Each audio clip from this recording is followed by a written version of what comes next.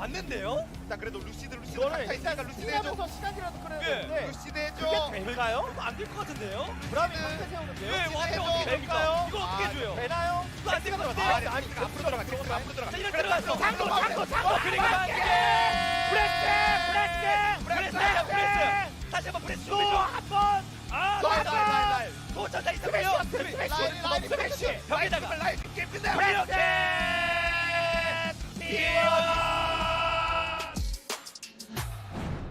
이렇게 바로 빨라, 또 길 빨라, 동시대이다 길 빨라, 보니까 이번 다시 한번 원번 일단 타임 치면서 HH 돌아요. HH 돌아요. 그렇죠. 렐이 돌아요. 이러면 와, 폭 터졌어요. 터지는데요. 와, 늘 없었는데. 잠깐만 이거 5대0 에이스 각인가요? 도망가야 돼. 우리 5대0 에이스 각인가요? 잡았습니다. 3명까지. 이 정도 힘을 보여주나요? 간건 아니라서 포킹이 진짜 막 엄청 파괴적이진 않은데 그나마 낫죠, 데미지는. 네. 그래도 아이템은 최대한 뽑았기 때문에 그렇죠. 정면에 측면에서 들어가. 명봉이. 아니 끝났어. 없어졌어요. 끝났어요. 아무도 없어요. 와, 진짜 게임 터집니다. 5대0 에이스 상대를 박살내버린 리브 샌드박스 유한다. 이 타이밍이거든요. 그렇죠. 이건 좀 무서울 것 같아요. 사실 이게 두 번째 드래곤이라서 목숨 걸 필요까지는 없는데 예. 좋은 명분이에요. 그렇죠. 명분. 루스를 누르기 어려운 비가 가고 들어왔어요. 그리고 로고 제대로 박았어요. 이러면 야, 언어 생명. 이것이 바로 아지르. 지키는 챔피언이지 하드 시스로 이니시를 거는 챔피언이 그렇죠. 아니에요. 사실 상대가 들어오는 걸 잘 받아치기만 하면 된다고 말씀드렸는데 그게 좀 잘 안 나왔어요. 그렇죠. 계속. 그게 사실 예. 오 일단 하이브 잡았어요. 한번 잡았어요. 잡았어요. 그리고 잭스가 근데 볼. 대신이 좋은 플레이를 하긴 했습니다. 오, 그런데 그런데 페이스가 와 토스가 핑퐁 그리고 토스타임 진짜 토스 또 들어와 그리고 대박. 와 들어갔다 나왔다 아니 뭐 미리물 썰물. 끝났죠. 와 베이스에 더블 킬 KT 롤스터. 다시 보죠. 와 집에 가는 척 저기 디귿자라고 네 연기력이. 벙커 디귿자라고 통칭하는 곳에 숨어 있다가 빠지면 오, 반반 아니다. 네 반반 아니다 내가 우와, 아니다 위험해. 와 덕담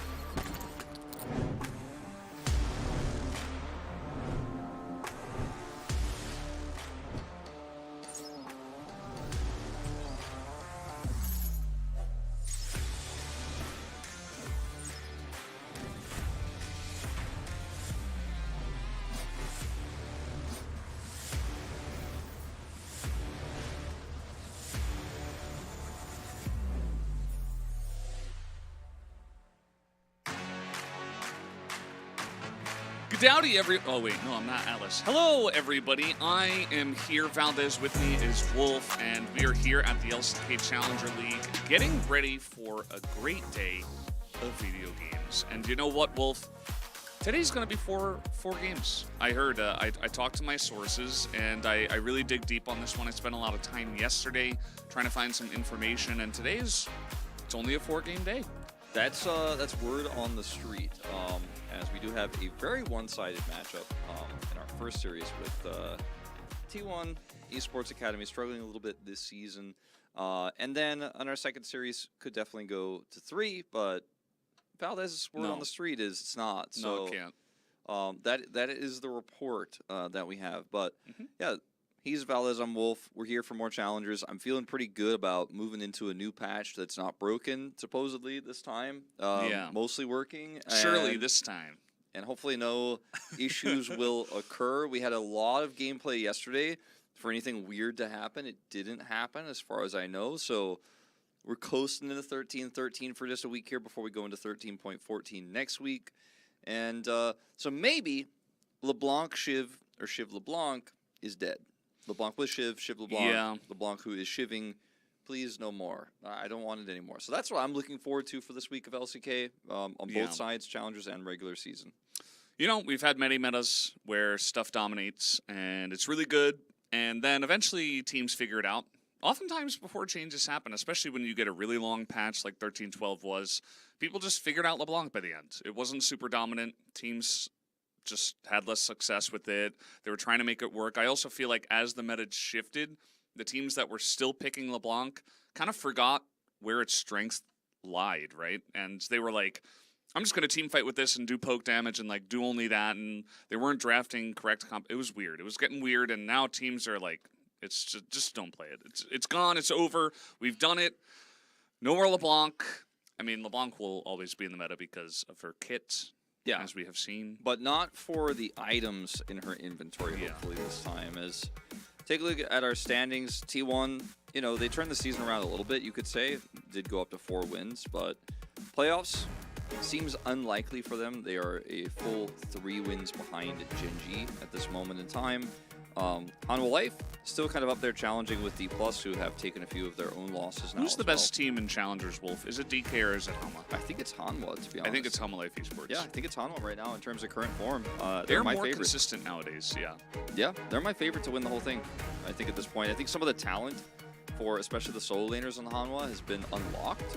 And it's wild considering their jungler, Grizzly, who was kind of replacing Guon and coming in as the main jungler, got yoinked away, and then yoink, they still ended up doing better. So that matchup, the Hanwha T1 matchup, definitely feels like it is going to be a one-sided one. But our second matchup, KT could surprise us.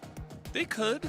But as I already told you, we looked up the script. I talked to my sources, and it's only going to be 4 games today, Wolf. So 2-0, 2-0. We don't know exactly what if which KT teams. really? Yeah. What if KT really surprises It us? could be. Yeah. You know, I only know the scores. I don't know which teams are going to win. You would expect, like on paper, you would kind of guess. Okay, it should be Hanwha Life Esports and Nomshin, but hey, you never know. One thing that we do know for sure, though, that it is 4 games here for the 2-game Tuesday, and that's just the way it's going to be. But we'll have to wait and see which team does show up here as, T1's a little bit of struggle street nowadays, both in LCK and in Challenger League, whereas Hanwha Life Esports are the exact opposite in both LCK and Challenger League. Yeah, no, they've been rising to the occasion. T1, it's been a bit of a struggle. I do still have an average of over a Herald per game.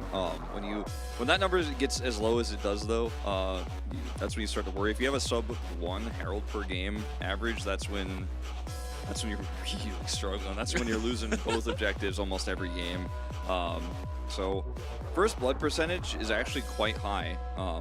Like, if you look at that, you're like, oh, okay, this team's finding success. Oftentimes, actually, in the bottom lane, in bottom 2v2s, but outside of the laning phase, the macro just hasn't been the same since Bay left.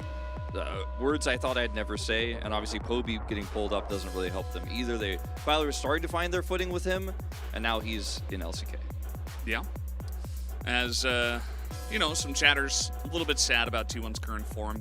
Just remember that all things pass, and 2018 was much worse than this. So, you know, if you're a T1 fan, there have been rough times in the past. They always come out, you know, better for it, I guess you could say, in the future. And maybe this isn't quite their season, but next season, probably looking up. And don't give up for now. I mean, you never know what's going to happen.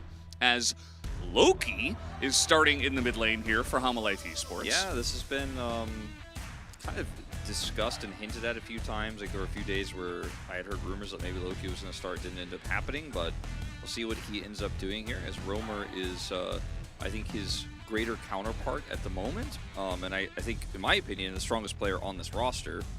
As Lura's had some good performances in the past, right? Duro has a pretty wide champion pool, but yeah, I think Loki is coming in because of the caliber of opponent. They want to kind of give him an opportunity to test his might, so to speak, test his mettle. Yeah. You ever watch any of the?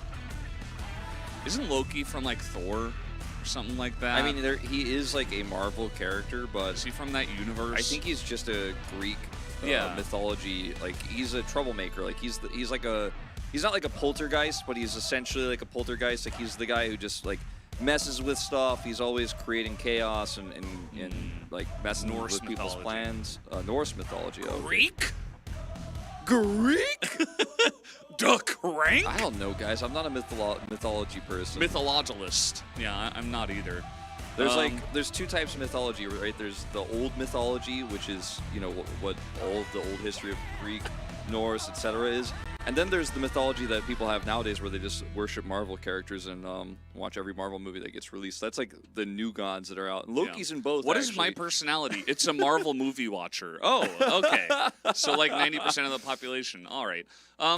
So we do have some points of the match here. They're not called that, but it's pretty cool that we get them nowadays. Definitely going to be looking at the bottom lane, the 80 carries going head-to-head here. Smash has had some good performances over the course of his Challenger's career, but glad Lure is in a better spot right now. Yeah, glad Lure got that 0.2 extra DPM in before this graphic, because it would have been pretty cursed otherwise, but still pretty cursed, to be honest.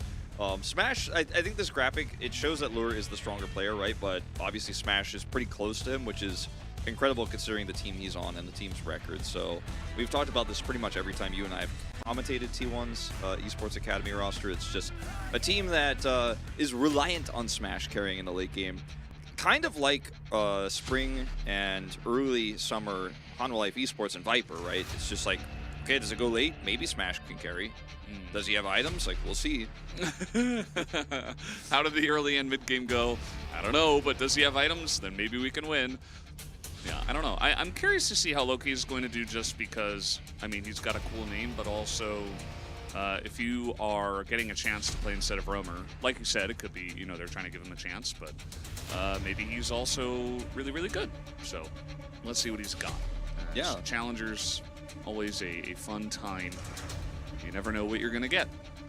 You really don't. That much. That's the one thing you know, is that you do not know. Although we do know today is the 4 games. Yes. That's the one thing we know today. I mean, that's what has been foretold. Yeah. Jace, moving on priority a little bit here. I do like to see. It's been very strong in the LCK, especially with Maokai. They're going to ban both of these red side picks. Basically never seeing Jace on blue side because, you know, Maokai goes to red with all the prio picks you want, especially Kai'Sa, LeBlanc, etc. Hopefully LeBlanc will not be banned by Hanwha and T1 will not pick it for nice, and we'll just move on with our lives. Let's find out. Let's find out how lucky I'm going to be here today. T1 LCK very much likes picking up the LeBlanc, at least on 13-12 for Poby. So, you know, Wolf, I think we're just going to see it. And then Loki's going to play Tristana, and Hanwha Life Esports are going to win the first game in under 16 minutes. Kai'Sa instead. You know? Okay, they're going Tristana. I think this is the right call. Now, yeah. Wolf's like trying to talk about I'm the like, draft. P? I'm just making weird noises. Q, R, S, T, U, V, W, X, Y, and Z? Like, yeah. Hoonie's always weird like, you start your A, alphabet with and then O? I'm like, B. all right, there's the Kai'Sa. As Rooster did a little, like, swatted a fly away before he was going to hover it, and that's going to get locked in. Question is, what do we get with this? Could be just a mid pick. Viego also fine with all of the mid picks right now in this meta. Vi, you know, just feels straight up good. Still on this patch, despite some of the changes, but I don't, you know, I don't feel like she's as much of a must pick. And I actually don't mind this Rel pick at this point in time, because to pick Alistar early, you don't gain as much on the blue side. What if they played Tristana Alistar bot lane, though? That would be like Omega counter in the bot lane. That would be pretty pretty smart, but Tristana Alistair is a duo since the beginning of time. yeah. But, you know, Rakan is available. Xayah is good. Pick it. They're going to do it. This means they won't get the Alistair counter. That's why I like this Rel in this spot, because on blue side, there's other prio picks you want to get instead. And if you pick Alistair, you just don't feel like you have a strong value pick. Alistair is in that weird spot where it's like, I guess we'll pick him. Yeah, whereas Rel is actually going to be quite valuable for a comp like what Han was putting together. The Xayah Rakan, I think, was a great answer, though. Just don't sacrifice your draft power for an Alistair counter this early. Well, now, like, if they didn't pick the Rakan, like the Alistair and the Rakan would probably be banned. Han Life now have some other choices here. Probably a focal point on the top side. As the Yone pick here is without a Sejuani, and, you know, it's probably just going to be Yone straight up into the Tristana in mid, but we have seen other things occur. We have seen Yone top. Let's see what happens It's first. not Zeus on the Rift No. today, but, I mean, Rooster... Rooster he's kind of a weird... I don't know. I feel like I don't understand Rooster as a player. I used to think, okay, he's a great tank player, and then he's like, I'm just going to play Jackson Renekton amazingly. Yeah, I mean, I was like, huh. Yeah, I always thought he was very similar to Kingen and was very good at setting up front to Yeah. back, but this season has been a different identity for him. And the meta has obviously meant that he's playing these more aggressive champions, and Han was 11-3, so like his stats will reflect improvement there. Yeah. But yeah, I like him as a player, and see what he has for us tonight as a Nautilus ban, potentially with the Rel flex to jungle or Nautilus jungle coming through. Yeah. Does feel like they might be picking up a LeBlanc, maybe. Like, I don't know why else you ban this. Imagine if they did pick Nautilus. The Tristana is just kind of dead. Like, you just press a couple buttons on him and she will eventually die. The Xayah, not so much, though. So anyway, you're taking that away, and now the prio pick on the Renekton. Yeah, they banned Rooster. the Gragas, so that trades the Jax ban, so now there's no Jax for the Renekton. So let's see what they want to do. Well, if Town can swallow Yone when he's leashed, does he fly back to position anyway? Yeah, I think so. I think he flies back after the Devour After he gets finishes. out, yeah, after he gets out. I don't think he can fly back while he's devoured. Yeah. Because he can't press the button. It might extend his like soul being unbound. Wolf, I'm gonna start something. I love the Nocturne here. I love the Nocturne here. I'm not even looking at the enemy comp, but I love the Nocturne here. Big fan. It's just great. They're not gonna go for it, but I loved the Nocturne in this position. I like it. It's a good meme. I like it because it does feel like we've done a little bit of that, haven't we, here at the LCK? But I personally, I think I'm very Nocturne biased because every time I see it and cast it, it's just amazing. So I'm like, I really love the Nocturne. Is this just going to be Rel Jungle? They've just decided that's what's happening, even though it doesn't necessarily make sense because they don't want to play in Desire Rakan. Crank? Crank for Duro? He's a really good Blitzcrank player. Ooh. This is going to be my first Rel Jungle game. It hasn't happened in LCK yet, and it may have happened in Challengers and I didn't see it, but I don't think it's happened yet. Is this the first time, chat? Anyone see any of that? I don't think it's happened. Any Rel Jungle Seers? Any Rel happened yesterday? Okay, well, there we go. Oh, okay, yesterday. I was watching, but I wasn't watching, you know what I mean? I was like in and out of the house. I was playing Diablo 4. I went to sleep at some point, and then I woke up and Challengers was still on. I didn't see any Rel Jungle in some of those Vincenzo, spaces. Okay. Neither were Atlas and Chronicler, trust me. Yeah. I didn't watch all the games yesterday. I watched kind of part of the end with the Fiora incident, but that's when I got home. And T1 here, I mean, they have a draft that is pretty straightforward, you know? You've got double 80 carry, you have Viego for resets, you have Gwen who can rip through this aggressive front line. If I took the nameplates off, I feel like I would like T1's draft more.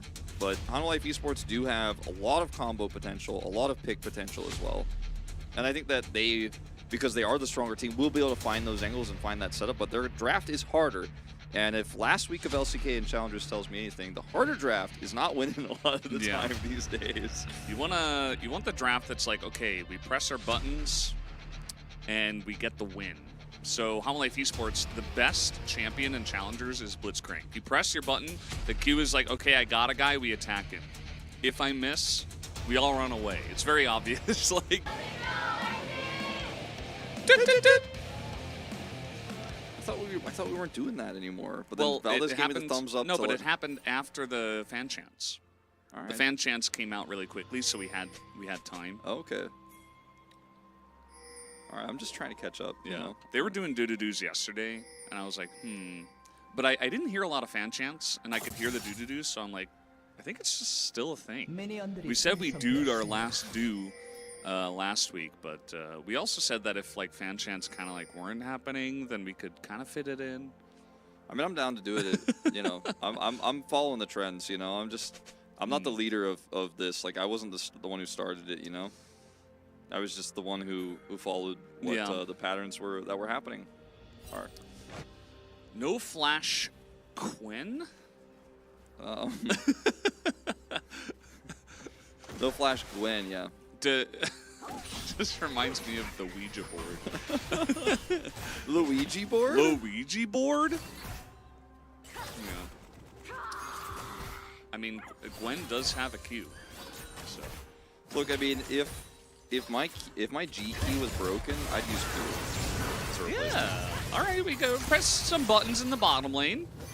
Blitzcrank's still desperately trying to be relevant here as he auto attacks. And you know what? Feels pretty good for Smash and Bout early on here. It's a trade of health pools for the 80 carries. And I like it because, like you said, Blitzcrank, he presses Q, but otherwise he doesn't do a whole lot. And Rakan will always be able to threaten, will always have a relevant kit, can also heal. So he is going to add some additional sustain as he had this.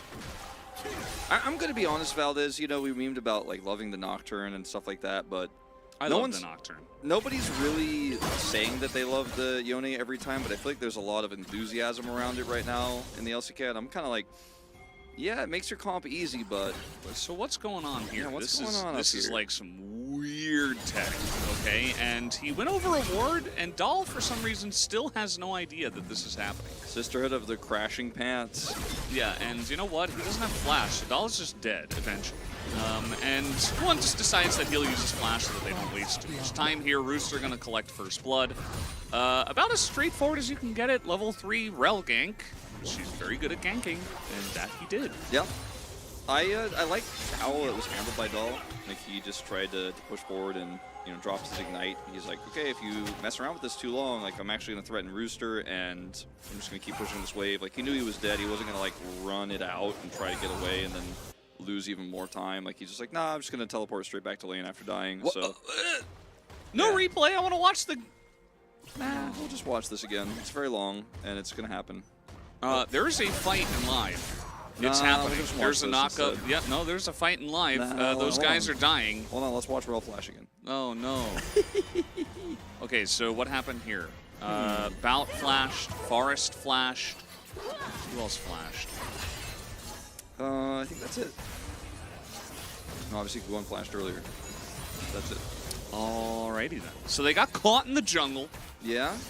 Diego Forest trying to invade after Guan's quick gank to the top side. Yeah, no, it's just a nice attempt there from Forest to make something happen, but won't get either summoner, and don't feel great about this, unfortunately, for the side of T1. 500 gold behind now, and when falling behind in the Renekton matchup, kind of a problem. You know, it's not, it will become less of a problem in like 15 minutes, but at the moment it's kind of a big problem. As yeah, it looks like Forest just... relay. He comes over here and tries 1v1 to beat the Blitzcrank, and then one shows up because he came over here so late. Like, he was just really trying to hard force instead of just taking Scuttle. And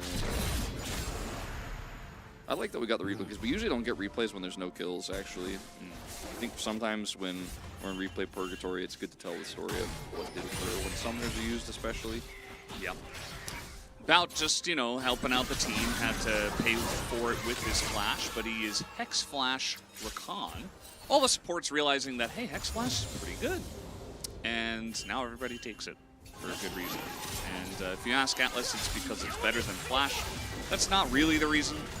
It's because you just get more flashes.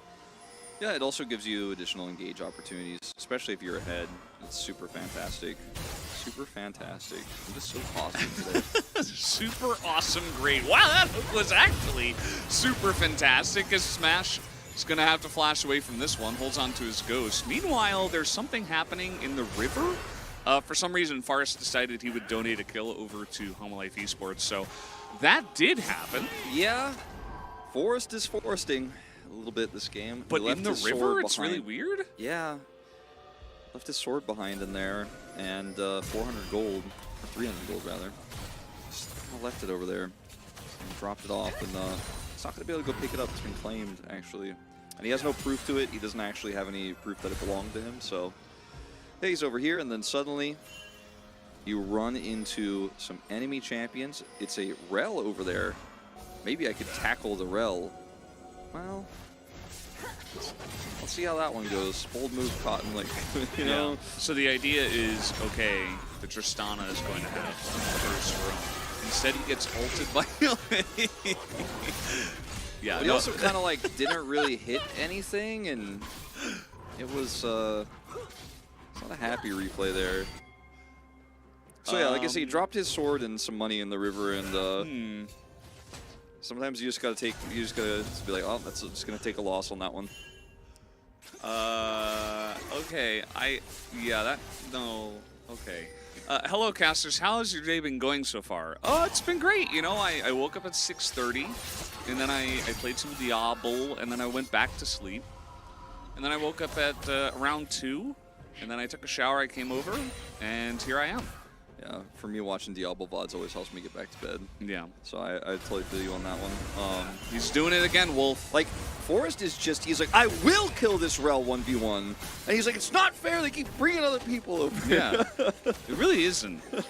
This time, you know, Loki wasn't there, so he was allowed to do that. This time it made sense. This time it actually didn't end up getting punished. But, yeah, sounds like a solid day. Sounds not too bad. I woke up around like 10 for a little run. Just a short Run? Yeah, just a little jog. You know, little 25, You're talking about 30 running minute it run. down in League, aren't you? No, like outside.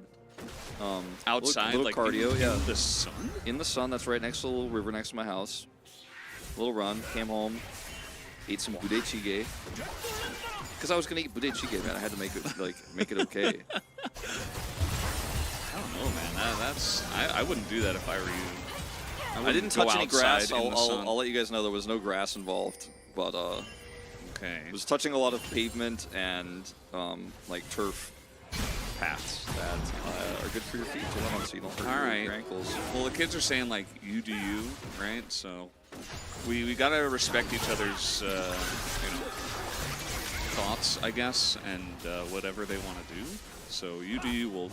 Okay, I did, and Forrest's gonna do Dragon, so you know we're keeping that herp G around 1 here as T1, you know. Yeah. It's not getting this first one. T1's drap G is pretty high though. Yeah, It was like 2.4. it's pretty high. I mean, above 2 is good. You know, that's where you want it to be. Yeah. That's where you get like the elder flip territory. If you're forcing enough dragons to happen in your games, then, you know, Yeah. you make it to elder flip. I feel like Challengers isn't really about elder flip anymore. Not really. It kind of happens sometimes, but not. The higher numbers for dragons are good until you get to like, if you're like over 4, it's like, well, wait, what does that mean? Like, Yeah.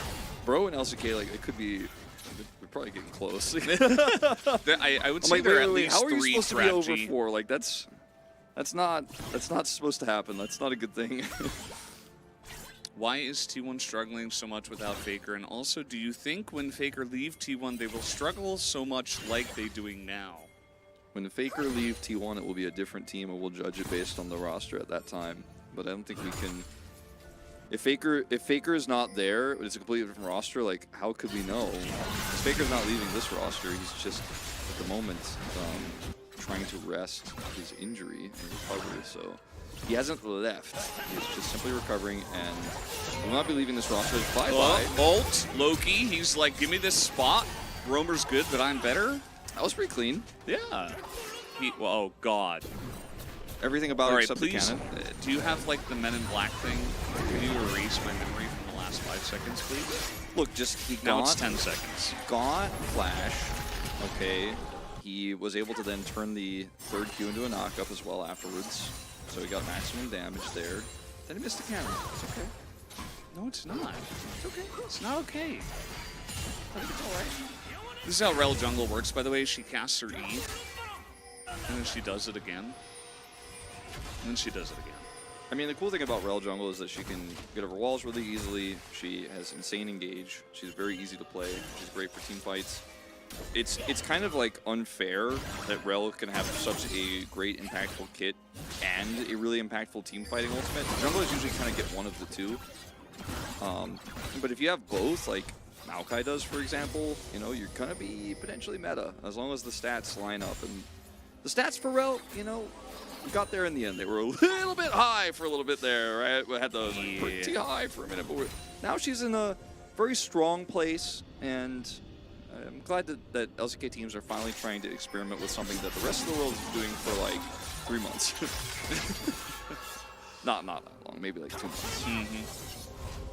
Alawi instead of Gwen equals win. Where is Chovy?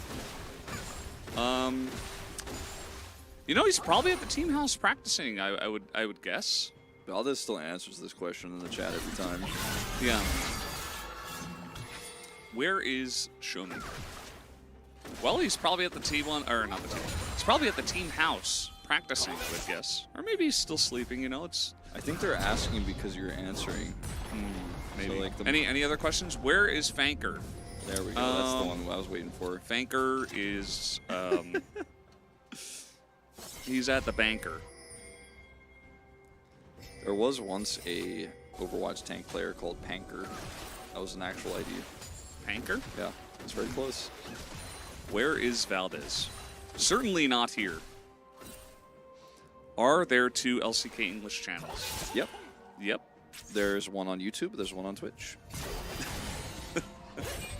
Yeah. This one in particular is for Challenger League. So if you're here to watch the LCK, please stay. When is Faker? Where is Faker? Who is Faker? Which is Faker? Why is Faker? How is Faker? Someone asked earlier how is Valdez and how our day has been going. Sag. Not It was a pretty good day. You know, got to work without a hitch. Pretty easy, chill. Why is Valdez?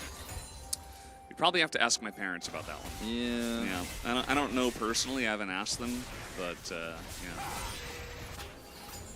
I mean, I think you could probably figure it out at this point. Maybe. Like what sort Not of 100% what sure. sort of value and enrichment do you bring to your family's lives? That I don't know. I mean, we know why Valdez, but did you live up to it? You know. Was it a good choice? You know. It's definitely a hard question. I'm not sure. Where is Valdez? Yeah. I don't know. So if Where's the Valdez? Maybe in 10 years. T1 gonna give this Drake, so that's gonna put us to the 1-1. That's not moving to the 2 draft G's that T1's looking for. We're slaying Krakens, no Shiv by the way for the Tristan. It's fine for Kai'Sa, that's still okay. Not as good for Hextech Soul. Nice. Hextech meaning Kenta. I like how right when you said nice was put on camera. That was kind of... Yeah, they're listening. Yeah. That's interesting.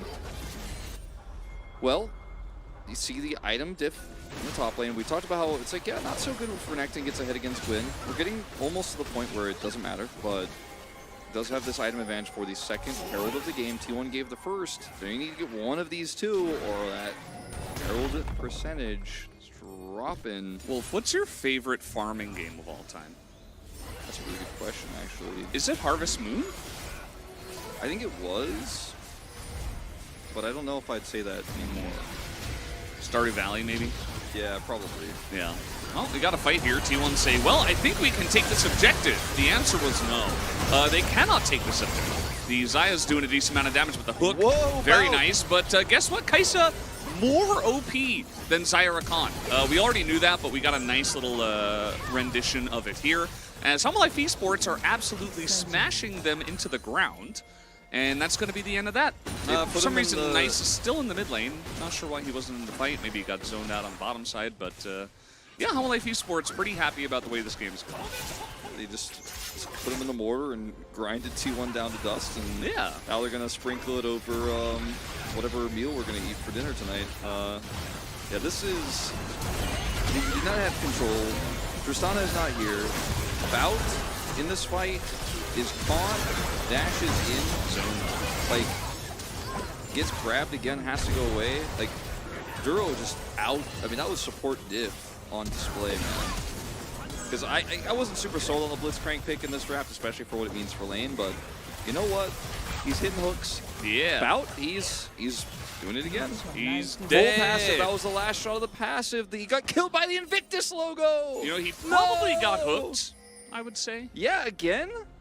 Let me just go ahead and put in my... The Crank? The Crank? The Hex Flash Crank? Look at him, he's like sitting there, he's He doesn't even Hex CSing. About is like CSing the wave. And then he's like, please hook me, please hook me, please. I'm gonna stand right here. And He then got Invictus Gaming. taken that out. 4 kills for Kaisa. Like large. He got some needles. It's like the first time in this game. Duro is going to die, but they do have a crop problem.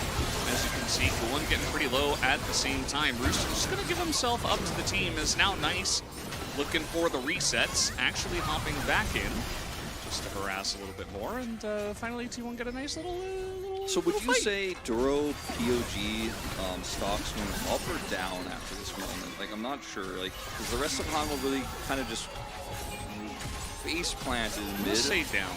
But he also died, so like, because he's the one who's making the plays though at the moment, you know? I think it might just be a lure angle at this point in time. There's Hex Flash over the wall for the Rel. Oh, that didn't hit anything. Bout, Wow, man, what? You know, sometimes you come into the league and you're like, I'm gonna give it my all, and then And sometimes you come into a game and Kespo's having a conversation about whether they didn't have an investigation. yeah. Sometimes you just have a rough day, right? This is a really big place here for Bell. The ultimate was fantastic. It is doing big damage, and then obviously the longer fight Gwen is going to crush through this Renekton. So picking up a lot of massive gold, actually getting that shutdown onto the Renekton. Now she's got a Rift Maker. Now she's going to be potentially relevant in the side lane, starting to be at least, but Bout, I need to see a little bit tighter gameplay. Because Bout, by the way, for me, I'm like Smash #1 on this team. And before this season, I was like, okay, Bout probably #2. Then I was like, okay, Dahl and Bout, pretty close, but Bout's really good. Now I'm watching this game and what's happened in a lot of the second round robin. I'm like, he is just struggling, and it's quite weird because he was kind of the pinnacle of consistency, I'd say, for this roster for a while. And this game is not his finest. Yeah, he's overdoing it a bit, perhaps.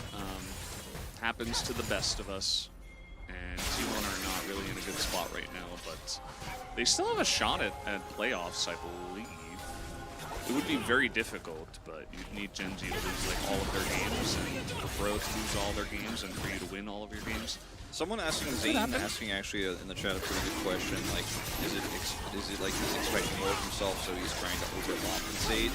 I feel like they know that this Kaisa is so fed into a pretty easy to execute comp from the head with like, Rel, Magnet Storm, and Yone ults that if he doesn't actually shut this Kaisa down, he doesn't actually set up a really big combo play and get this Tristana further ahead, they're probably going to lose, but you got to know like when there's an opportunity to maybe seize and when it's absolutely not the right idea, even though you definitely need to get kills. Like, you know, there's a line that you walk. Like, do we engage here? Do we find this? Because if we get these kills, we're going to have an opportunity. It's risky, but let's go in. And then there's just a 0% chance of success, and you went for it anyways, which kind of happened in a little bit here in this one.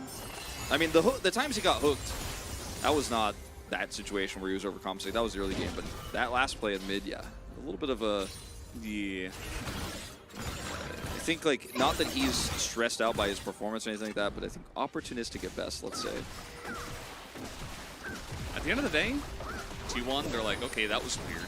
But they did win that last team fight, and their AD carries are scaling up the air a bit. Nice is doing a good job of actually side laning. Yeah. It's not something we always see from our Tristana players, especially in challengers, and they're just hanging out. They're farming. You know, they're playing to their win conditions. It's a Chemtech Soul, so at the end of the day, even if they give up a bunch of Gen.G, it's okay. And HLE Esports are like, do we do the Baron, I guess? I don't know. I think they probably can soon. Have to clean up the bottom lane. Obviously, that turret, excuse me, that turret did go down. Quick blades are up for Nice. He has picked those up now, and or sorry, no, that's actually for Smash. Excuse me. He's working on his quick blades. Doesn't have them yet. Is Blast Cone value? Yeah, I love those Blast Cones. That's why Hextech Soul is great. You know, in this case, this is Chemtech Soul, by the way. Oh, sorry, in this Chemtech, case, yeah. I make that mistake all the time. In this case, it actually made action. Yeah, no, that's what I'm saying. Kind Like, of rare. yeah. Generally, you know, the guy Chemtech Soul, takes it to Mega escape. Plants. Yeah. All right, here we go. There's that fight you were predicting. Bound is going to... Oh my god! Meanwhile, the rest of the team did not turn. So Loki went in. He did make a very nice play, but also his team is not following up. So the smite is going to be good. It is very messy, and at the end of the day, HLE Esports probably still going to enjoy a win in the team fight, as very messy, but they got the objective. They get a couple of kills, and they're feeling still good about their play. You know, TAS, the tool-assisted speed run. Yeah. This was a T1 assisted speedrun. It's still a TAS situation as, yeah, this one is rough. Like, you're trying to go into this choke point here. There's a ward that you know about, and, you know, you're teleporting onto this, and then you're just in a choke here. And this call, I mean, there's a lot of things that... It's just a team communication. But, you know, I mean, but also going in on top of the ulted team, like, your instinct is, I need to save my team, they're under attack. But going in on top of that as well, and being in that choke point against Yone, being late to the punch, like, it's just a lot of things going wrong. But they're definitely trying to do things, despite the struggle. Mm-hmm. You know, life is a constant struggle, Wolf, you know? Everybody's just trying to improve. Everybody's trying to reach their better form. Yeah, when are we going to get Dave and Attenborough for challengers? Yeah. What? You know what I mean? Like, No? he needs to talk about the struggles. Oh. Okay. Well, not able to buffer that hook, not expecting it, just trying to clear the wave, and Nice just dies. I just want David Attenborough to be like, the Tristana is trying to farm to make up for the mid-deficit in mid lane. But unfortunately, a Blitzcrank awaits him on the other side. Yeah. One hook, and it's all over. The hunt is complete for today. Thank you, David. Very nicely done. This is just, it's a stomp. And it's good play from Hanwha, but at the same time, you know, there's a lot of small errors that are stacking up, and that's Remember what I said? You press your hook, you know what to do. You press the Q button, everybody turns on. Even Guan's like, I'm gonna ult this guy. Did they really need to do that? Probably not, but it doesn't matter. Because at the end of the day, you kill one guy, you move on with your life, and all things are solved from there. Yeah. You know, the thing that they're going to solve next is this Chemtech Soul Point, which is not very relevant to them, but Blitzcrank's mana barrier, you know? Getting some extra shield power. Yeah. Okay. See the lines? The tenacity, you know? All right. With this Renekton and with steel caps, he's like, oh, it's almost like I got Merc Treads with this stacking up. I don't know Shield about bow? this. It has shield in the name? Yeah. Yeah. Slightly relevant if he ever goes down to Lifeline territory. I don't know if he will this game, to be honest with you, Valdez, but if he ever does, will be valuable there. It's a 9,000 gold lead here. Okay, 8,500 to be precise. What is that? Do you see that? What, the ward on the skin? No. I was looking at Twitch chat. Everfrost coming in as Bout says, well, my life for ire. As down he will go, just trying to throw in some desperate engages. None of them will work, as at least this time the 80 carries do survive on the side of T1, but they're still not able to do anything, as the wallets are pretty thick at this point, and they're playing against Kaisa. Generally not a good tonight. Yeah, playing against Blitzcrank has been kind of not a good time for them as well, and I don't think they'll be playing Rakan in game 2. Do you think they're going to ban Blitzcrank? Maybe, but Maybe like second rotation ban on Blitzcrank? maybe they'll first pick Kaisa this time, and just will have a different type of game entirely. So I think they still will pick blue side as Forest. You can't be over there. At least he's in the forest this time. I'm a little bit more happy about the positioning. In this case, take a look at the diff in the 80 carry position at this point. Almost 5,000 gold. He has picked up a lot of money. Forrest, he's trying for this, gets caught by the Everfrost, Bout decides to go and gets a double charm. There's a lot of damage there, and now they've all overextended trying to follow up on a play that doesn't work, so Magnus trying to get some value. A little bit rough, but I mean, like I said, they're sitting back and losing slowly, and they're trying to make plays, and still trying. 20,000 damage. Why do players not break the upgraded honeydew fruit plant? What, to like grab like shields and stuff? Yeah, it's a permanent shield. It doesn't even slow you down, Yeah, I other mean, than auto. it actually gives you like speed as well when you pick it up. Yeah. But I think it's just, it takes some time regardless. I pick it up when I can. That makes sense. I see that in my games. I'm like, I'm gonna hit that. I mean, it's super valuable when you're actually low on health. I mean, it's actually insane. Like, the plants are not the problem with Chemtech Soul. Okay, nice. Able to at least get in there. Here comes Bout. He's doing some stuff. He's gonna get Yone ultimated as Loki's just gonna kill everybody. Okay. I guess that might just be the end of this game. Wolf, as Bout is on the run, just trying desperately to save his team from 4, as Kaisa does not Another have hook her ult. potentially? The prank? boom. Oh, no prank. The Kaisa? The Void Seeker? The Void Seeker. All right, this game is over. 11-0 for Lure, as he is going to pick up the player of the game for this one. But I will not be voting for him. What are you voting for? I'm going to go for... Yeah, for me it's like mid or support. I'm gonna go for support as well. Yeah, I was thinking Loki, but I'm just going to go support. Pretty one-sided one, chat. That was... That didn't even look like a Challengers game. That just... All Life Esports are just so good. They're just yeah, really, really good. And, they are really good. It wasn't the cleanest game ever, but it did feel like T1 kind of at certain points gave up. And watch how much T1 stack up in this moment as well. Like, Loki's coming over, and he just stacked up for Magnetstorm, and then Bout, again, he just is like, let me get involved in this. Yeah. Honestly, Guan should probably get some points too. Some of his rail engages, say what you want about T1's positioning, it wasn't good, obviously, but he hit those ults every time. He was doing good on the rail jungle. Well, that's 25,000 damage, like you said. Probably going to get picked up by Lure because it's just how the voting often goes, but not for me. For me, I'm like, I will not be voting for that. Mid, jungle, no top, no bot. No top and bot. Everyone else, I'm happy with the results. Did Rooster play this game? Remember that time on Baron where Loki went in and he hit that huge ult, and then Rooster's like, I'm getting in there, and the rest of the team is just hitting the Baron? Yeah. There was That's also, why they're a challengers team. Yeah. They're still very good, but, There was the gank for the rail top, where they killed the Gwen.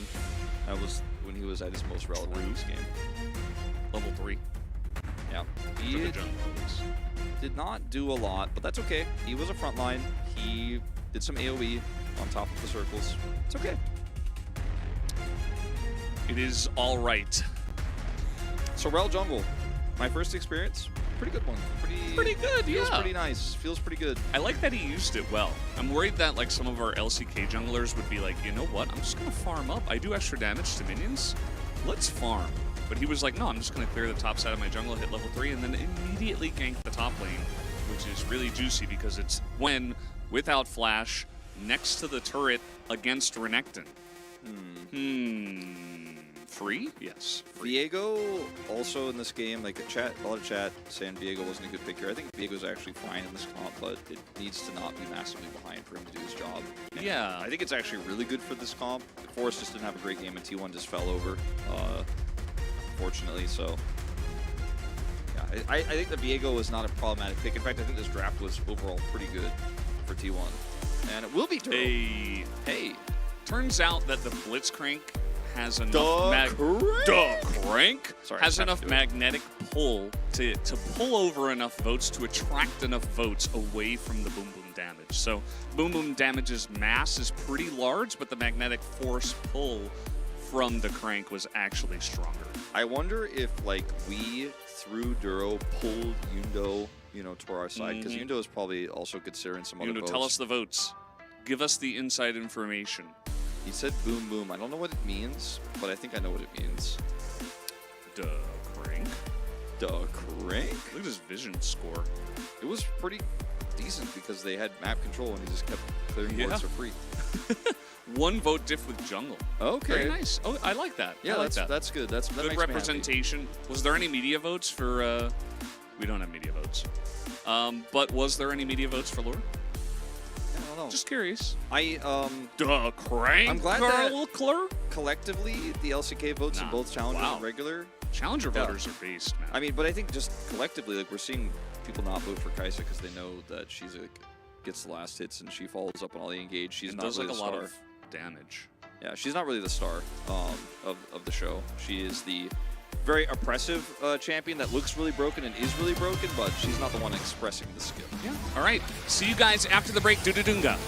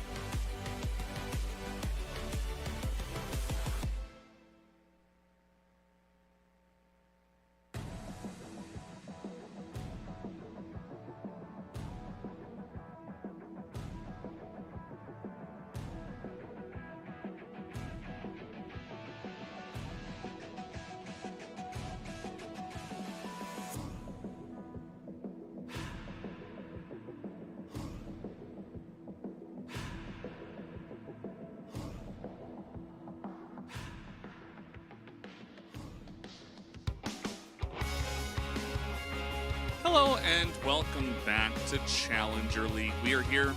It says there are no subs for this game, but that is not true. I came back from eating almost half of my Subway sandwich, so I'm not sure why it says that.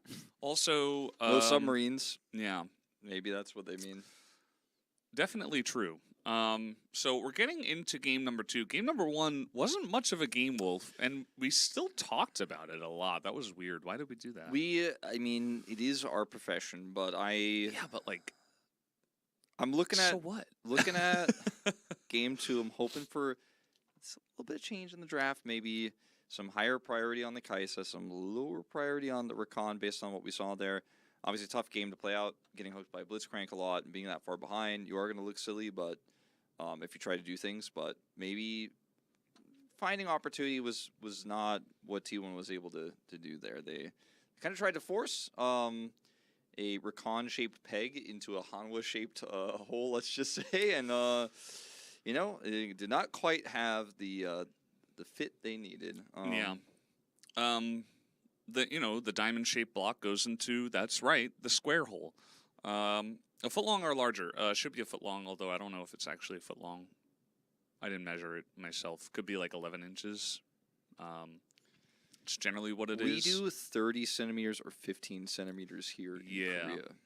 Actually, they used to actually say foot long in Korea, but they don't do that anymore. They say 30 centimeters. You and I were talking about this. We were like, what if T1 plays the exact same draft as Hanwha did? But that would require them to pick red side, which we didn't expect. I was like, but what if they do? They picked red side. They picked red side, guys. So don't worry too much because the script did say 4 games today, so I'm not too worried about Home Life Esports somehow dropping a game based on what we saw from game 1. But hey, you never know. You never That's know. Challengers, baby. That's Challengers, baby. That's what we say. Yeah. Cute old. Why is she crying blood? I was trying to figure that out. But there's not really any clues in the sign itself. What's that on the left? Is that a apparently It that's says it's a shoulder. her shoulders. Yeah. Why? Because you're really stressed out? Maybe like you like Maybe she's just like doing the shrug, like I don't know, like anything could happen. I don't know. no reason to shrug if you're a Home Life Esports Challenger League fan. I don't know. Well, T1 are gonna have to shrug off the loss. Let's say, and look at the Hanwha players as well as the coaching staff. Chuckling, Lure is smiling. Looks like the atmosphere is pretty decent over here as well for half of the team at least.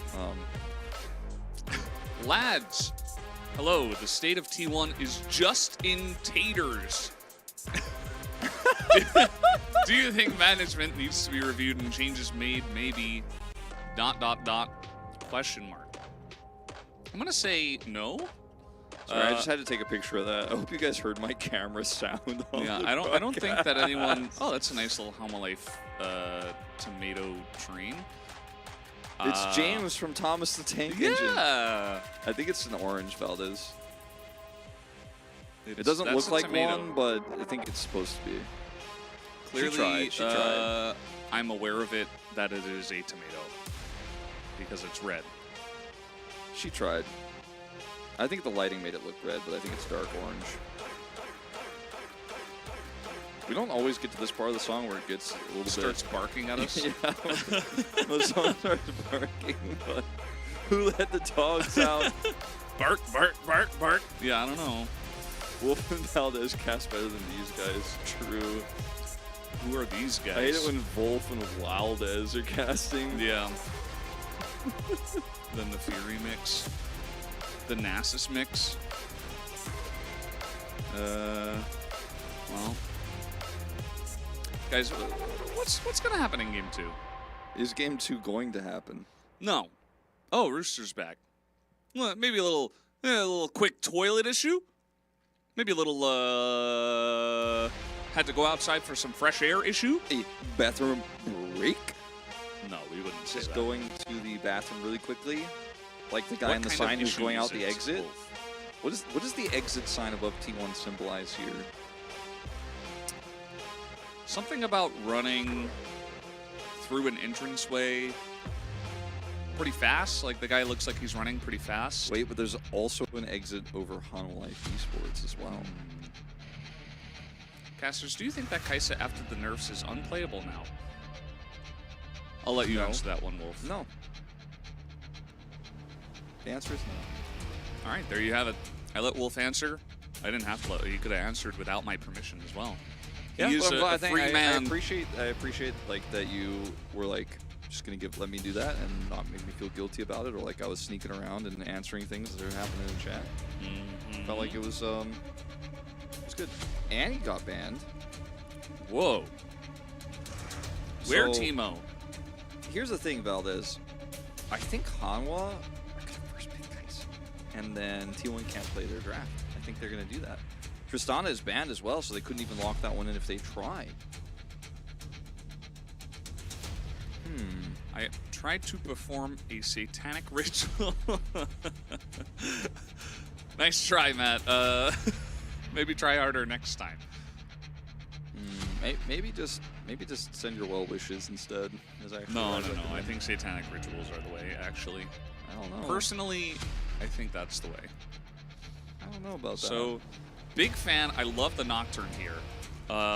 The Maybe this time. Sejuani is still open. They banned Jax, so they're kind of saying like we're first picking Kai'Sa. By the way, you guys can have Sejuani and Renekton, I guess, but we're first picking Kai'Sa. And Hanwha Life, they will first pick Kai'Sa. That is not a first pickable champion, in my opinion. I It's don't okay. think you should do that. The script said 4 games in total, so somehow it's going to work out. I wonder how it's going to work out, though. Rumble is pretty strong, but it's not like the end-all, be-all of the top lane, and it's not first pickable, as you mentioned. So they just first pick Rumble because like, oh, they're gonna pick Renekton Sejuani, and we better have a good matchup for the top lane, right? And then they pick this because Kai'Sa will go over. So T1 could still play Hanwha's draft. We're on track. We're on track, The rel Wolf. is gone though, so we can't actually. Oh, no. But they can play most of the draft. So how quick are they going to smash this Yone lock-in? Well, probably about like within 3 seconds of this Maokai lock-in, I'd say. Okay. Jace is another option, but I personally would prefer the Yone here. Somebody in YouTube chat asked twice, where is Faker? And then Cardano said, where's Waldo?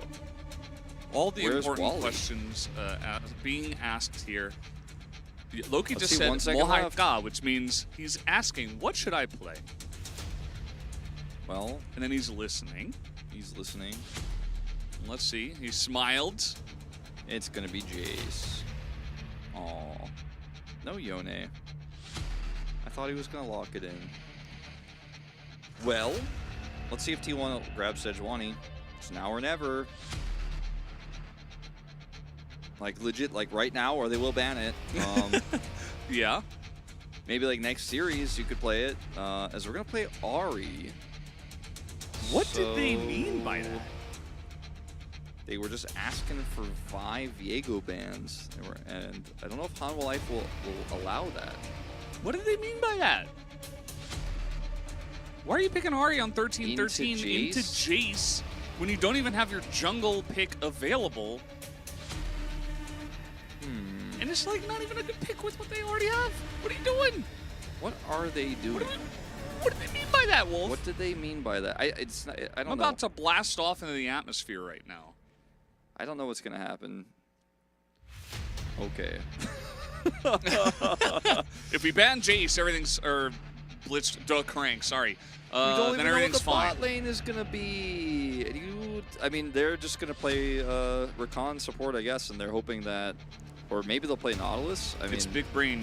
You force Vi Viego bans so that you get Sejuani. I hope it's Nautilus and not Rakan into this comp. I hope so, but I don't.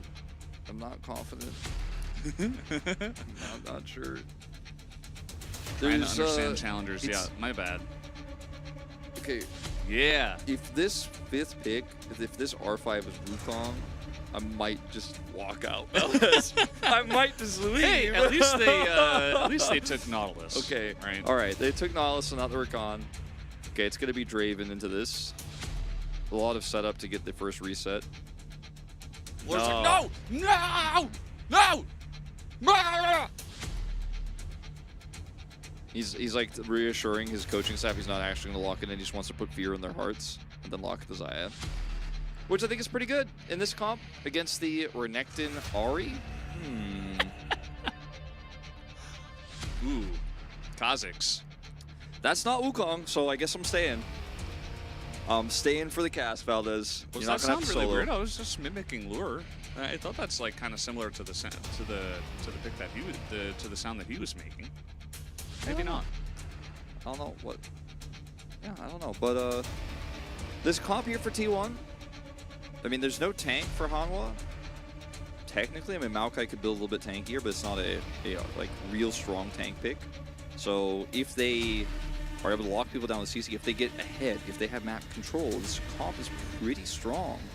If they are not ahead, see game 1, this comp does very little and will lose very painfully through the mid game. So let's see how proactive Nice can be on this Ahri.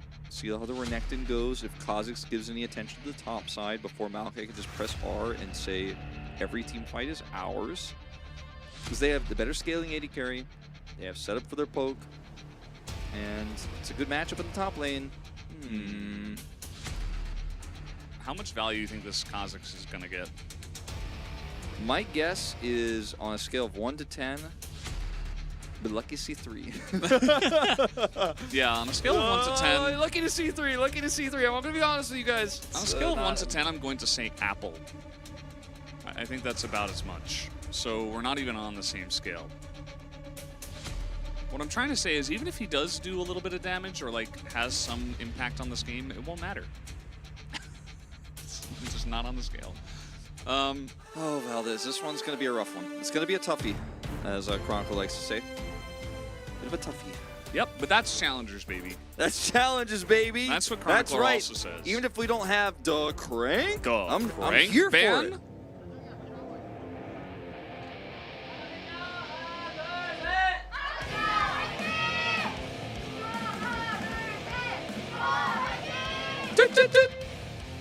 He snuck in there right at the end. Yeah, that was a close one.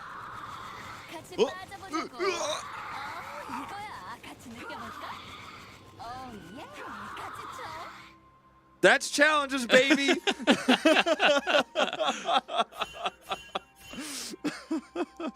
Only live on Twitch and YouTube at LCK CL Global 2023. Yeah. Watch now. That's the new promo video, man. It's gonna do way bigger numbers than Chroniclers. Who won the dance off? I think definitely. I think Actually, Kai'Sa has better default dance moves, but I liked Lure's movement and the emotes that he was putting out there as well. I'm gonna say Lure. I kind of feel like Lure as well, yeah. Do coaches not tilt when they see that? I'd be telling my player to break the code and attack. It's kind of a well, it's kind of a respect thing in Korea, and also in other regions. To if you like interact like that, it is kind of an accepted. We're not going to fight here, and kind of an honor thing. It's not like either of those players were set up to make an invade happen. You don't do that when there's a blitzcrank on the other side and you don't have vision. Yeah. You wouldn't actually make a play like that. This is kind of like a, okay, we know what's going on here. We're not going to fight. We're going to wait until the minions clash. So let's say hi. All right. Comes in level 2 here for the T1 bot lane. Working out pretty well. Nice block there on the W. Doesn't do too much damage at this point anyway. So just like game 1, a little bit of a nice start here for a smash and bout. Because over here, we picked Ahri and Jace, so, you know, we're living it. I don't understand it, Wolf. It's not very nice. We're living it. We're experiencing it. Doll's doing a pretty good job. Yeah, that was clean. Of posturing forward and eating damage, but winning the damage trade anyway. Problem with going for, okay, we're looking again. Now Duro takes so much damage. Heal up. But yeah, like the way that you can play that is nice. Might just be flashing here. Yeah, not quite going to die yet, but as we can see, he has chewed through both of his potions already, or at least his one, and will have to probably back here in a little bit. He actually didn't skill W. I was wondering, I was like, doesn't he just like kill him with W? But he didn't actually skill it. He went 2 points in Q, 1 in E there, so that's why Loki did not press W there. As yeah, the top matchup there, I was a little bit surprised Dahl went for the stun with his Fury instead of just going for a Q heal and trying to push that advantage instead. As it didn't lead to the trade he was looking for. That one's gonna miss. But now he's gonna TP back. We're trading TPs. He has the wave pushed now very far against him towards the turret, and he's not gonna have a fun time anymore, Valdez. They also traded flashes. Yeah. No fun times allowed. Here comes Kha'Zix, the best diving jungler. Wait, no, wait, he's not good at that. Huh. Well, here's Kha'Zix anyway. He's hanging out, right? Well, I thought he was going to go do what he's good at, which is fighting the other jungler in isolation, but instead he's just going to go for back. Probably the right call in this case, despite my sarcasm. The T1 Tater guy is back. He's moved to Twitch chat. Yeah. But he's written it much better this time, his concerns and fears. Yeah, I don't think his take deserves any more attention anyway. Even though he's in Twitch chat this time around. But thank you for the write-up. Yeah, I mean, Taker has an injury. Oh, man. That's like truck buying levels of code right now. I mean, there are other issues with the T1 LCK roster in terms of synergy and stuff, and some symptoms were there before to have a conversation about things, since nothing's really happening right now. But like, there were issues that were showing. Yeah, it's not really the topic at hand now. Zayas did say in an interview that he also felt like there were problems before Faker got injured, but the issue is that this roster's been together for a long time, and it's not finding success anymore, and there's no reason to blame a team for having like insane amounts of success, like actually a crazy amount of success, and then like suddenly being just like a playoffs team with their mid laner injured. I'm like, wait, I don't know if are we really upset at the org for this? Like, maybe they'll make some changes next year, but I don't think we can really expect accountability right now. Like, what How dare they not make another finals in a row? Unbelievable. I'm also not even trying to call this guy out that mad, because he's like actually being really polite and stuff, but I've seen this sentiment a lot, and it doesn't make sense to me. Yeah, fair enough. Do we think that they will switch to eating French fries instead in the 2024 season? I would say absolutely. French fries are really delicious, and I would be behind that change personally myself. So, top lane's still going the way we expected it. This is what happens when you pick into this matchup. Renekton is good outside of lane nowadays, so you don't necessarily have to win lane every single time, but you know, just generally good that if you could pick something that doesn't get bopped in lane. But we'll see how that Renekton goes as the game comes along.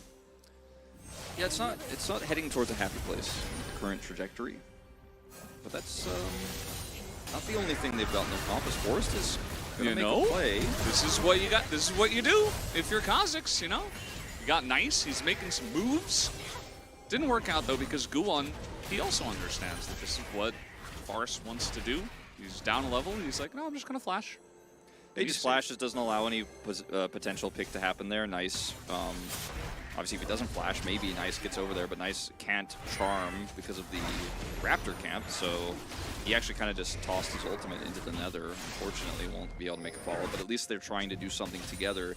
The question becomes, like, if you want to play this Ahri comp, why didn't you draft for it earlier instead? You kind of get to have, like, either Vi Ahri, or you get to have like a different Kai'Sa comp with a mid laner that's going to empower your Kai'Sa. They kind of went for Kai'Sa, but then they were like, we got Ahri and Kha'Zix, which is not really the duo you're looking for. As you can see, the Kha'Zix can't set up the Ahri very well. Yeah, I feel like if, I don't know, if you had insane confidence in your jungler to like really hard carry and just absolute jungle diff the game, I think it's okay. It's definitely risky.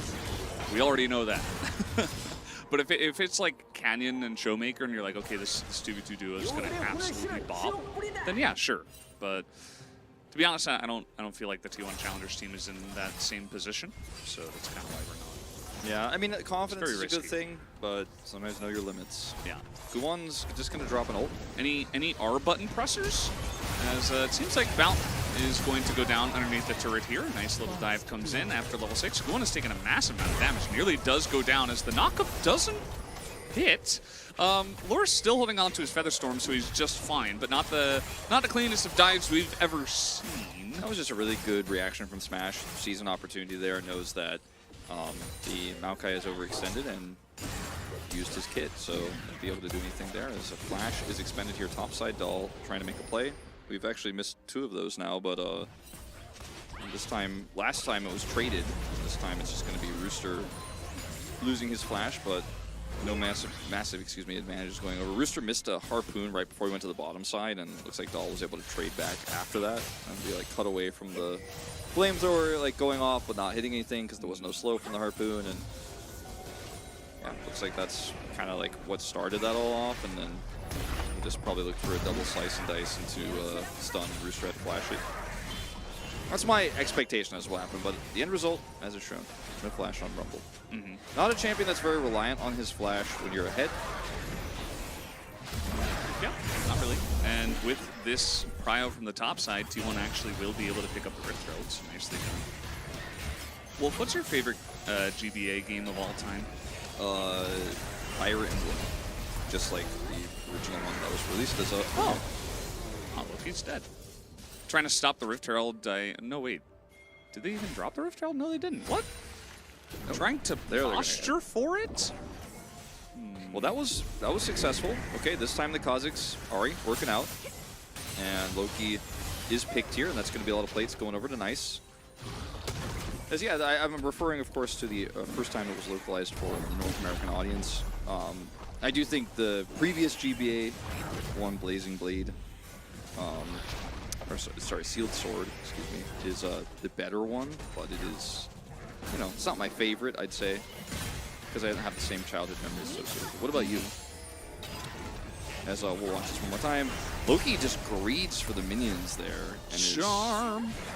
Good charm into hook, and Kha'Zix is actually going to take the kill, but it was a bit greedy there. Loki could have just walked back. So, yeah, what's your favorite? Maybe the Pokemon trading card game. Wasn't that a Game Boy Color game? Maybe. I think it was. Black cartridge, right?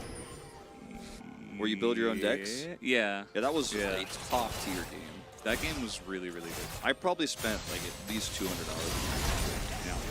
Same charm, absolutely. All right, GBC Black cartridge. There you go. I think it was actually just a Game Boy. I don't think it was a Game Boy Color exclusive. I could be wrong. Well, you got a little fight down here in the river. TP coming in as the hook will miss. As now we're gonna smash that ultimate into this one. The Maokai and the Rumble kind of working out. The damage nicely layered as down will go the support, but the follow-up here from T1 is pretty massive. As Nice going in and getting so much value out of this Ahri actually in this game, as in goes Smash. Does hit the Killer Instinct, as now Charm is going to miss, so they do get out. But T1 a nice follow-up fight from them. Yeah, that was actually very well played, and the comp is working to a certain extent. I mean, even with the Renekton being fairly far behind in terms of CS, like he's making value in these team fights and a little bit disjointed from Hanwha Life. And this is what I was talking about with no tank. If you get ahead and you start making picks happen, a single target CC is really good here. And after Nature's Grasp is down here with the layered Rumble ultimate, yeah, you got a knock up here, but where's the damage? You're like, okay, cool, you got Bout, but Dog comes in, big Q here, and then it's just super easy follow-up for Nice. Does dash forward with his ultimate, is getting some resets here. And Smash gonna help clean up house on the Jace. Just a very disjointed fight from Hanwha Life Esports this early in the game. It's not tank Maokai, by the way. You know, he went for Red Smite. Demonic Embrace is gonna give you a little bit of health, obviously, but it's not really gonna make you any tankier in these types of fights, so might be regretting the choice. Yeah, I don't see why you would ever need more AP damage when you're playing with a Rumble. you don't. now You your just really don't, saplings are going to do damage at times where the Rumble probably isn't doing damage, so you know, I guess there is a slight argument to be made, but Tank Maokai would have been just fine. You have oodles and boodles of damage in this composition. You don't need a... I mean, you could say, okay, he's trying to poke with the Jace. Well, I don't know. Do you really need to? I mean, if you wanted to play like Ezreal in this comp, I'd be like, yeah, okay, they have a lot of poke, and they can play very slowly, but you still need a front to back, and you don't have a front line. So when your combo doesn't secure kills, your Zaya's like, well, I gotta leave. Like, we don't have a tank, we don't have a front line. They got so much pick, they got a Renekton walking towards us. What are we gonna do? And the saplings can still give vision and check brush. They don't have to do damage, right? Yeah. It's still part of the kit. As we're trying to equalize here onto Dahl, who's just going to press a couple buttons and start to burn down the Rumble, who seems to be nearly dead. Rooster will have to flash. As again, this time we do see the trade, but we see that it's not necessarily going very well for Rooster. Rooster doesn't seem to really know the matchup very well. You know, it seems like he is not that well versed at it. Like, there's a Hex Drinker on the side here of Dahl. Like, he's building and itemizing correctly here, invested in that after winning that fight bottom side, and it makes it a lot more difficult for him to burn through. And if you use your entire kit like that and just toss the equalizer, Renekton is just like, cool, I do more damage than you now, because you don't have anything else. And of course, the Featherstorm, they will. Rumble is a slow burn in this matchup, and that he needs to constantly be like using his flamethrower, not all in. That's not what you want to do into Renekton. This is starting to look kind of like your script might be. I'm gonna change my sources after today. You might need to. Let's see. I want to give, you know, I want to see if it works out until the end. You know, maybe by the end of this game, somehow Hollow Life Esports. It is challengers after all. But as of right now, it's not really looking that great for Hollow Life Esports. As he is dead, he doesn't have flash, so Rooster going to try to burn down Bout, but will not be successful. Very close, though. As meanwhile, we got a fight down here on the bottom side. Flash on in. Very easy pickup here for Nice. I mean, the map is just trying to shambles. force this fight. And nothing that is going wrong for Hollow Life Esports is really just. It's not like T1 are forcing some really cool macro plays and like pushing them out of position. They're just kind of outlaning them, basically. I mean, yeah, on the top side, Bout did roam up there, but Dahl is winning a matchup that's practically unwinnable for Renekton right now. He's going to get this turret. Bottom side, we're seeing the Jace get just absolutely destroyed 1v1 by Nice multiple times. As Loki here going to clear this and just walk up. And, I mean, look, he's a rookie player, right? Not the main mid laner for this roster. They took a risk on playing him here against a weaker team in T1. He's got good hands. He does have good hands, but Brain needs some development. Yeah. Nice, on the other hand, you know, he didn't expect to have that opportunity, but he will absolutely seize upon it. And he's like, okay. I mean, the gold lead is everywhere on the map. Like, the Kha'Zix is working, and from ahead, this comp is absolutely playable. And if I'm playing the Challengers game right now, I'm saying your sources, bogus, man. Bogus sources. Well, clearly Nice is very confident on this pick. And, you know, anything in Challengers can win. We certainly do have LCK brain bias, where we're like, well, this comp just doesn't make any sense. And then the Challengers game, we're like, oh, well, I guess they just won their lanes, and the Kha'Zix got the Umbral Glaive really fast, and now Hollow Life Esports can't play the game because for some reason it seems like they don't really understand this one as a quick Featherstorm just to try to survive, as Lure is going to get caught out, elects not to flash. I'm actually like ready to say this game is done, man. There is like no angle anymore. There was definitely an angle Angle before. flash, yeah. For a flash there, yeah. Well, from before there was an angle, but now there is not. Yeah, My source is already fired. I'm on the phone with them right now. I'm an AI, so I can do multiple things at the same time. He's got enough RAM, it's fine. It is Chemtech's home? Again? Yeah, but like the scaling argument for Hanwha is it's not there without a tank in the jungle, you know? I just don't see it. I don't see this Xayah actually being able to carry team fights with how this is going, and not just because he died in mid greeting, but just because he isn't going to have a way to actually do realistic damage when he's a low-range AD carry with no tank. And the poke setup here isn't great because the Jace is behind, the Rumble is behind. It's going to really take like some miraculous team fighting here.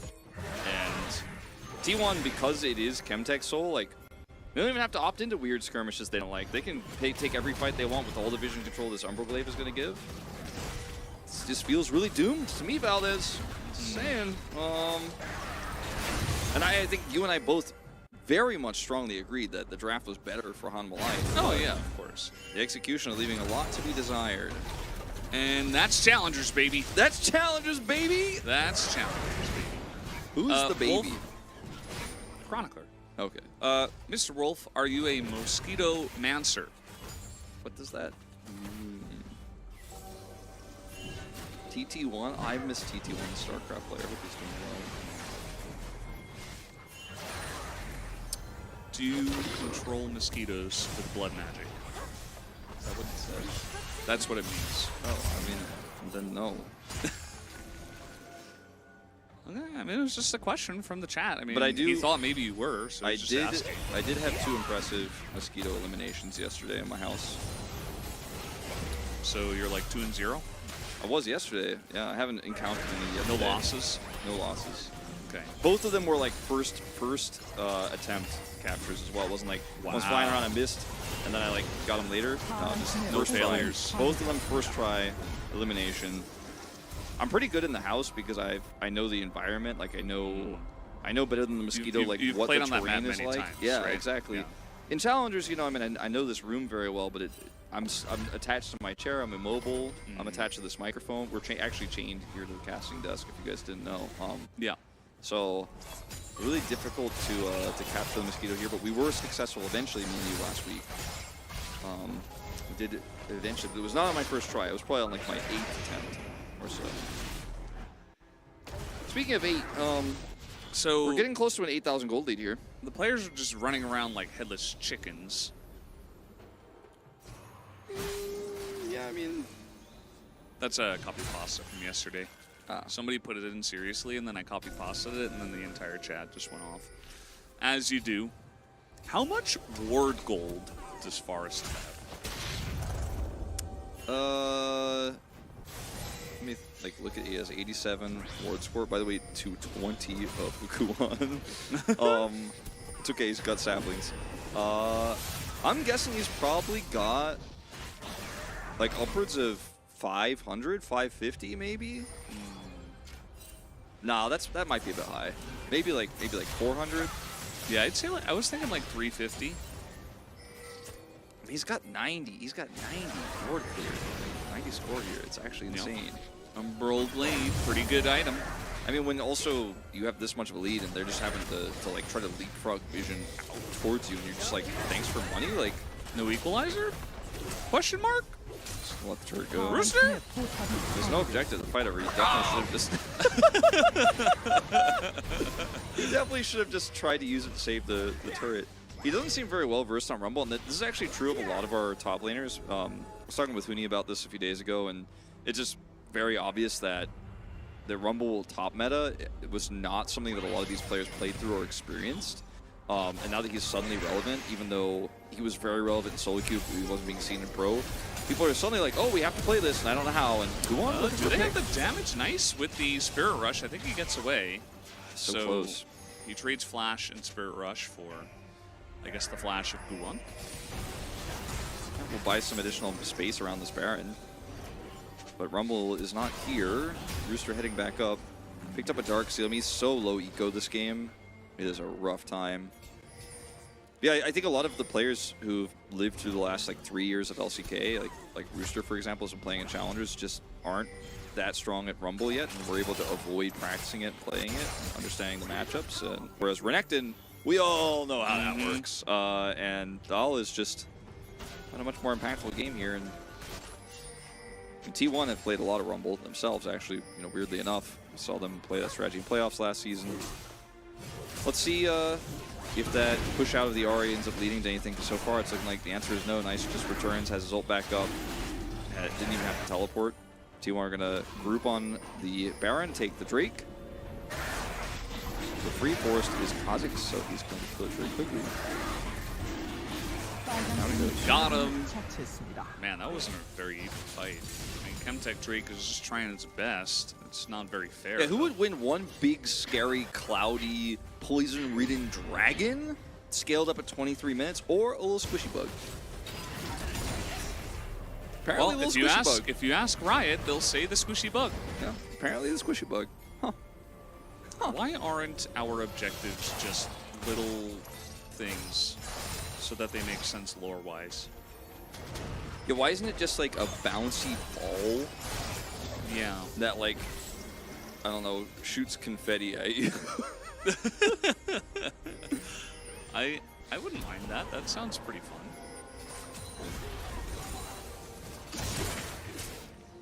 This game is happening. That Krug is But it trying to doesn't push feel like the it's bit to the happening. base, but like, you know, Riot told me Yo, to is go that home. Nico and her friend? T1 is going to take the Baron here. They are. 23 minutes. Let's see if we can see a big equalizer. I don't know if he was able to pick up that second item just yet. I think he's still on They just have the turned embrace. off the Baron. And is now going to turn onto the Rumble. Okay. So actually just no equalizer. Yeah, just Turns no out, equalizer. But as hold there on, is we're a Croc active. in the backline. The Xayah is pretty big, but unfortunately not as big as the entire enemy team, who are trying his best, but he will go down. As this will be a clean ace in favor of T1. That's game. And should be the end of the game. Well, walking right in, no vision, Umberglaive oppressive. And what do we say? You're ahead. You can do a lot. You know what? With the demonic embrace and a giant's belt, I don't think he was really going to be doing a whole lot of damage if you hit an equalizer on all the team anyways. That's going to be it. Your script didn't come true, Valdez. Embriage says that It's a 6-gamer. we're wrong for preferring the blue draft as I don't know if we should even get into it. This Nexus is going to go down, I think. If they do auto this a little bit more. He is trying to get on top of the Kaisa here, but Smash is able to ult in. A couple more autos will do it. Wait, really? Wait, no way!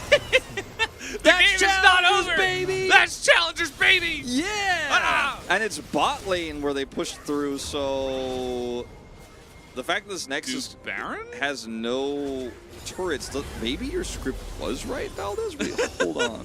Wait, I need to rehire my scriptwriters right now. Yeah, I feel like this is a weird scenario we're now in. Well, they absolutely get the Drake. There's no teleports, nobody's even alive. You mean the Baron, but yeah. Yeah, the Baron. Yeah, because I mean, they're going to get bounty gold from this too, so let's see how much gold they have to pick up. Like, okay, like almost 3K across like all the objectives that are left to take. Rooster's just sitting there buffing, man. He's fooling us. Sitting there buffing minions. His Night Harvester's done. He picked up 7 Dark Seal stacks off of that play as well. Whoa, isn't that our first ban of the day? Maybe his maybe you username. can squash the Chronicle. Yeah, look at his username, and it'll tell you everything you need to know. Getting in Rooster there. does just walk up here Yeah, I got it. and instantly die, as we talked about. And then this is the power of Xayah in longer fights against this comp. It's actually super good if you have his front line. She didn't have one, so she ultimately dies because they got steamrolled. But I don't know if we'll get a replay of the near take of the Nexus. Probably don't really need one, but that's what happened next. And so Hanwha do have Baron. It's not really amounting to too much map control at the moment. So, you know, it ultimately may not matter too much, but it's the first step in the right direction. The Rumble got a lot of money, like I said, 7 stacks of Dark Seal, close to a Void Staff now. The Rumble is suddenly relevant. Maokai And not so much, but you know. I'm beginning to like Chemtech Soul because it really widens our possibilities in the game, you know? Like a lot of the souls are like, okay, well, we're gonna fight over this soul, and that's the end of it. It's just very one-dimensional. Like, okay, we're gonna fight for Hextech Soul. Either we win on this one, or the game is over, and that's it. But with Chemtech Soul, Life Esports can sit on their hands in their base and just wait for T1 to make a mistake. They're like, oh yeah, sure. You got 3 Chemtech Drakes and the Soul. See if we care. We don't. We got one We never do. Hextech Drake, and that's more relevant. And yeah, the other thing is, I mean, it basically allows you to imagine a world of League of Legends without dragons, basically. Straight up. You're like, oh yeah, this is what League would be like if there were no dragons. It would look like this. It's wild. So we're just not. So T1. I mean, they don't want to T1 have spawn the also Elder, realized. right? It's actually smart. Don't spawn Yeah, the Elder. they don't wanna spawn the you Elder. don't want to flip. Don't spawn the Elder. Don't spawn the Elder. No. You were already right. No, you already made the right decision. Yeah, well, Don't spawn the Elder. they're going to spawn the Elder. It's okay. They'll get the Soul. And the Renekton Soul loves itself is, Chemtech Soul. yeah, it's pretty good for him. It's pretty good for Nautilus and What's Kaisa. better than Chemtech Soul for Renekton is Elder Drake for Home Life Esports. True. So, I don't know if we get to that fight, because I think that T1 are so ahead they could probably still just push to end fairly soon here. The Baron buff means are making it a little bit tougher, but that's fading away here in 15 seconds, so... Let's see how you could do without a tank Maokai in a front to back with the Xayah who has quick blades now. He's Radiant Virtue now. Yeah, but I mean, still, he's not that tanky. Why is he building more AP? Is he building Zonias? Yeah, Huh. guess so. Okay, we're gonna press our R button, zone them away. And then the next mini wave will come in another location. They'll have to deal with that. 40 seconds on this bot inhib. And T1 are just going to try to further their control of the map. I mean, it doesn't get much more control than the edge of the enemy base, but as long as they maintain that for 5 minutes, should be able to have no problems on Elder, right? No flip angle. Surely. Surely. Yeah. No flips. Janice.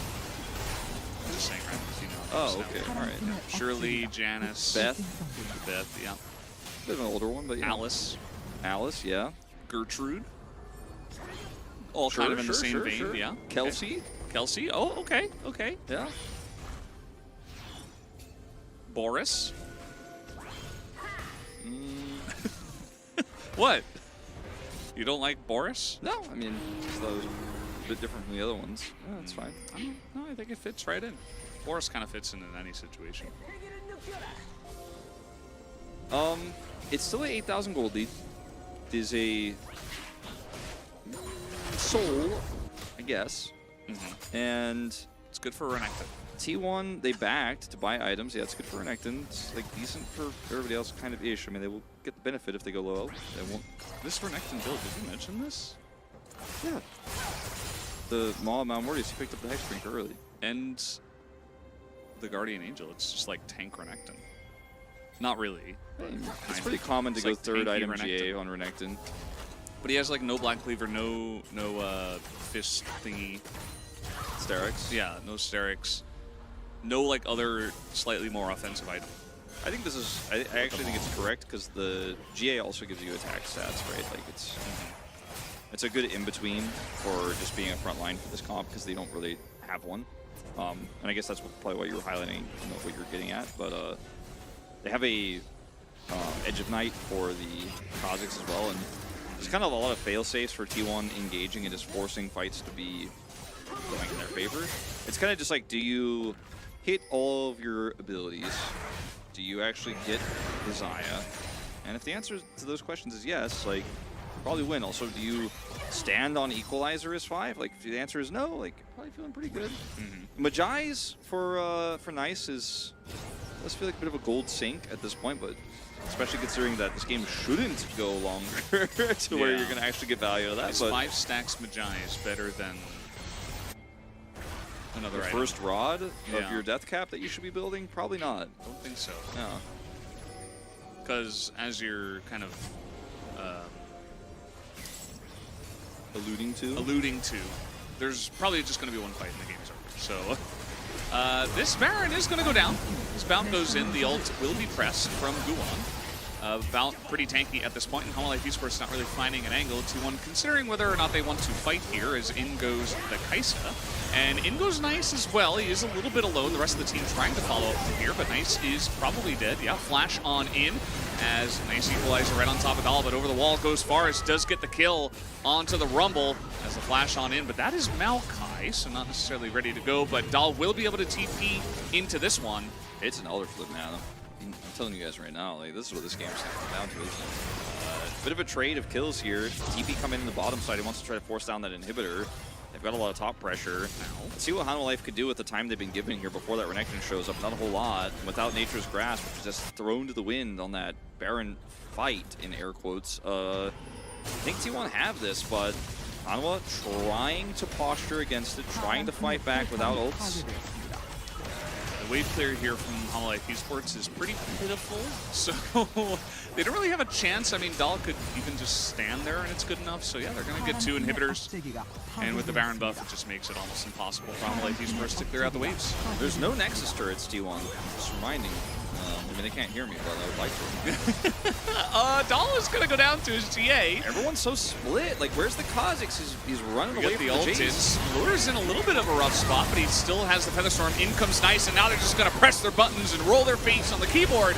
And they do get the job done at the end of the day. Rooster will be the last one to go down, but T1 will force a game number 3 into this best of 3. There it goes. Took a little bit to get over the line here, but, you know, T1 get there at the end of the day. Pretty clean game from them. They played from ahead very well. They controlled vision. And after what we saw in game 1, I just really did not expect. I mean, I couldn't imagine that T1 was going to bounce back in the series, but even with a draft that's much weaker, especially from behind, they pulled off, because guess what? They didn't get behind. They were not behind at any moment. They, in fact, were, like, the goal difference that you see there, it's like, oh, actually, technically, Wolf, like, they were behind until, like, 10 minutes. No, they were ahead, actually, the whole game. They had more presence in every lane. The Rumble, it didn't work out for Hololive Esports. Unfortunately, Rooster does not seem to be super well-versed on the champion. I didn't actually check his Rumble stats during that game, which I probably should have, but it just felt like that's got to be a first-timer, right? It is. First time on Rumble this season. So, yeah, just maybe some more practice required. But maybe Hololive, the whole idea was, we're playing Loki, we're going Rumble Prio in this series, let's treat this like a scrim, as it certainly feels like it. Well, I'll have you know that Rooster did the most damage in the game. I hope so on Rumble in these 2 comps. It was very topical, but everything was also on fire at the same time, at least on their side. So, T1, who is going to pick up the player of the game?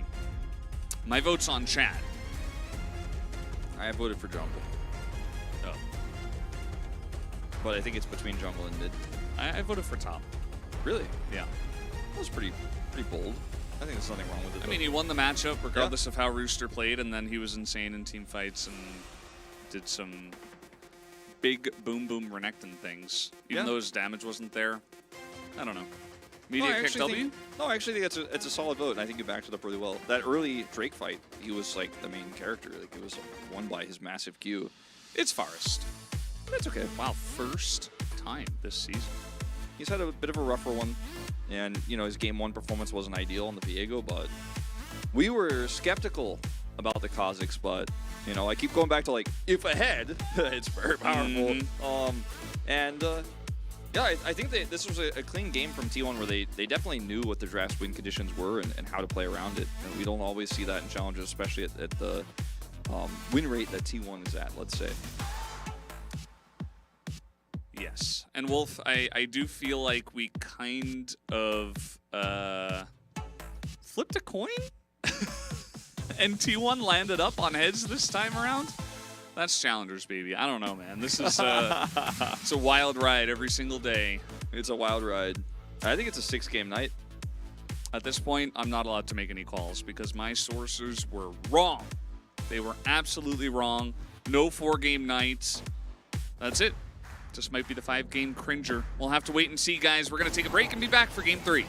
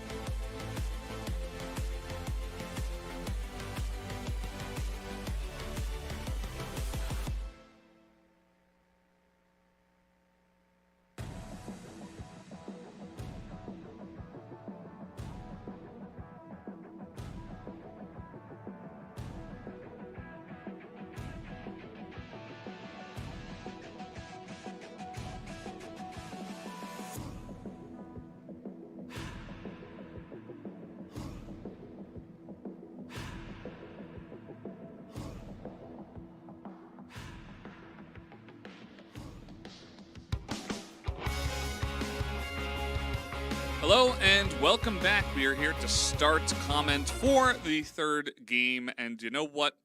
I fired my sources. I actually have no idea what's going to happen from here because I didn't have enough time to hire new sources. You know, I'm going to try to do my research this time. How many games are we going to have today, Wolf? It feels like 6 to me at this point in time. Okay. So that's what I'm feeling. All I think right. KT could take a game off Nongshim. Nongshim, better team, but you know sometimes it gets a little bit shaky. Sometimes it gets a little bit weird in the drafting. True. This series, we're getting the full range. Okay, we got the Omega Stomp into the almost as big of an Omega Stomp. So T1 could win the whole thing. They could win Game 3. I could see it. I could see it. In my mind's eye, I can see it. You could see it like here. Forrest in that last game. He like saw everything with his bug mind, overlord mind thing. Slash Umbroglaive and Zombie Wards. Yeah. Yeah. That's what I meant. Oh, okay. Yeah. So we're talking about the same thing here. Oh, okay. Cool. We're on Yeah. the same page. Someone's saying it's a 9-game day. That would require a lot of regaming. Yeah. There's It's not someone also that was like, Impossible. it's the 1-1 script. We're going to 7 games. I'm like, I don't think you know how many games are in a day. They don't know. Unless he thinks it's 3 series and then it's like 1-1 goes to 2-1 and the rest are 2-0, 2-0. That's the only way it would be 7. He probably just thinks it's a 3-game Monday, but it's 2-game Tuesday. There's nothing better than crack a cold one with the boys and watch LOL eSport together on the big screen. Agreed. No, I don't have my sources anymore. I fired them. Warchug. I think it's Work Hug. No, I don't think so. I think it's Work Hug. No. No, it's Warchug. I think it's War Hug. No, it's not a thing. That's not a thing. You guys are having a short day today. Only 5 games. No. That's not what Wolf said. It's not what I'm not feeling it, guys. War Hug. I would like. I like Wolf. He is a T1 fan. That's not true. I would like. Is to this guy see- straight from Reddit? Yeah, he is. John McClane. John McCline. You know what I want, Valdez? For the Smarter draft for fans. Game 3 to happen. No, sorry, you'll I never want the get draft for Game 3 to happen. That's what I want. Well, wanna see you know, some we draft need some adaptation. time because we're gonna actually no. There's no subs. Not in this. Loki is series. staying, man. He is Yep. not. He's not going anywhere. Look at him. He's right there. Wow. A lot less Where's smiling. Romer, Hanwha? A lot of smiling and joking around this time.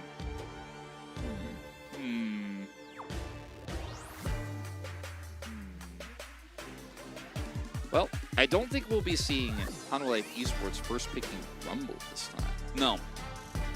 Instead, Perhaps ban it. honestly, I think they should ban it. Yeah. Wow. Hey. Hey, we made it happen. So let's see what happens next. Rel, okay. So following the pattern. They could ban Kaisa this time around. Hanwha Life Esports might be looking to first pick it. I was a little bit surprised they first picked the Rumble in Game 2. Did definitely not work out for them. As final ban here, there's a lot of things you could take away. Sejuani, Renekton, Nico Nico on 13-13. on the blue side. Yeah. I don't know. Maybe they think it's not first pickable, but still generally pickable. So they're like, well, we don't want this on our team, and we certainly don't want to first pick it, so we're just going to take it away. Well, it just allows T1 to ban Kaisa.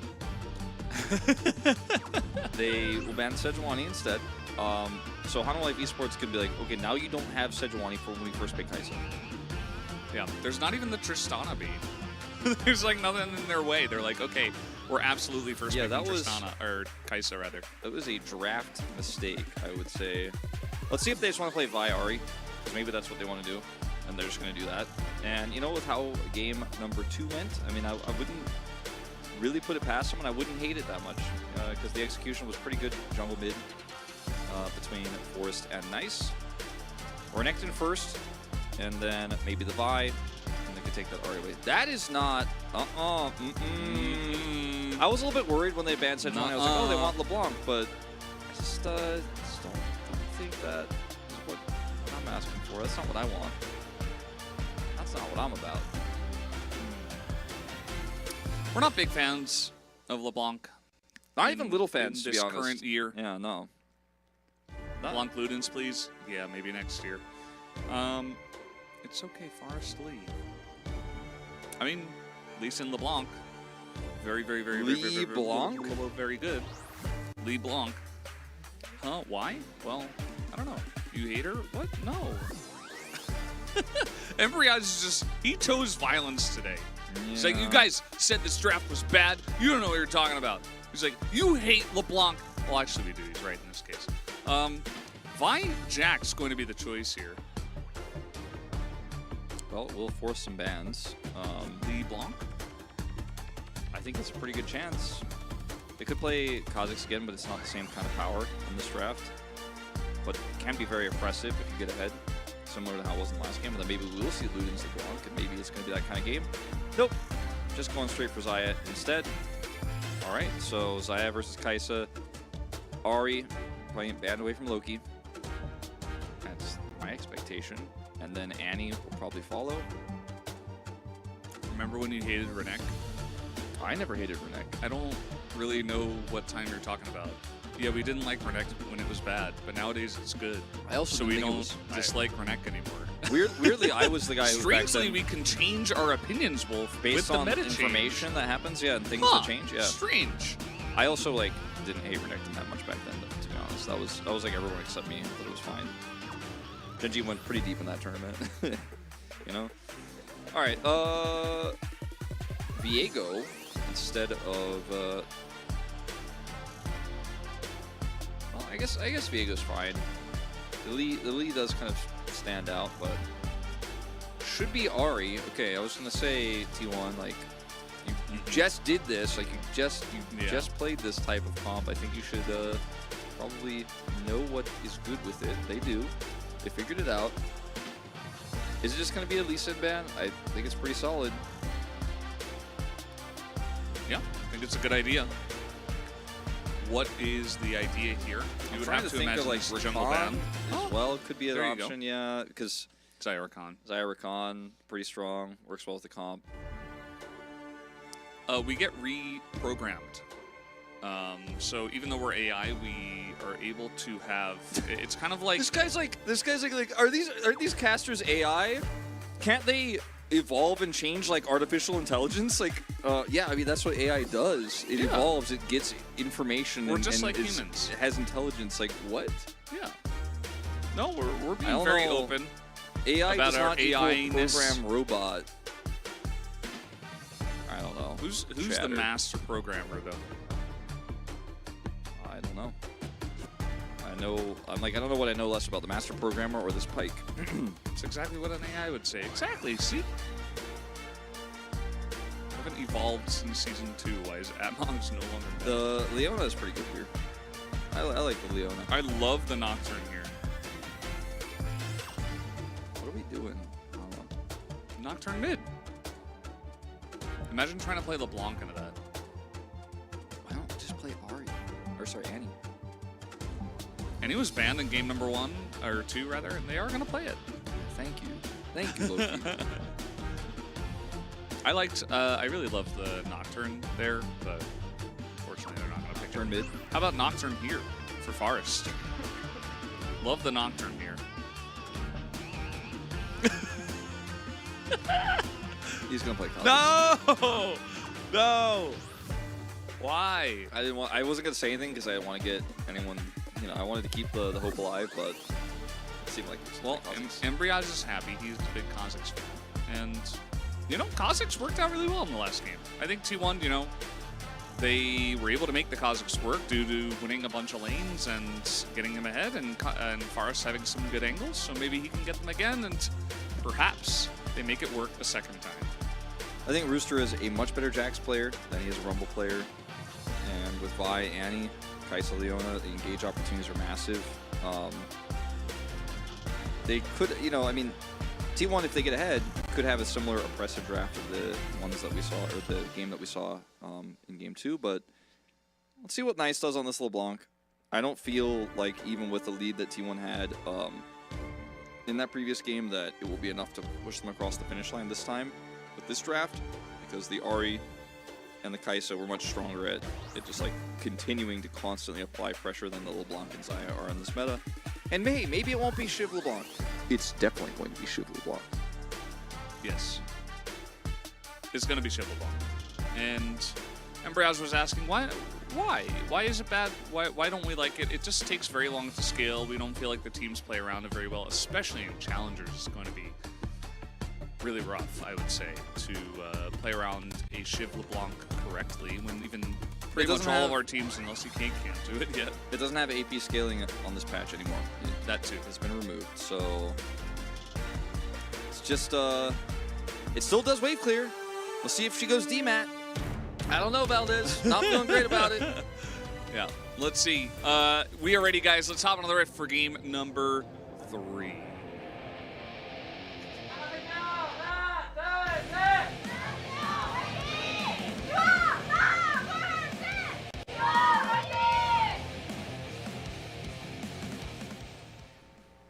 Well, to be honest, we had to Valdez, skip it. we've lost sight of what it really was, like the strum there at the end. I feel like we overpronounced it for so long that I was expecting it to drown out the fan chants, and it's like legit just like it's like the quietest and calmest sound. I'm like, I think we changed the identity. Sometimes we gotta like look back and like appreciate what it was before we changed it and made it into this big amalgamation. You know, was what we did even right? Is it even correct, like what we were doing this whole time? I think it was okay to do the do, but as we said last week, we're not going to do it over the fan chants. So this time the fan chant was late, and so we skipped it. But in the future, when the fan chants are on time and earlier, and we get a chance to do, then we can do. But this time was not the time, unfortunately. Yeah. So, let's see what T1 does. Excuse me. Let's see what T1 does. Let's see what T1 does. Yeah, Kai'Sa pretty good, but actually that win rate's pretty low considering the strength of Kai'Sa. Somehow he still has a 12 KDA. Yeah, that's... Even in losses, he's doing a lot. Hey, I've seen this Hook comes three in, throws times in now. a lot of trouble, does not have Eclipse yet. Nearly dies, flashes after the entire trade happens, and is now going to try to stick around in the lane. And Loki's like, cool story, bro. Thanks for your passive. Yeah, that's not great. This is, I feel like each and every game bout hits level 2, hits a hook. And this ask Wolf. Hey Wolf, Arion Annie, doesn't she's better with first strike? It depends on the matchup. One where you want to be trading aggressively all the time and need all the damage you can get against a LeBlanc, who you won't be able to proc first strike on very easily. It's actually much better, I'd say. First strike feels really nice in matchups where you can just walk up and plant bear to acquire gold. But in matchups like this one, where it requires a little bit more finesse, even an auto attack can proc the area and give you better trades. So that's my take on why I like Ari in this matchup.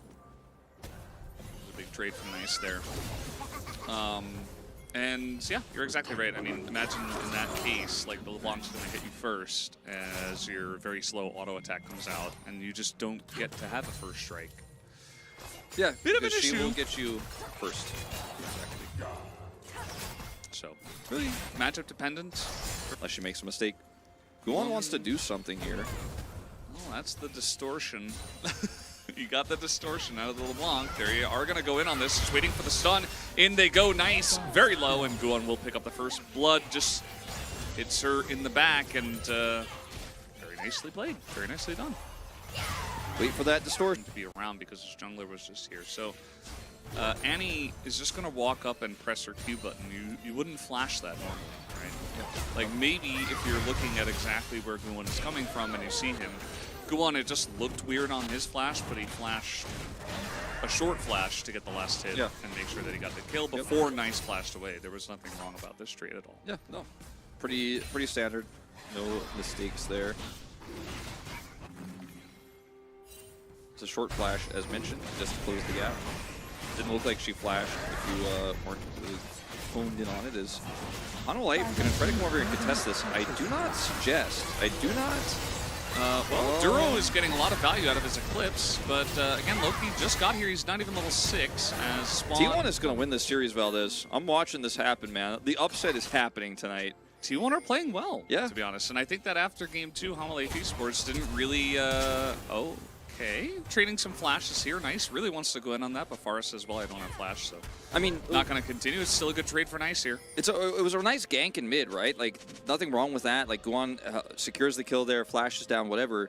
You know, moments like this, you know, you're helping out your rookie mid laner, but you know, the draft is also pretty good here for Hanwha Life. You know, we talked about all the things that can go wrong even when we have a favored draft. Like, so many times in Challenge, we're like, oh yeah, this draft is better, but we'll see what happens.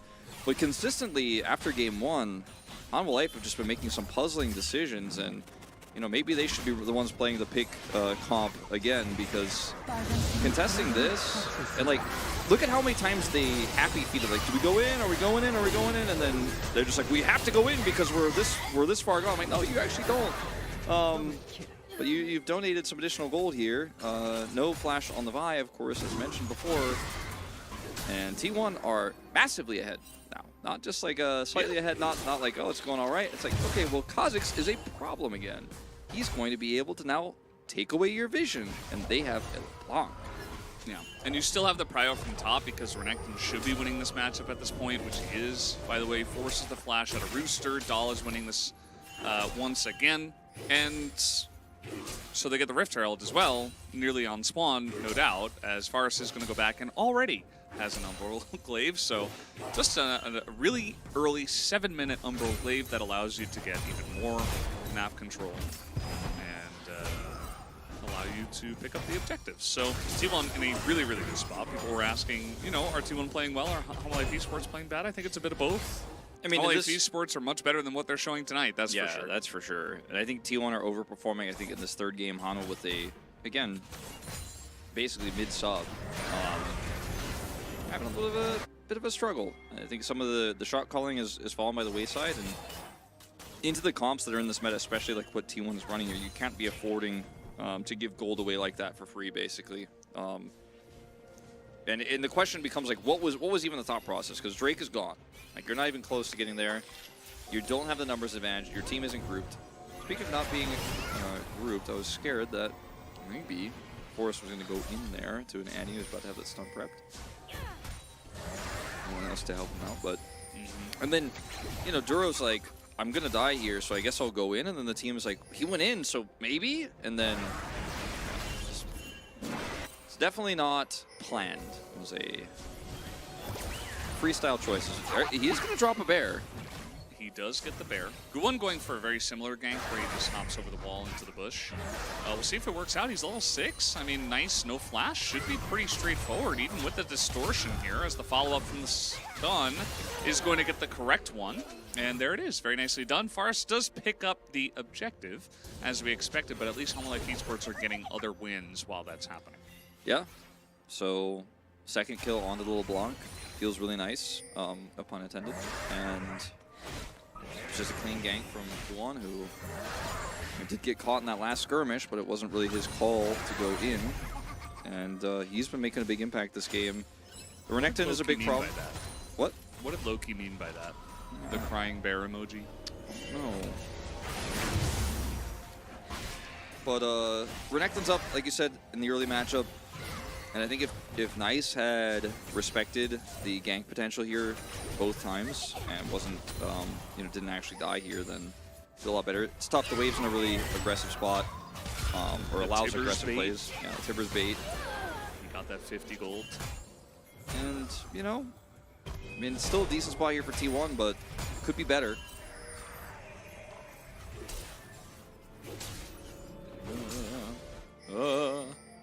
Sticking around. I think this 2v2 is going to happen.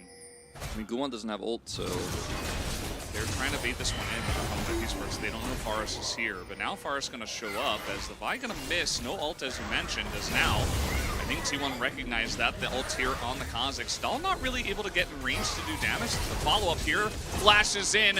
Does have the Q, but the damage not quite there. Guwon is going to survive as the execution not really on point, and there's a happy alpaca from Guwon. Yeah, he didn't have Core Drinker, only the Iron Spike Whip, so that activatable is not going to be what he needs to survive through that one. Gets another Q, but not quite enough damage. Is out-calculated. So another big win here for Hanwha Life in one of these skirmishes. And it's been Guwon who's coming up big each and every time. Doesn't have ult, doesn't hit his Q here, but just his presence alone when this is attempted by T1 is going to be enough. As Dahl goes super low, Q's here once, waits for the Fury to come up so he can actually get more healing. That's when Rooster and Guwon fight away. Forrest goes in as deep as he can to do that additional damage, and then Dahl decides, okay, gonna flash for this one. And Q healing comes through when Rooster stands on him, so he gets double Q, but it's still not enough damage. Like, he needed about like 20 more damage to actually get that kill. Just a little bit behind on that one. But he played it really well otherwise. Yeah. He made sure you hit both with the Q to get the maximum amount of healing. another Chemtech? 3 in a row, Wolf. That's 3 Chemtech souls in a row in my challengers. That's an anomaly. How dare the Rift do that? Yeah, I don't know what's going on. But we got Somebody Mega get Ox on Plants. the phone. We got Mega Plants. And escapes and engages. I'm Gonna gonna be message extended. him. He's actually messaging right now. Yeah. He's adding him. Getting in his mentions. Yeah. I sent 7 question marks as well in the message, and the message was not nicely phrased, let's just say. Sure. Well, let's see what he has to say to defend himself for this absolute atrocity. It's a big atrocity. Bout? He's going in. Smash is like, I mean, I'm not here. I'm bound to go in if like Duro doesn't show up, but I think he's probably gonna show up. Pretty good chance. So Yeah, Valdez loves blast plants. That's very true. blast pants, Bast plants. Balst, Wow. Can't believe you would say that. Labast pants. All right, Duro doing a good job baiting them in? Question mark. Actually works out. Yeah, Forrest's gonna be 100-0'd, and you know what? In team fights, if the Kha'Zix is being focused and Hanwha Life Esports are still on even footing, you've got a lot of ways to collapse onto him, and Forrest is not really able to survive through any of that burst. So we're tossing it all in for a red buff. Trying to go, all right, let's see if I can steal that red buff away. I got Humbleglaive. Might have some modicum of vision control. Maybe we Where's make the this purple happen. buff, though? Look at this. Yeah, I don't know. That's right. Still working on that one. He's over here, clears that ward. They know you're there. Oh, maybe we'll catch Duro, but then Guwon Q's ult over the wall. Duro's there to follow. And with the follow-up that you have with Vi, Kai'Sa, if you go out a little bit too far, they will catch you. The follow-up and, I guess, extended engage range here for Hanwha is quite high. So, okay. Take a bit of a whoopsie as Forrest. That's some of your gold lead gone. Still sitting on 600 the advantage at the moment, but it's fading. It's Phaeton? Fading. And Fate's not on this they may be fated to have it fade away. Okay. Dear lovely casters, can you do a shout out to Barbie? No, It's the best movie ever. I'm not going to do that. You can if you want, Bellas. I haven't seen it, so kind of weird if I did that, especially when you're not, really supposed to do that. I don't think I'm gonna see the Barbie movie personally. I'm not really that interested. I mean, if I had nothing going on, I'm vaguely interested, but I have a lot going on in terms of work schedule right now, so it's not going to fit my time budget. Oppenheimer, okay, this guy's dead. Nice, playing LeBlanc, but can't seem to dash very much. There's a lot of CC on the side of Hanwha Life Esports, and you got to be careful. This has happened multiple times now. You know, Hanwha Life, they have a bunch of go buttons. They press, a Vi ult or a Leona combo, and somebody is going to die. There's a lot of squishy members on the side of T1, and it means points, your positioning has to be better than it has been. Yeah, I mean, they're just really kind of throwing caution to the wind, a little bit of haphazard setup, and it is going to cost them big. I mean, they had a pretty significant lead. They now no longer have a gold lead. They still have a 2 Drake lead, but as we've mentioned several times, this series with a Chemtech Soul, less relevant here. I mean, Oppenheimer, I heard Killian Murphy is actually playing Barrel in that one. Yeah. Still waiting to see if, you know, what the reviews on that are going to be like here in Korea. It's not out just yet. Until in our August. region, yeah. Yeah. In our region, in the LCK region, it's not out yet. No. So, oh, Nice is going to do it. He did it. He hit the green one, and he hit the other one, too. So Yeah. he hit the Scryers on his way to lane, and I'm like, you know, why does he hit that one and not the green one, the little honey fruit? I mean, He's you might waiting- as well. He's waiting for minions, you know. He's got some extra time. And he's going to do it. Now he's going to, after deleting them with his Shiv, go over here and hit this turret. And is there an answer? No. So that's actually going to be pretty good for them, as this Drake hasn't spawned yet. HLE going to use this Herald here, but at the cost of a free turret, just straight up. I mean, Nice is playing Shiv LeBlanc the way it should be played. Yeah. Just sit in the bottom side, especially with Chemtech Soul. Just sit there all day long. Just farm it out. You know, you got the Shiv, you're 0-3, you're not worth the gold. Just stay there. Just push bottom lane. If they collapse on you, your team takes Chemtech Drake, you're good. It's a good trade, kind of. If it was a better Drake, that would be better, but still good. You know, maybe you can get someone in the top lane, like Dahl. I mean, who's about to have teleport, like, and give them the Chemtech Drake. It's they're okay. like pushing this turret and leaving minions here as Nice is becoming more and more relevant. And This is good. The pings in the top lane, yes, exactly. Give up the Drake, yes. T1. they're doing it. They're seeing it. T1 challengers making the right macro call. I personally love to see it. And Nice is going to pick up a control ward. Fairly sure he like left the base and he was like, hold on, grabs a control ward, which is pretty helpful on LeBlanc because she can place very easily with her distortion wherever she'd like to get it.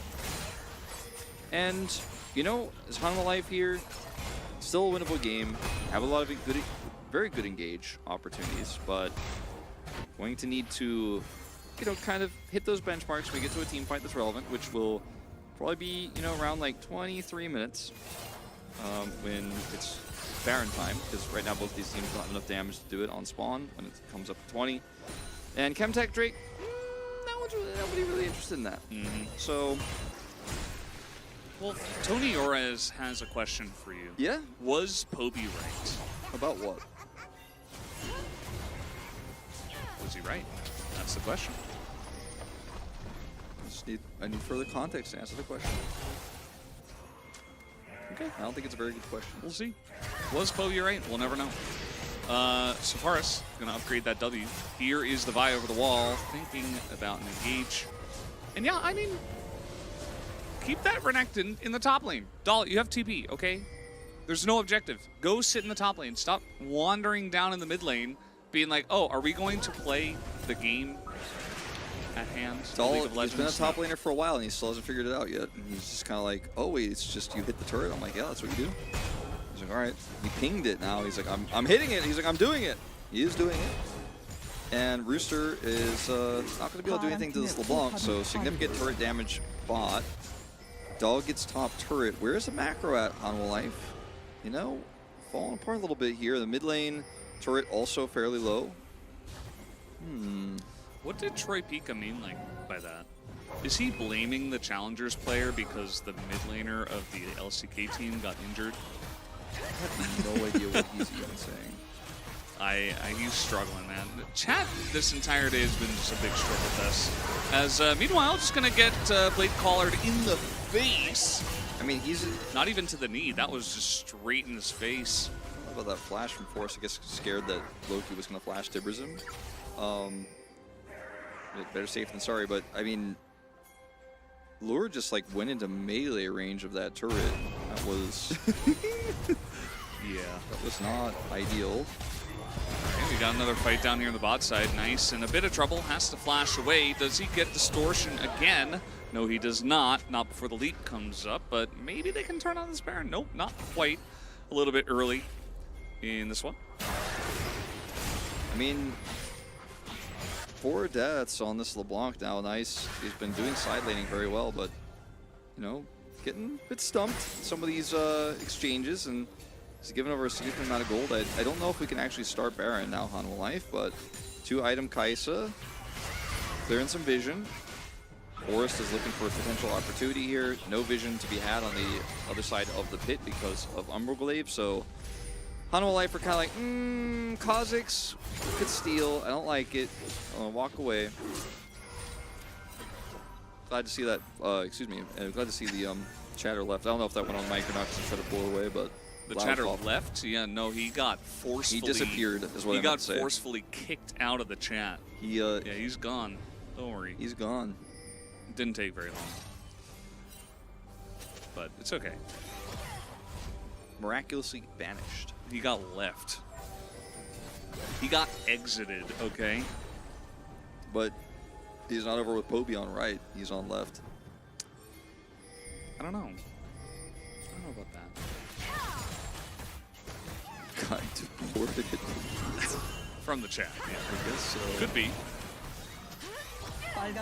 Well, if this time as a team grouping up, they do take the turret.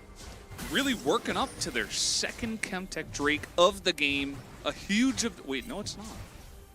No, it's not. And Nice is getting a lot of value here. I mean, he died again. May be a... You know what I was saying before, guys?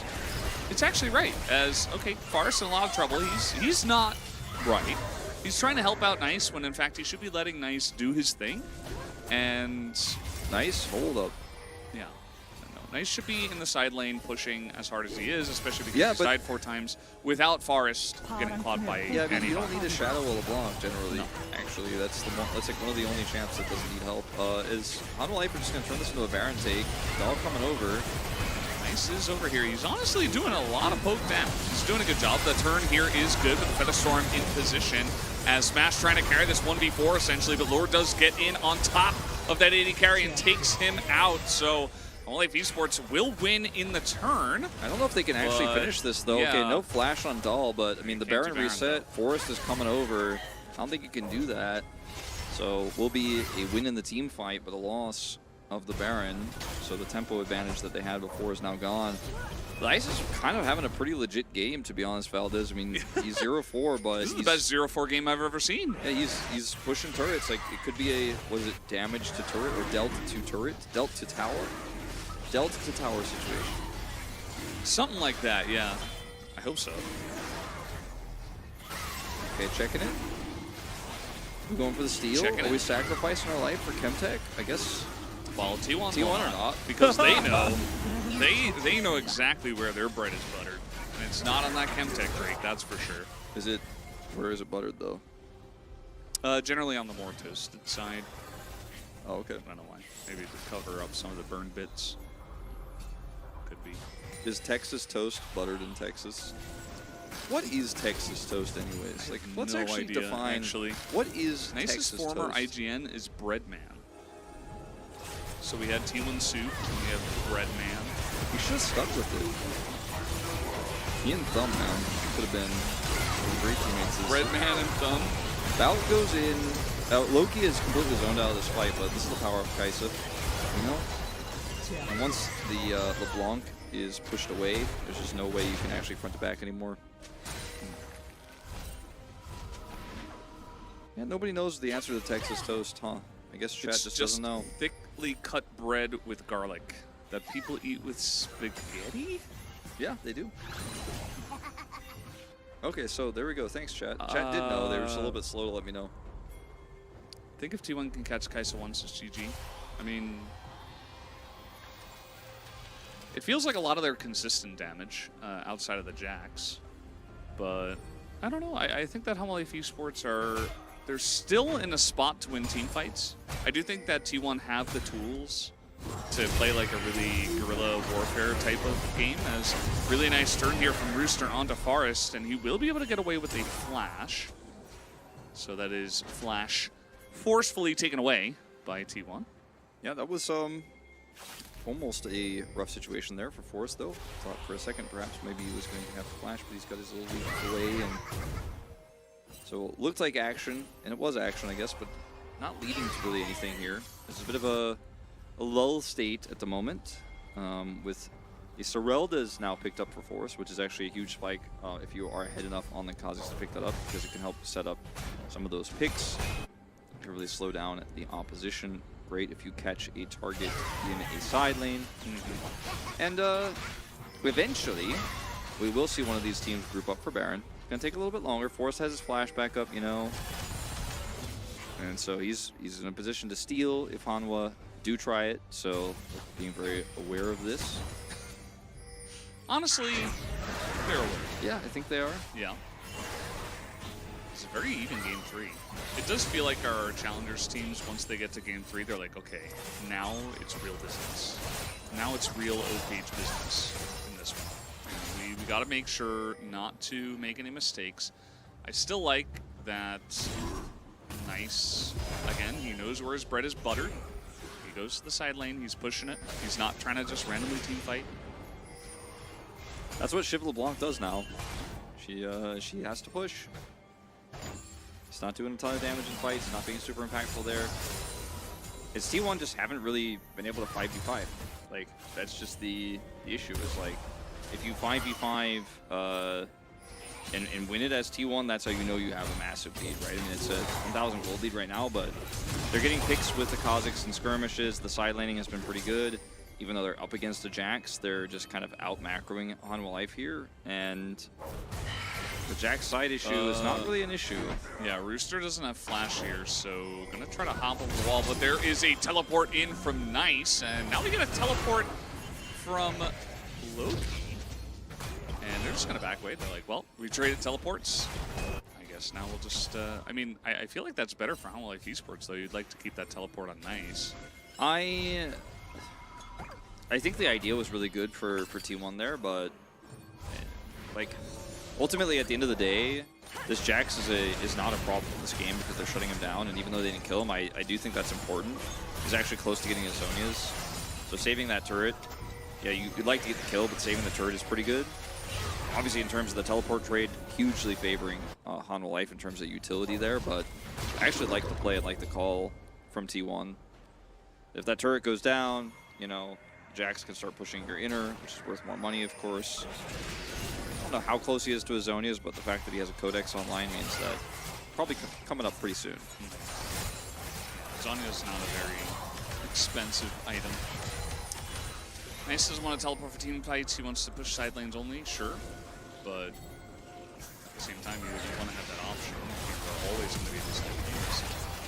Yeah. Nice amount of poke does come in. And the depth chart's kind of weird. Loki does flash on in as Val will take the brunt of that damage, and they get into the Saya as he's just dead, and Nice is like, I forget side lane pushing, I just want to get in here with my teammates and fight. As Dahl is doing an incredible amount here on the Renekton, but it's a little bit too late. So a big team fight here in favor of Hanwha Life Esports. Baron. I'm not very surprised.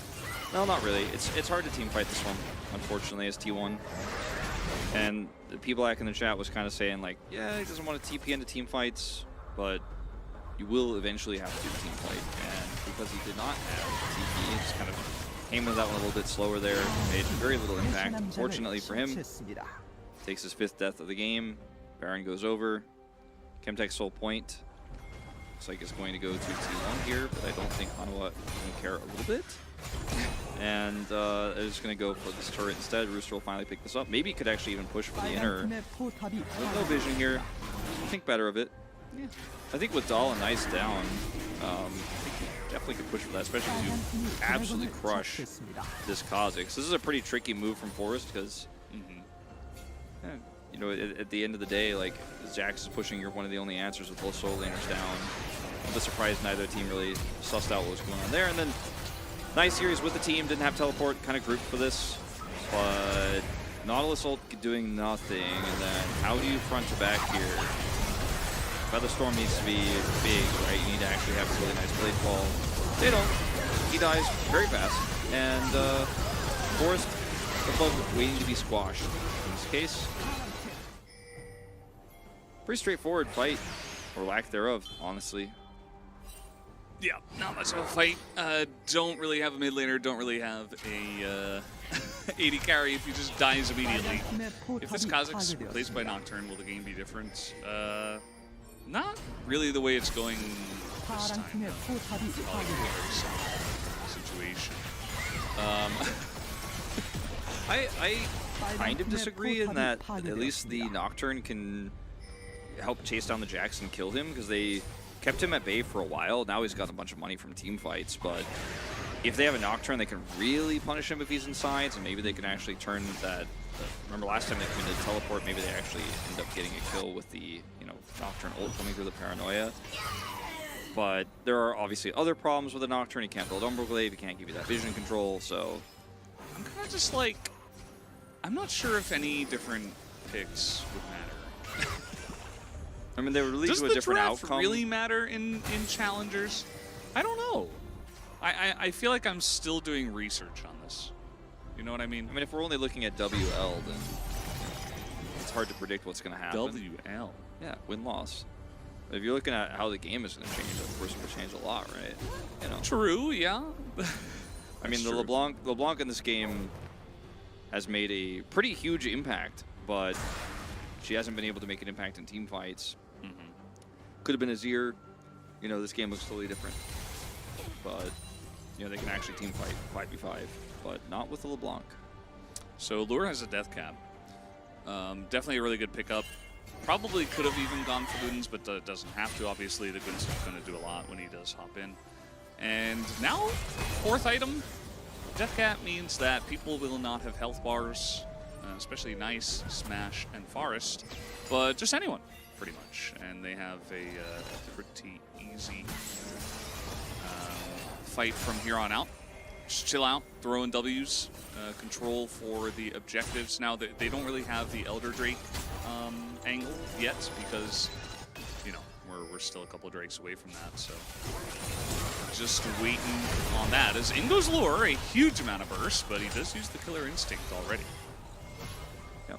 Dahl getting pushed away by that big damage from the death cap. Flash is traded. I think it was Hex Flash from Bout. He flashed in the last one. Oh, yeah, I guess you're right. Does look weird there for a second. So a trade of a non-real flash for a real flash. Feels nice from T1, but it's Kai'Sa flash, you know? She's not really a front-to-back 80 carry. Isn't really going to be the one who's under threat. She is the danger. Yeah. I don't flash from you, you flash from me. You flash from me. I make you flash my W. Yeah, I like how they just immediately backed up. Probably Lure's like, oh, I'm really weak right now. I don't have flash. I don't have Killer Instinct. He has it now. Yeah, just gonna back away. And at the end of the day, this game will continue.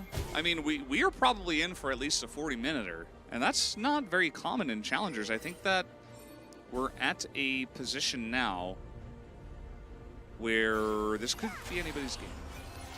Who do you think is going to win this one? I am going to lean the challengers game. I'm leaning towards Hanwha. I think their draft is easier to play out. They have a Jax. They have great engage. They can't front to back, but T1 haven't proved that they can either. And their comp is kind of halfway to front to back, right? With the somewhat tanky Renekton as a GA now and Sterix, and they have like the LeBlanc that could chip away, you know, and then eventually Smash wins the fight. But the Vi, the Annie, the Jax engage is so easy, and the Lure's follow-up is so easy. Plus, they have the ability to just poke with Void Seeker and maybe just kill Kha'Zix. Yeah, they squashed that bug real quick. And then another one spawned right next to him. It's reincarnation, Wolf. It's actually so silly how bad Kha'Zix is into Kai'Sa. Like, he is the one who's supposed to assassinate the backline, but if Kai'Sa finds him and can ult him, he dies. Like every time, no matter what. She is the danger. She's not scared of bugs. Yeah. Nice is going to back off here. He did get that inner turret. I thought maybe he could continue to put on pressure. I don't think you're really scared of getting chased down by even a Jax, but just going to play it safe and Chemtech Drake. So he gets the ward, and then the W hits, and that's really the biggest issue. He's like, I can ult him now. Supercharges forward, ults, presses Q. Cool Kai'Sas don't look at explosions. Yeah.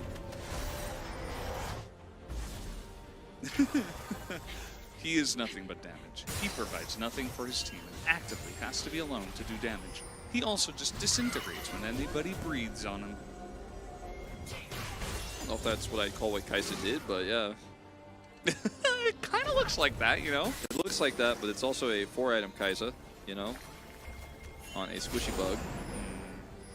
She's level 18. W is very clean, yeah, the second one. We do have a dead Bounce. He was just hanging out in the jungle, you know, thought he was safe, and then he died. So that should be Baron here. Let's see how this one is going to go. Forest waiting. It is kind of funny how long it took them to start this one up after that pick earlier, but wanted to have all their ducks in a row. I mean, LeBlanc is not here. It's just an attempted steal. It's not a contest. Good job from HLE Esports. Going to turn onto this guy so that there is no hope of a steal. I mean, Nice is pushing an inhibitor turret, but they haven't powered recalls, and we'll get here before he can threaten anything for real. And He might actually die. Oh, nice little angle. yeah, they didn't expect him to go between two turrets, but he will. Where's Faker? Valdez. Well, he is, You don't have to read he's those, in you know. LCK. You can just avoid them. This is Challenger League. I know, but you don't have to read them out loud. Like, you can read the chat, but don't give them power, you know? Don't let them The control your chat Valdez. has power. That smiley face has 3 chins in YouTube chat. What does it mean? It means he's really happy.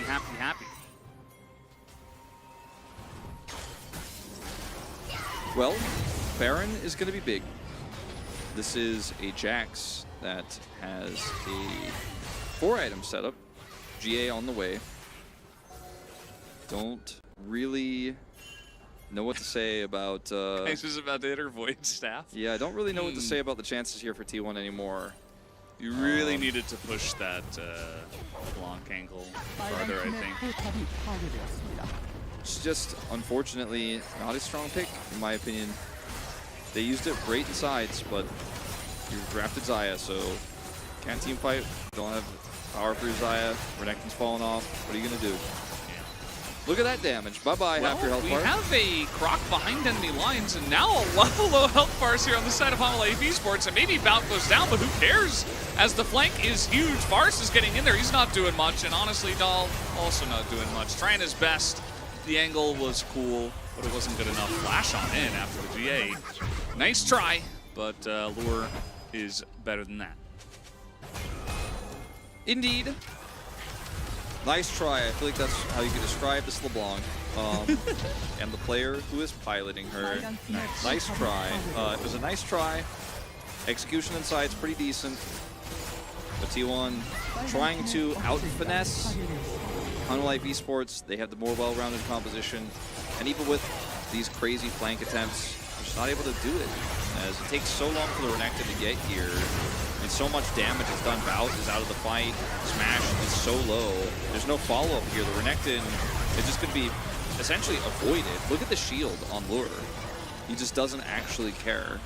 He's full build. Not about the Croc, at least. No. He cares about hitting those Ws.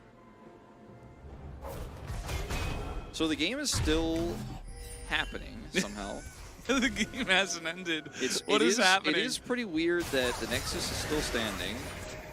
Every time we come out of a replay, I feel like I'm going to get player shots. You know, I'm like, oh, it's, you know, let's take a look at the gold graph and the damage charts, and then next thing you know, we're just crossing our T's and dotting our I's still, and gotta wait, it says get Chemtech Soul.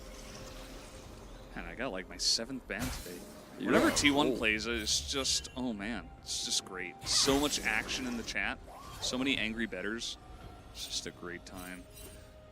My identity is tied to a team, and I will stake my life on them and then be upset when they fail me.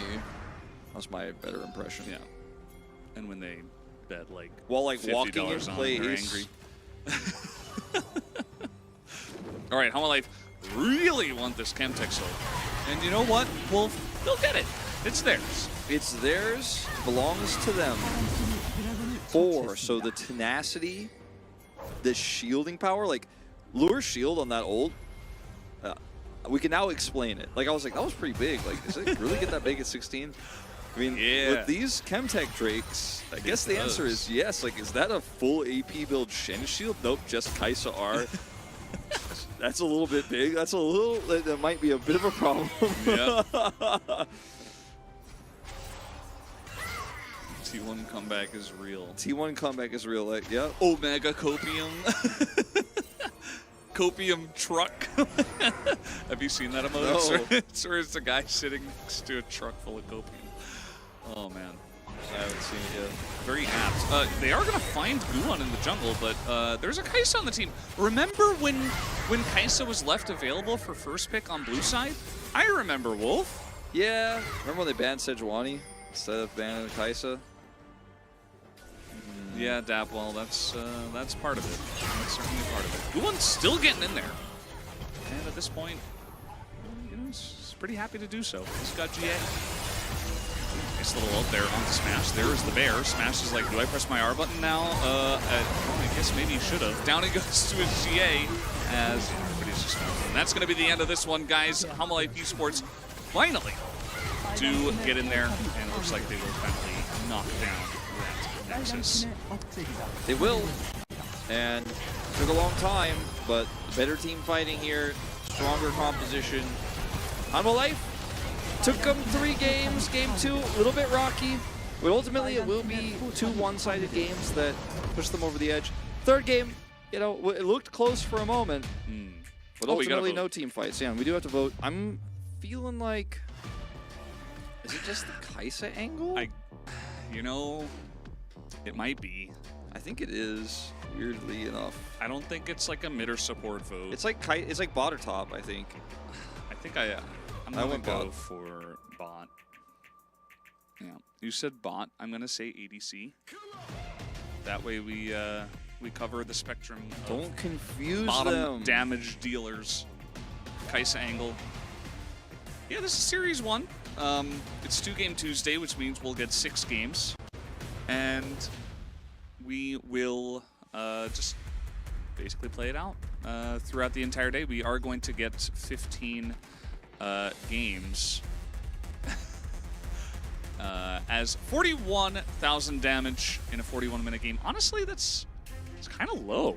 Yeah, it's a little bit low, for but Kai'Sa. There wasn't a whole lot of fighting, and oftentimes, I mean, it's also not really a tanky comp. Like, there's not enough health bars to do the big damage. It's like, yeah. She's like, I killed the Kazakhs. That's about like 200 more damage to my chart. 100 to 0 the Kazakhs. That's about 250 HP, right? The LeBlanc did go Shiv. The LeBlanc pick won them the game. I think we definitely do not value the LeBlanc pick very much. We don't. It feels like the pro teams are still holding on to it. It's absolutely nowhere near as powerful as Kai'Sa. We can say that much. Is there power in what the LeBlanc does? Sure. But I think that it's incredibly difficult, especially for this level of play. I don't think you should even touch it, to be honest. Just play Annie every single game.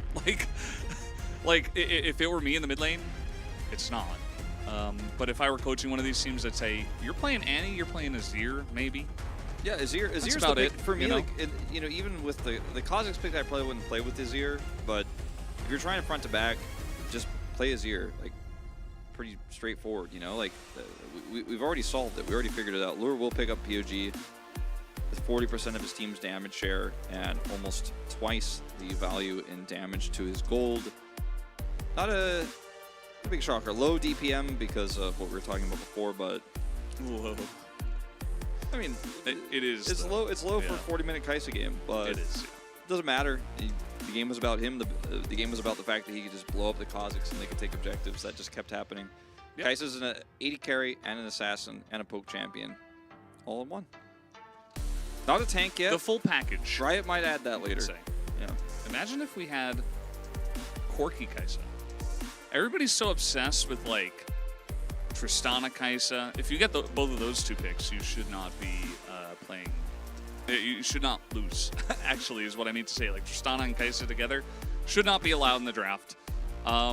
If you get Kai'Sa and they take Tristana, just play Corki. There's a lot of things you can do, but imagine Corki and Kai'Sa, and that way It's safer than Jace. It does more damage than Jace. It can join fights with package, kind of like the Kai'Sa does. I like the angle. I think that's the way. That's the future. It's got to start with the draft. That's what we often say. I think this series was, frankly, even in Game 2, T1's draft was the win conditions were very narrow. It was a very risky draft, and if they hadn't gotten as ahead as they did, and Hanwha hadn't actually really just run into those early fights and just given massive gold over, I don't think it wins, right?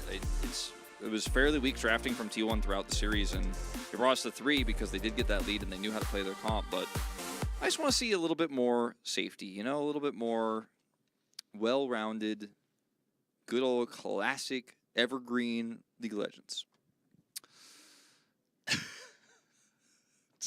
I was like, I don't know, just feel like putting my arm through the wall, seeing what happens. Here, buy my Corkies. You can fit so many damages in them. I am the Corki shell, actually. I played a lot of Corki in mid back when it was really, really OP.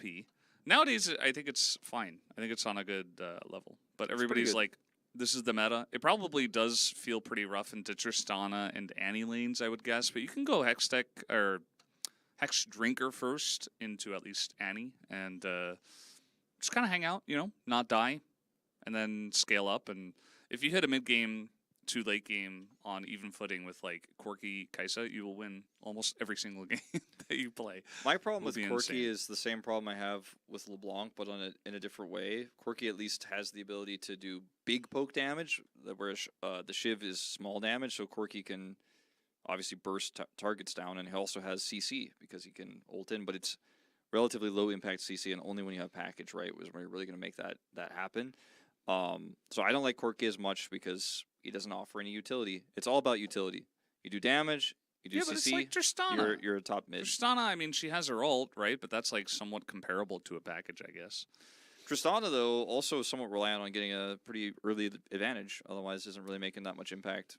Even though she can scale, like we're not seeing it. So the scaling is important, you know. But the double 80 carry metas aren't really going too well. Comps, I should say. Yeah, I mean, I feel like it's kind of like we've learned that while Tristana is very good and is really good at getting early prio, it's not necessarily a freebie. The Kai'Sa does feel like as long as you have some pressure on the map, like it's kind of a freebie if you could survive and get to the late game and get those items. Which with Shiv, you get gold so quickly in sides. You can get gold in 2 lanes oftentimes. We even sometimes see Kai'Sa's like go down bot, grab a wave, then go mid when you have the Shiv because you're like, yeah, just as long as I get my items, we win. And Kai'Sa feels so much more oppressive poke-wise the rest of the comp because you don't lose anything.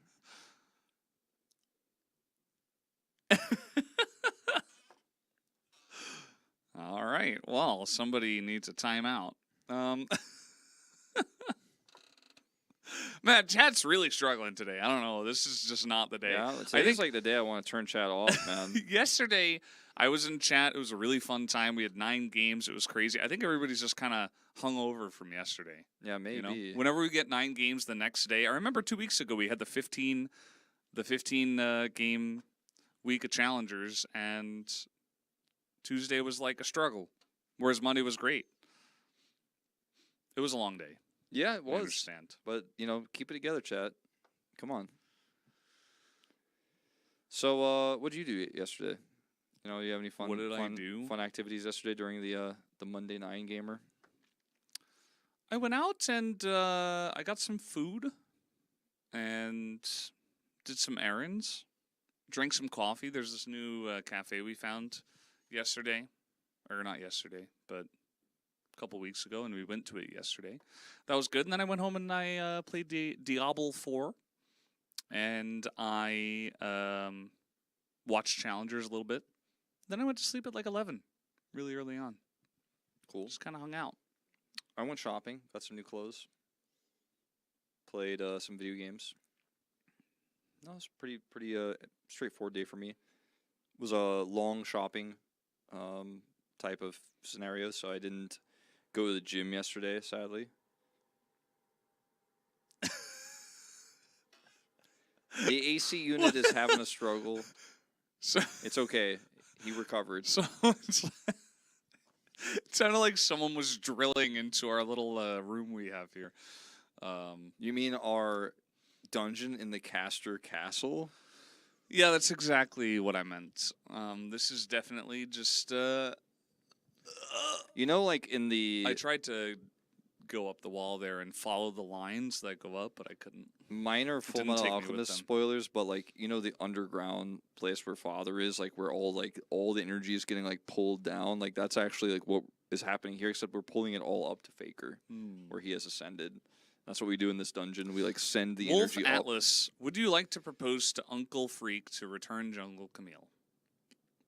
Where do we start with this one?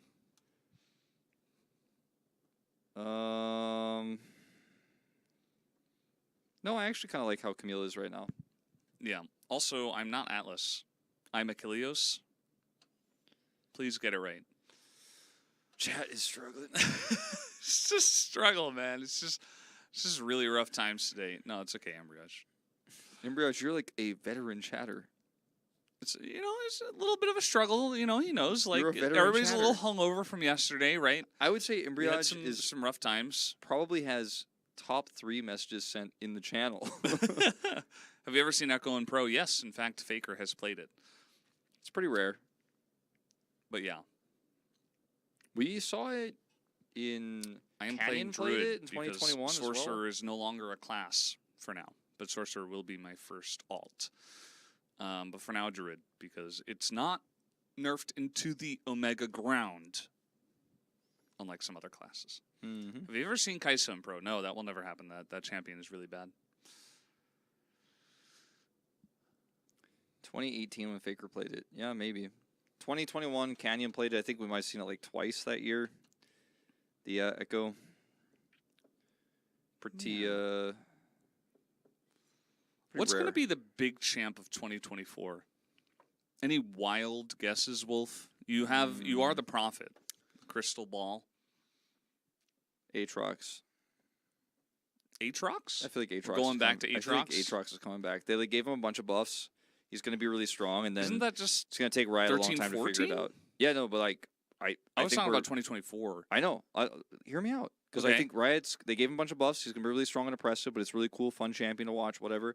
And they're going to, like, nerf him eventually by the time it hits, like, summer season. Like, maybe, like, after, like, week 3 of summer 2024, Aatrox will get nerfed. That's my, like, really specific prediction. Okay. Skarner? Victor is definitely going to be Zach, back. Amumu, Skarner, Camille, Victor, Galio, Swain. Those are the names I saw. I could see Skarner.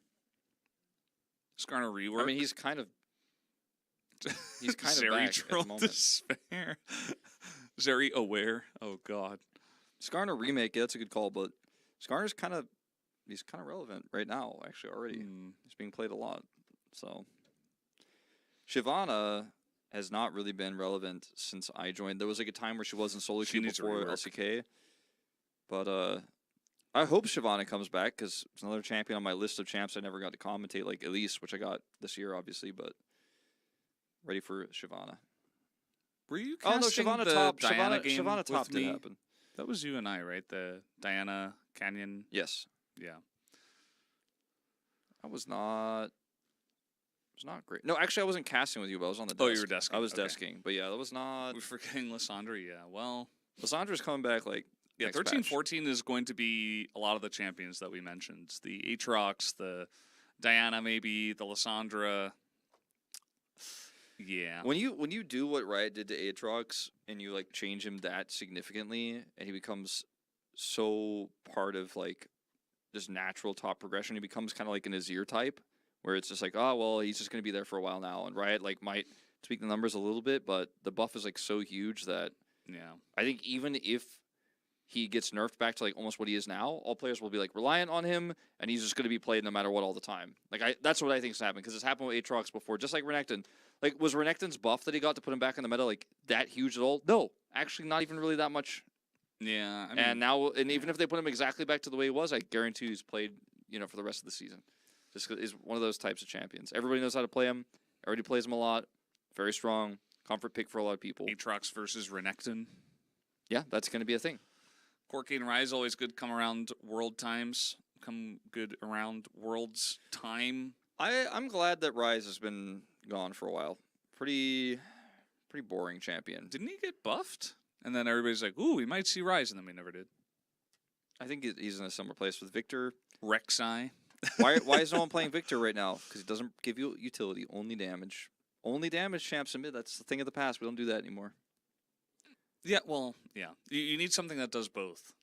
You can't... I don't feel like Galio's that good now, either. Because he's, like, only utility and only CC. Like, he doesn't do enough damage. You need, like, Azir, right? Azir, Annie. Okay, Annie, guys, we are done here. Stop, comment, take a break. We'll be right back.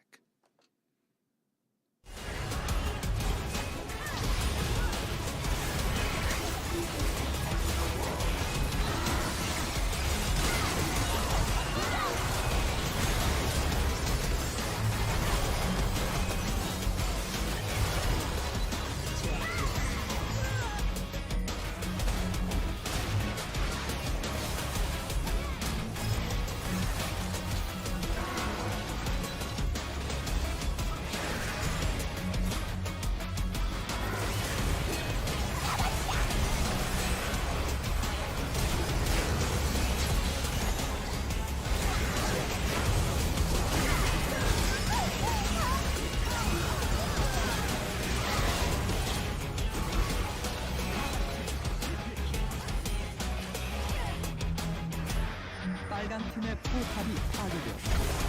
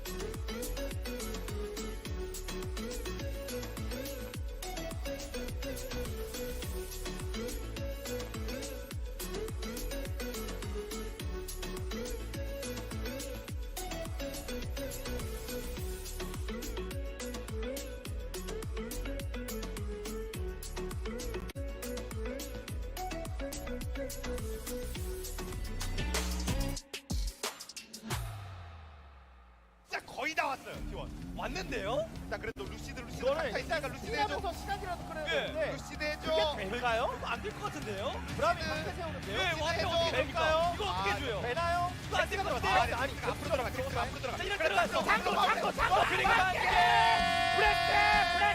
브레스 프레스.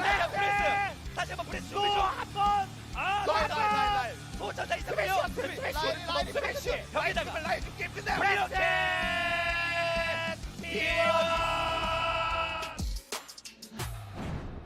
바로 빨라, 또 길 빨라, 동시에 빨라, 보니까 이번에 다시 한번 원번 일단 타임 치면서 이러면서 HH 돌아요. HH 돌아요. 그렇죠. 렐이 돌아요. 이러면 터지는데요. 와, 늘 없었는데. 잠깐만 이거 5대0 에이스 각인가요? 도망가야 돼. 우리 도망가. 5대0 에이스 각인가요? 잡았습니다. 3명까지. 이 정도 힘을 보여주나요? 간건 아닌데 포킹이 진짜 막 엄청 파괴적이진 않은데 그나마 낫죠 데미지는. 그래도 아이템은 최대한 뽑았기 때문에 그렇죠. 네, 접근해서 측면에서 들어가 네, 열립니다. 명봉이. 아니, 끝났어. 없어졌어요. 끝났어요. 와, 아무도 없어요. 와, 진짜 게임 터집니다. 5대0 에이스 상대를 박살내버린 리브 샌드박스 유한다. 이 타이밍이거든요. 그렇죠. 이건 좀 무서울 것 같아요. 사실 이게 두 번째 드래곤이라서 목숨 걸 필요까지는 없는데 예. 좋은 명분이에요. 명분. 룰을 둘이 어려운 비가가고 들어왔어요. 그리고 로고 제대로 이러면 야, 언어 생명. 이것이 바로 아지르. 지키는 챔피언이지 하드 시스로 이미지를 거는 챔피언이 그렇죠. 아니에요. 사실 상대가 들어오는 걸 잘 받아치기만 하면 된다고 말씀드렸는데 그게 좀 잘 안 나왔어요. 그렇죠. 계속. 그게 사실 예. 오 일단 거의 하이브 잡았어요. 하이브 잡았어요. 그리고 잭스가 뭘? 대신이 좋은 플레이를 하긴 했습니다. 오, 그런데 그런데 아, 근데 페이스가 와, 초식의 핑퐁 그리고 토스 할수 있나요? 토스? 와, 또 들어와 그리고 대박! 페이스! 대박! 와, 들어갔다 나왔다. 아니 뭐 미니물 썰물. 끝났죠. 와, 와! 페이스의 더블킬. KT 롤스터. 다시 보시죠. 와, 집에 가는 척. 저기 디귿자라고. 네. 아, 연기력이. 벙커 디귿자라고 통칭하는 곳에 숨어 있다가 빠지면. 오! 탑장! 반반 아니다. 네, 반반 아니다. 내가 우와, 이거 우와, 위험해. 우와! 덕담!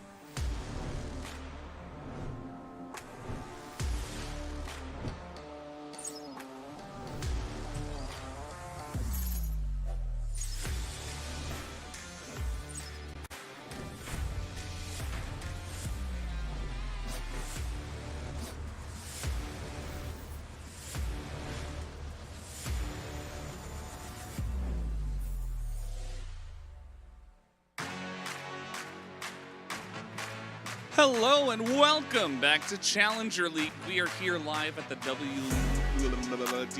Esports Studio. He got it. He got there in the end. I got there in the end. He figured it out. He figured out I am Vlades. With me is Bop. which broadcast partner we are working with, but he did not get my name right. You're not Bop? Nope. Try again. Da Crank? Very close. Very close. Nukte? There you go. Yeah. Got there in the end. Got there in the end. Welcome, everybody. It's time for the second series of the night of what could be a 6-game evening of LCK Challengers. No way. I didn't see it coming once I was informed by Valdez's informant that we were going to be having a 4-game night. We got 3 of the 4 already, but there's at least 2 games that need to happen here for one of these teams to get sent home with a loss. I think they're both going to go home, actually, but you know, one of them's going to go home with a win, one's going to go home with a loss. They should go home. I hope so. I mean, I hope they're not staying in the arena overnight. 6 games, question mark, exclamation point, da crank. _crank. Da crank? Well, I feel like we might get to crank in the series, if that's what you're asking. The losing team becomes white in the like matchup CG, because you notice before this there were like 3 red teams and 1 slightly less red team. Yeah. Now there's only 2 red teams left as T1 got the color drained from them. Yeah. And Hanwha Life became a little bit more red. In Challengers. So let's see what happens. Which one of these teams is going to lose their red when we get to today's results CG, okay? That could be KT right now. I'm leaning towards Nongshim Red Force's Academy team taking it down. I say Academy team, but it's Challengers team, but it's Nongshim's special name that I can't remember right now. I was looking towards you to tell me. It's Nongshim. It says Nongshim Red Force on the sheet, but it's not what it is. It's a special name. It's Nongshim Red Force. Special. We gotta call it Red Force so that they tell us what it is. All right, he's writing it right now. Anyway. He was. We'll figure. But He's he not also, anymore. but he doesn't know. He doesn't know Pepe left. He doesn't know. Do I will KT look know what it takes to take down the Noodle Boys? They have done it before. I think they know what it takes. The question is, can they do what they know that it takes to take down unknown team name undefined? Hype POG will be the judges of that. Nongshim Esports Academy. Nongshim Esports Academy. I was close. I was close. All right. You know that it's also T1 Esports Academy? Yes, I did mention that earlier. All right. Yeah. Okay. There you go. I thought you were saying Nongshim was T1 Esports Academy. I'm like, I don't think it is, actually. I think it's just Nongshim Esports Academy. No, definitely not. Hello, long-time lurker, first-time chatter. I would like to say easy for KT. You're not even Lowry. What? That's all I gotta say. KT, they got a nice roster of players here that have a ton of experience. And it's perfect starting today, not Castle. He's kind of in the mainstay a little bit towards the end of the season here. But this roster, all right, they have Call Me, guy, insane good. Vital, XLCK, Double H, Sounda, Mihail. Have you seen this guy recently? Mihail is actually kind of popping off. Yeah, he's kind of popping blue off. Side, 8-0. He's kind of popping off. Red side is a total disaster. It's above 50% though. So, I mean, that sounds like chances are no one should take it a W. Who has side selection, though? Statistically speaking. What if KT have side selection and they choose blue side? What happens then? I actually think that's probably going to happen. But, Whoa.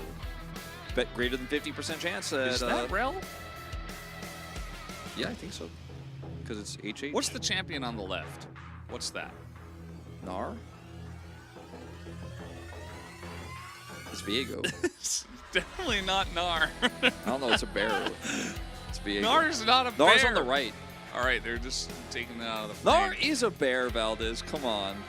That's why he's I with don't Toon think so. Link. That's not Toon Link. That's Tristan. I know it is, Valdez. Come on. I'm just trying to have fun with you. Toon Link. Not Toon Link.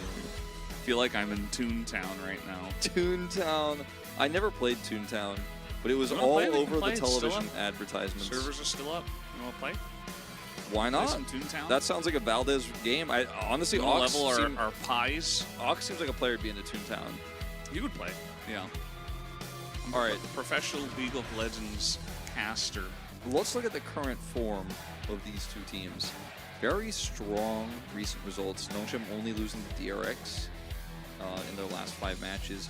KT had lost to DRX as well in Hanwha Life, one of our strongest teams. So 2 of our strongest teams, honestly, both of them. But we're able to take dominant wins over Gen.G, Guangdong Freaks, the Sandbox. Dropped a game.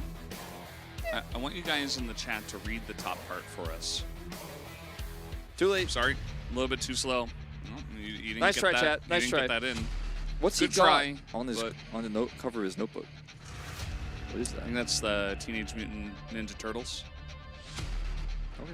Well, I don't think that's what it was. It looked like a. I'm pretty sure that's what it It looks is. like a script of some kind. Is that where it was? He your source? I love how Poppy is. Yeah, he was. I love how Poppy is just banned every single game. They're like, no, Poppy's too good. It's actually, I heard my sources, and I usually don't look into this, but my sources was because that Kespa doesn't like it when you make the Poppy sounds when Poppy's winding up the ultimate. So they couldn't globally ban it. Yeah, they couldn't globally ban it, but they have asked the teams to ban it. At least one side has to ban it before the draft is over. So blue side likes to get rid of it right away. Looks like it's not necessarily a Poppy ban. Yeah, was it a 'Cause- mistake? Yeah. Even if it's a mistake, you don't get to redo the draft just for clarity, for visibility. No. Just to let Transparency. you guys know. Yeah, transparency. There you go. There you go. Yeah, You got there. Third time's the charm. You're like translucency? I'm like, no, Valdez, very close. The seeing through thingy. Icy's like, man, I don't know what I'm doing. I'm actually like a NASCAR racer. I shouldn't be here. There's no way the draft is actually ongoing. We're just not seeing it, right? Okay. I actually legit think that might have happened where they accidentally banned Poppy, and then they were like, the refs were like, well, too bad. And then they were like, okay, and then they restarted the draft and banned Poppy again. Or one of the players got kicked from the lobby, which is more likely, and we just rejoined the lobby. Glad it happened early. Or one of them got a very important phone call, but then they realized it was a scammer, and then they came back. Should have realized it was a 90% scammer of my first. phone calls in South Korea, you know? Exactly. So why are you banning Kaisa on blue side?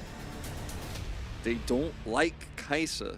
They're just trying to give us a better quality of game, LeBlanc? Valdez. Why are you banning LeBlanc on Giving red us a side? better quality of game, Valdez, I'm telling you. They're just helping us out here. It's going to be a good one. Tristana. Why are you banning also Tristana on blue side? Giving us a better quality game, though, Tristana.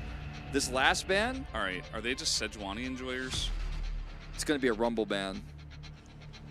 Oh, told ya! Sick top-tier gameplay, Valdez. We're getting only the fairest and non-game ruining champions here. Sejuani, yeah, first pick, like you said. Yeah. So, Jax is up.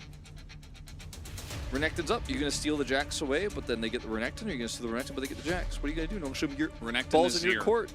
You banned the counters to the picks that are good with Sejuani. You took the Rumble when they have Sejuani open. You did that. The Renekton, the Azir. Now KT should take Renekton away, you know, if they don't lock it in here. Just make sure they can't have both. The random They're flips for objectives. That's Shyvana. Rammus. Azir Sounder, Xinjiao what is are we not a doing? thing. Don't even He's not doing it. He's just, don't even begin. he's with just this, teasing us. Okay. He's like, I'm going to play some crazy strong jungle picks that locks in Rel. I hope you have recovered from yesterday's 10-hour stream, because at most we'll be on track for only 8 today. I guarantee you, based on what the chat was like in our first series, and granted that was a T1 series, okay, so it really brings out, you know, the termites from the wall, but I think we're not really on track to have a great chat experience. But prove me wrong. We'll see. We'll see. Valdez, they got Sejuani Jax and Sejuani Yone. Rel, what she got? What she got to pair? She got an Azir so far. And a Renekton? Okay. The Renekton, the Azir. It's Rel jungle, probably, I guess. Could be. Flexible. And they banned the Alistar, which doesn't tell us that it's support. Just means that Alistar's really good into Rel. And Renekton. Yeah. Azir? Not so much Azir, though. smooth. Not so much Azir. No, Not great, no, man. not really. Not that good. So what's coming next?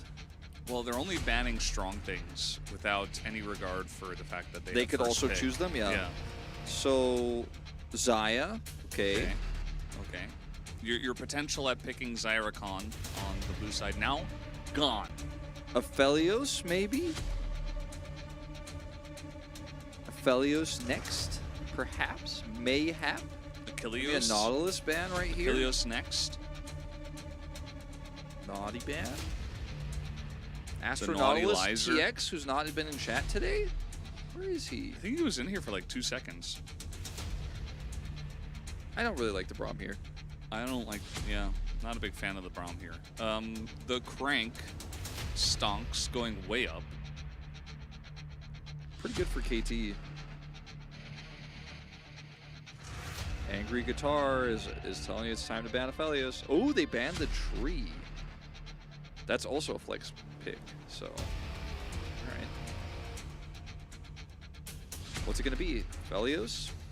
Save that support for last. Aphelios Rakan? Aphelios Blitzcrank? Aphelios Milio? That's what I'd be looking at. But grab that Aphelios Vital. You're a good Aphelios player. You could do it. That's not Aphelios. Ash? Similar idea though. They should pick Jin. They should not pick Jin. KT are like, well, thank you for the Aphelios. Yeah. We have the front line. Duh. Hype. Crank? Hype away, like, this is easy call. Easy call. I like the Crank for both teams. I like it for KT more, but yeah, with Ashe, it gets better for Nongshim too. You know what I really love here? The Nocturne. I think the Nocturne would be great. But they both Just have in any jungles sense. already. Hey, you can flex that rel to support. Ashe There's Rel still an angle. could be a thing. How does Jax see out of his hood anyway? What's going on there? We don't really know what's going on with his eyes, or are those his eyes, or are they Does his just face just holes? emit light? Yeah, he's got a bit of a Splinter Cell vibe going on, doesn't he? All right, let's see what that final pick's going to be. Is it support or is it jungle? There's searchlights from his helmet that are also below his hood. My soul. Belveth? I don't think so. I don't think so. I think I don't it's think the so. Nocturne. No, I'm pretty sure. Yeah, Vi? Yeah, that I like that. I'm pretty sure it's the Nocturne. Viego's great in this, actually. But, you know, I can always deal with the Nocturne. It's Viego. They're just teasing me today, man. Why It are sound- they doing they this? did it with both jungle picks. Yeah. Like, they were like, oh, look, it's Rel jungle after we picked a bunch of other silly jungle picks or hovered a bunch of other ones. And they're like, oh, is it Rel jungle? Or are we going to hover a bunch of other jungle picks and then play Viego and then push the Rel support? Rel Ashe into a Nautilus with Viego into Nautilus. I think KT pretty favored in this draft. You know, I'm going to say like 70-30, lean towards KT in this draft. I think their draft has insane Sejuani synergy. It's got amazing front to back, has combo engage, anti-dive in the bottom lane, so you can play around your Jax top side. Jax jungle, Sejuani top? No. They swapped after 20 seconds. That's not allowed. That is not allowed. It's not allowed in the LCK. I don't think the timer in CL is 15 seconds. It's actually like legit a good point. That's actually not Might allowed. have just been like a UI bug or something. Yeah, but- we're gonna go with that.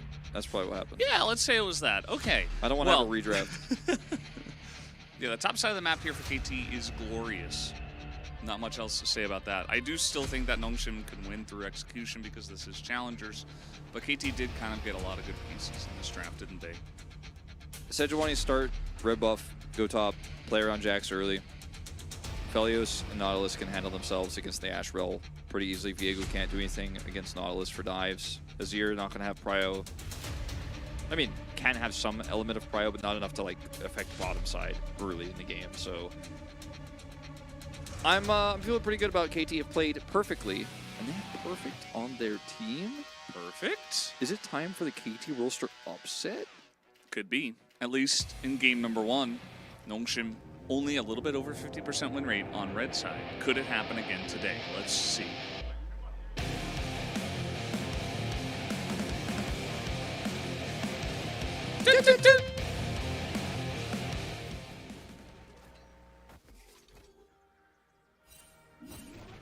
Hambok's doing it.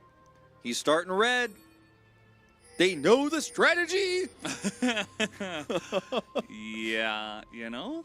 No, Hambok's not starting red. Hambok, why? Where are you going? It might just be. Maybe he's gonna clear his top side and then gank top level 3. Could be a thing. Hamburg. Yeah, exactly. That's exactly what I was thinking. Question: how Nautilus sees or how Jax? Jax. Somebody said it was searchlights from his helmet. Wait. And I'm like, is it under his hood? I don't get it. Hambok? Starting red late? All right, he's starting Raptors to red. Raptors to red. It's actually the Sejuani pathing because you want to use their Raptors really fast, actually. Yeah. But Sound of. I meant starting bot is essentially what I mean. This is not a solo queue game, but Got him. got him. Sound is going to be starting his own Raptors top. So these two junglers will pass like ships on the rift. Call me first. What? What did he mean by that? I'm not sure what he meant by that. Okay. I liked the Rel jungle. That was kind of cool. This Rel support thing kind of basic now. It's pretty It's whatever. outdated. Yeah. That was totally the last 3 weeks of LCK. This is a new patch, a new meta. Someone in YouTube chat asked us a great question. What is it? First they said, "Where's Beauty?" But that was a joke. They also asked, "What are you having for dinner tonight, casters?" I ate it already. Yeah. It was a sub. We always have subs for dinner these days. We don't actually change it up. Yeah. H8's No real Rel, by reason the to. way. I mean, he did have the cool fan sign earlier. He's 10-2. So I have hope, let's say, that this pick is going to be good. What is your first time? Only in the infographics just combined it with his name. That's kind of cool. Feisty.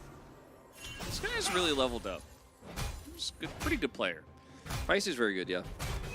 We've been talking about it a lot, about how good he is. Usually Renekton doesn't get proxied in these early levels with Jax, but there's a Sejuani, you know, on the map somewhere. Scary to think about. And Hambok is a good Sejuani player. Mentioned it as well. Like the draft for KT. We see an early gank here, path and top after this this crab. Jax is back. Renekton's pushing the wave. The timings we talked about. They know what they want to do with the draft. They know the draft. They know the strategy, Valdez. You're backing on a ward. And you can't make an impact bot lane because it's a Nautilus. You can't make an impact mid. Little gank read on both the supports getting in there. As Ignite is used, not really an angle to go for the kill, but I guess pushing for the damages. And yeah, good job from Wei to say, okay, you're getting it onto hype, I'm getting it onto vital. Why does the ice slow them and not make it slippery? In Glacial Augment. Well, if it's slippery, generally you will Go slower? go slower. What if you slide? Well, then you don't really have control. But if you're a rel, do you care? You're like ready to get in there. You think Trying to horses crash. can run on ice? She's a horse person, Valdez. It's different. Yeah, so what? She's not a horse. How does that change anything? What about horse people? Can they run on ice? Apparently, just a little bit slower. I don't know. Talia could. Yeah, she has a, you know, a rocked surfboard. That's a different story. Rel is made of metal. You think metal slides on ice? She's not It made does. of metal. She has metal pants that transform into a horse. Doesn't make any sense. The horse is like 5 times as big as the pants. Well, I don't know where did the horse come from? Her pants. Apparently, that's what it shows, and then goes away back into her pants. She's a horse person. With So if she mounts, is she pantsless? I mean, I don't know. I don't make the rules here. she's just wearing 2 pairs of pants. One is the armor. Do you wear armor without pants on the inside? Strange guy in chat. I think generally you would wear some sort of a, what do you even call it? Pants? Not pants. Like some A sort garment? Of, yeah, Otherwise some sort known of- as pants? No, not pants. A garment worn over the legs? Not even somewhat leggings. pants Well, like? maybe leggings, yeah. Armor and leggings, because you need like something to not have the metal rub up against your legs. What right? are leggings? A type of pants? Am I wrong, Valdez? Actually, maybe you're right. I don't know. It's I not guess so. pants, it's just leggings, a type of pants. Stockings. Maybe it's an undergarments though. It's not really pants. Pants are more of like outer garments, right? He's gonna Google it. He's gonna Google it. Are leggings pants? Long johns.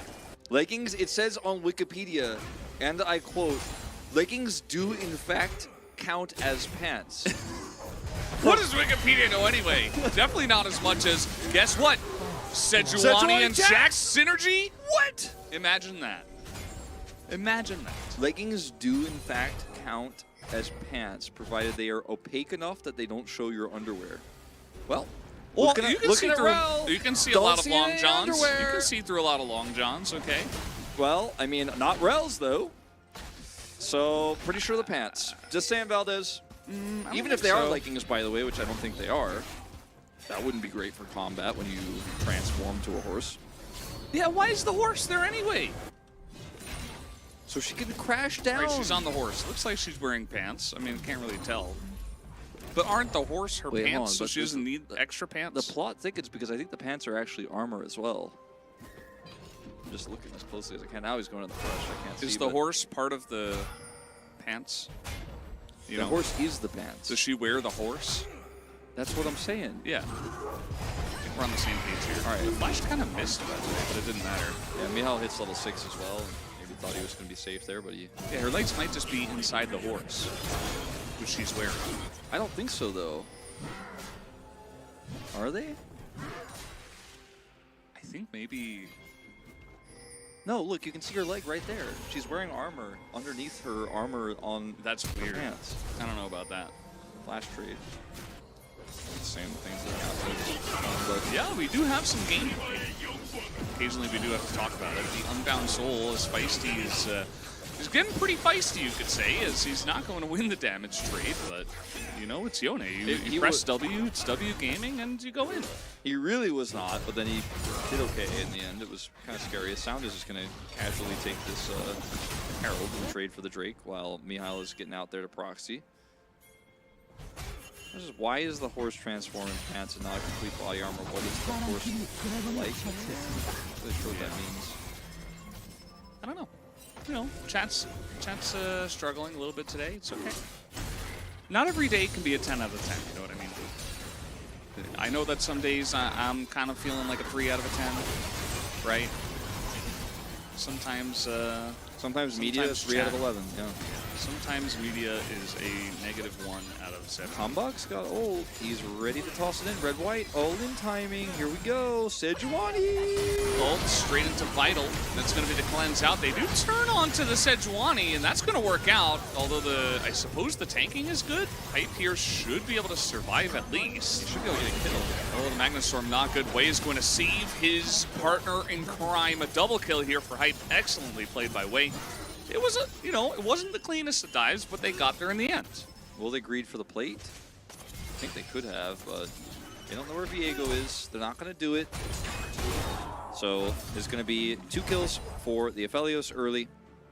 Feels pretty good for KT, it's really although the stun comes through, it's cleansed, and then lots of CC onto the Sejuani. Cleanse from Hype is nice. Humbug thought he was out of turret range, or thought that he didn't have that last shot coming, I guess. Like, he's out of turret range, but I guess he just stopped because he realized he was on aggro. And then HH tries to go for this. He was probably going to be dead either way, so looks for the Magnet Storm there, but not able to catch the Aphelios.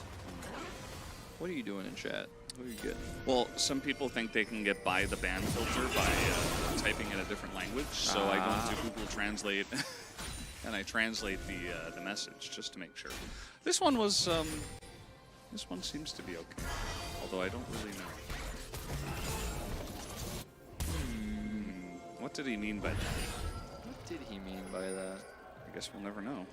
We don't speak that language. Nope. Unlucky. Google Translate also doesn't. Bye-bye. There is the ult. Oh, the divider is good, and Colby lives, but so does Feisty. Look at that one. The one little ranged tap comes in. Doesn't matter. Nobody dies. Greeding for the minions. Wow. He's gonna get away with it too. Yeah. There's no silly dog to ruin his day. Scooby-Doo memes. Like, if it wasn't for that meddlesome kids and the dog, you know. I thought you were talking about Nefiri. Nah, I mean. Do you think my brain can extend outside of League of Legends? Scooby-Doo, Valdez. Do you think that the only thing that I don't think about is League? Scooby-Doo. Nah, Fury. Alright, so how does this happen? He gets the Q3, bolts, but is hit by the Azir, then flashes for the additional auto, but it's not enough damage. He Call me definitely living could have with, like, gotten the kill sub-10 and health. traded, Yes. but Not worth, he though. thought the damage was enough. And it to be fair, it looks like it was enough. But they both got away with 0 health. There's now Dominus underneath the turret, stun into stun, but Counter-Strike is better stun. What? Best Perfect. stun is better than other stuns, which are not best crazy stun. when you can't take damage leading up to the stun. Sounda, he is out of there, but ult and flash down. Hambak has ult, actually. They could have maybe, if they wanted to drop some minions, chased a little bit deeper, but they're just going to be happy to get his flash. And Who said that the Croc wins early in the lane? I mean, I thought he was supposed to be honest He with you, does, Valdez, but I mean, I win early. What? Well, that is the sneakiest Nautilus of all time. And now that's just going to be Call Me Dead. He doesn't have flash, so he's just dead. That's really unlucky. This KT draft seems stronger, Valdez. Yeah, and they're playing it Seems really well. good. You know, we need both things in challengers, and they're playing really well.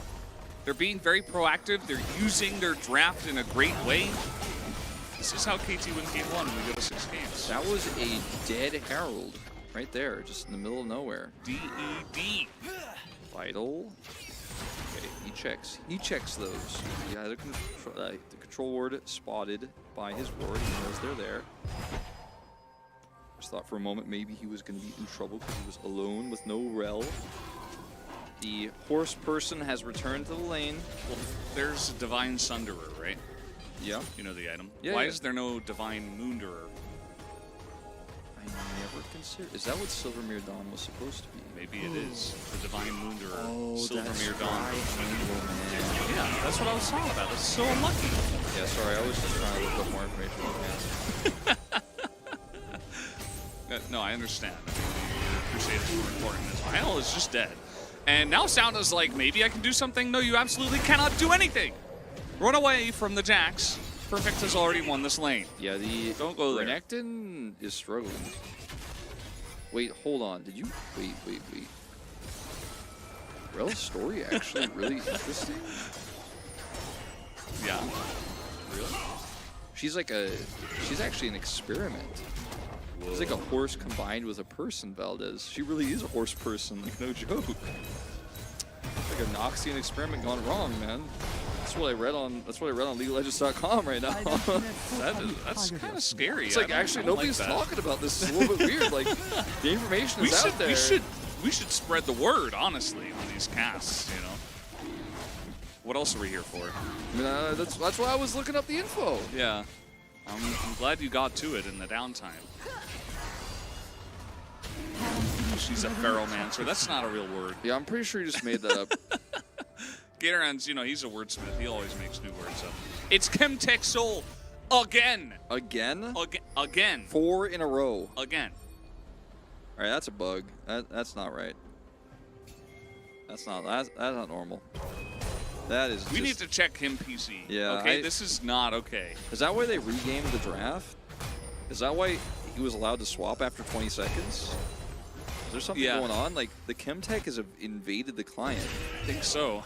I honestly, I am aware of it. Yeah, I mean, it's 4 Chemtech Souls in a row. the chances of that. I could actually do it. I could actually look it up. the chances of a 1 in 4 times in a row. Sorry, not a 1 in 4. It's even smaller than that. What am I even saying? What words am I even saying? It's not a 1 in 4. It is. Because the first 2 happen, so that's 2 out of 6, and then it's 1 out of 4 No, it is, times I don't know 4. Wait, well, not times 4. It's 1/4 times itself 4 times. What do we got? Trying to do the permutations. Hold on. It's a 1 out of 256? Maybe? Yeah. 1 out of 256 chance. Yeah, I think that's right.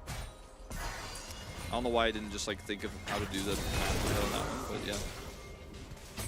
Why is this happening to us? 256, yeah. Why do we get 4 Chemtech souls in a row? Also, it's not technically exactly that chance, because you need to also factor in the chance of Chemtech not hitting in the first 2 Drakes as well. Yeah, that's like the... So it's an even greater chance of it not happening. I don't know. Might be less of a chance of it not happening. Yeah, actually, someone in chat needs to do the math on this. Yeah. I need to know. That's Call me? ChatGPT. Where are you going?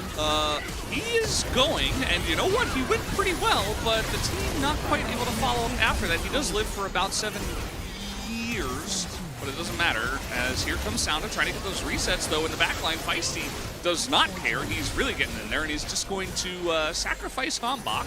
Perfect. It's like, is the fight over? Not according to me. Not until I say it is. And here comes Perfect. When did he flash? I don't know. Like, what? Didn't look like he flashed. No. Oh, like, he must have flashed before. No. But he was alone in the top lane. When did he flash? Did he actually try to flash for an engage there, and it looked like it was a leap strike? I need confirmation. That was really weird. What is happening on the Rift today? Hold on, let's watch this again. This is some Pharomancy, okay? Okay, well, this is a 2-level advantage as Perfect takes out the turret. Doesn't care. The fight is happening. Okay, so flash for this. I guess so. So he flashed and got this kill. Okay, off screen. So when he teleported in, Then- yeah. So when he teleported in, he didn't have it. So that's why they were able to fight. Okay, exactly. That explains a lot. Because we were looking at this. By the way, if I have ever been, I've never been bigger of a crown believer than I was at this moment. Okay. He's just like, I'm gonna Emperor's Divide them. They're like, we're gonna kill you. He's like, I got a crown. And I'm like, wow, I guess he just does get to Emperor's Divide them. By the way, our chat has done the work. 2 guys, okay? That's about as much we can get going. That's like about as much, as close as we're gonna get, okay? 1 out of 1,296 is the number. That's the chances of getting 4 Chemtech souls in a row. That is a 0.0007% chance. 0.77. All right, guys. With that amount of bad luck in a row, I think it's time we all go out and buy the lottery at the same time. Right. You guys all buy it first, and then I'll get the one that wins. You get the extra money.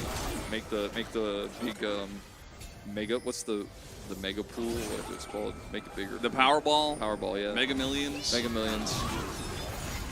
Well, Mihail's just having a bad day today, man. He just cannot get a break. And you know what? That's because a team picked melees with Sejuani and attacked their opponents. And then they attacked their opponents. I know, and then they were like, we have Nautilus bottom side, so the Viego can't do anything. And he was their top once. But otherwise, it's been a Renekton turning into a handbag. Feisty is getting involved. Like last time on the top side, it was Jax, and then it's like, all right, I don't need to kill this Renekton anymore. You can have some of the gold. You can go top side. I'm just going to hang out around this Drake that we don't care about, as nobody takes Drake, and they just push mid with Angry Fury. I thought Nongshim were well, Hombach's experiencing a lot of pain. And with the TP coming in here, maybe I didn't even get the words out of my mouth before I could cast a curse. As now Height has to flash away, and he's going to go down. And guess what? The Baron's available. It's 5-on-3. Just go ahead and take the Baron now. Nongshim are right back in the game. There you go. Teleport though. On a feisty. Nah. No ult. No way. Is it the angle? The Jax on the flank? The solo laners? No Sejuani. Maybe. Let's see what you can do without the Sejuani. Hey, it's going to come down to perfect. Yep. They got to get in there early. Flashes away as Double H just gets out of there, but Perfect finally finds the Ashe, but she's the only one to go down so far, and this Viego's kind of popping off. Call me, trying to survive, but Perfect is going wild. And you know what? They stopped the Baron, and it ends up being pretty worth. Perfect might have to pay with his life for it, but I don't think Sound is going to take those chances. And they stopped the Baron. I guess. KT. KT. I don't know, though. Nongshem are catching up. I mean, they certainly are, but I think KT definitely, I mean, this is, what are we doing here? You know, like, Jax is down bottom, pushing, and then he stops showing, and then they're, like, hard forcing into this 5-man composition around Baron. It's pretty bizarre. There's just no setup with Jax. The Yone is top, like, that wasn't the call. You had a huge control over the map, and then the call to actually teleport in here with the Yone and prevent this from being taken, I do like, because they have the Mega Plants, both Vision, and the ability to enter, as the Drake is being taken in live by KT, which I believe is Soul Point. And yeah, HH gets out, barely. Call me will not be so lucky. Perfect should have just leapt onto Double H. He like leapt onto a ward to escape. I'm like, no, man, you just keep going. Just keep pressing your I mean, buttons. it was honestly the perfect penta angle. He didn't see it. The perfect penta angle? Yeah. His name is Perfect. Yeah. I meant it like his name is perfect. I think that KTCL didn't get the memo that main KT got, that they're no longer the team that throws a little bit. Yeah. And KTCL should have learned by now. I mean, it was a little bit, but it's still a 5-0 Jax with Spear of Shojin early in the game. So, should have been the penta angle, honestly. I don't know what he's thinking. So Silly top laner. Elder Flip. When's the last time we've had an Elder Flip? Did you guys have an Elder Flip yesterday? Oh, no doubt they did. With how that day went, right? Probably. 빨간 팀의 포탑이 파괴되었습니다. But the Elder Flip Challengers meme is kind of dying. Like, it's not really a thing anymore. Yeah. If we get No, they didn't have 6 games today, and you guys had 9 yesterday, and nobody Elder Flips, the meme is dead. Because it didn't happen last week either, as far as I can remember. You did have base races. That's like a better version. Imagine if you just had like base races every game. That would be even more challengers than Elder Flips. So does that count as a better version of it? Maybe it does. What does it even mean, Valdez? Elder Flip is dead. It's low health Nexus. Yeah, we had that actually in our first series, low health Nexus, where T1 took them an extra 5 minutes to win the game. That's actually the new thing. That's so true. It happens like every day of Challengers, at least one. Get his crown? Get his crown? Okay, yeah, right. Get the crown on the way out. There you go. Maximize its downtime. If you do it Yone early, just then OP? it comes back faster. Is Yone just OP? No. Oh, okay. I don't think so. I was just asking a question. I'm a new caster of the game. I'm like, Wolf, what is this Yone character? Is it OP? It's not OP. Okay. It's pretty strong. With right. Sejuani. It's not Well OP, then, though. why does everybody in the chat say it's OP every time it pops off? I don't know. Chat seems a little bit upset about some past experiences they may have had with the champion. Yeah. Humbug's up my here. belongings and Challengers still on. Yeah, this is game Crown 1. is down. Wait, hold on. Humbug? Oh, you tossed those out, man. You go for that. He didn't go for It it. just got ascended. You They know? did not send it, in fact. Oh, but they are going to lurk. Okay, I'll send it. Yeah. All right, I'll send it. He could have just done this a second ago, but now he's like hard forcing it. Okay, this is just weird. Yone doesn't care about that. Stop, Humbug. Just stop. Where are you sending it? Stop it. Get some help. Well, I'm not going to reveal that information. Back from the past 3 days. I'm also moving in 2 days. Coincidence? Yes. Okay.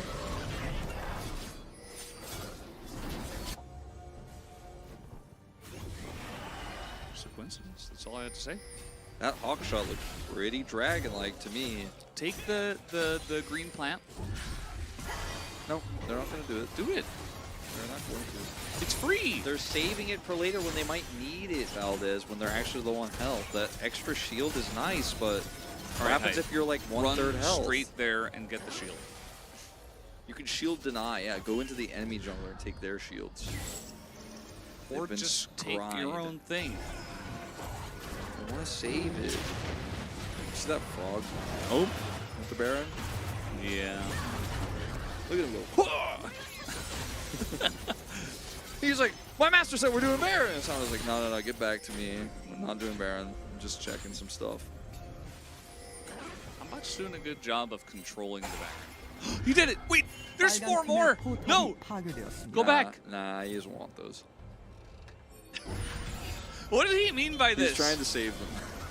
All right, this is the angle. Very nice angle, but TP is coming in. Depth charge getting some good value. Vital is just dead. No AD carry, and Perfect is in the back line, and the Yone is as well. They're all just DED. It will be a clean ace. It's looking like if they can catch Sounda here. He's got a big bounty on him as he did the most damage at 1,049. And that should be the game, but they're just going to go ahead and take the back. Yep. Low health, it's still early.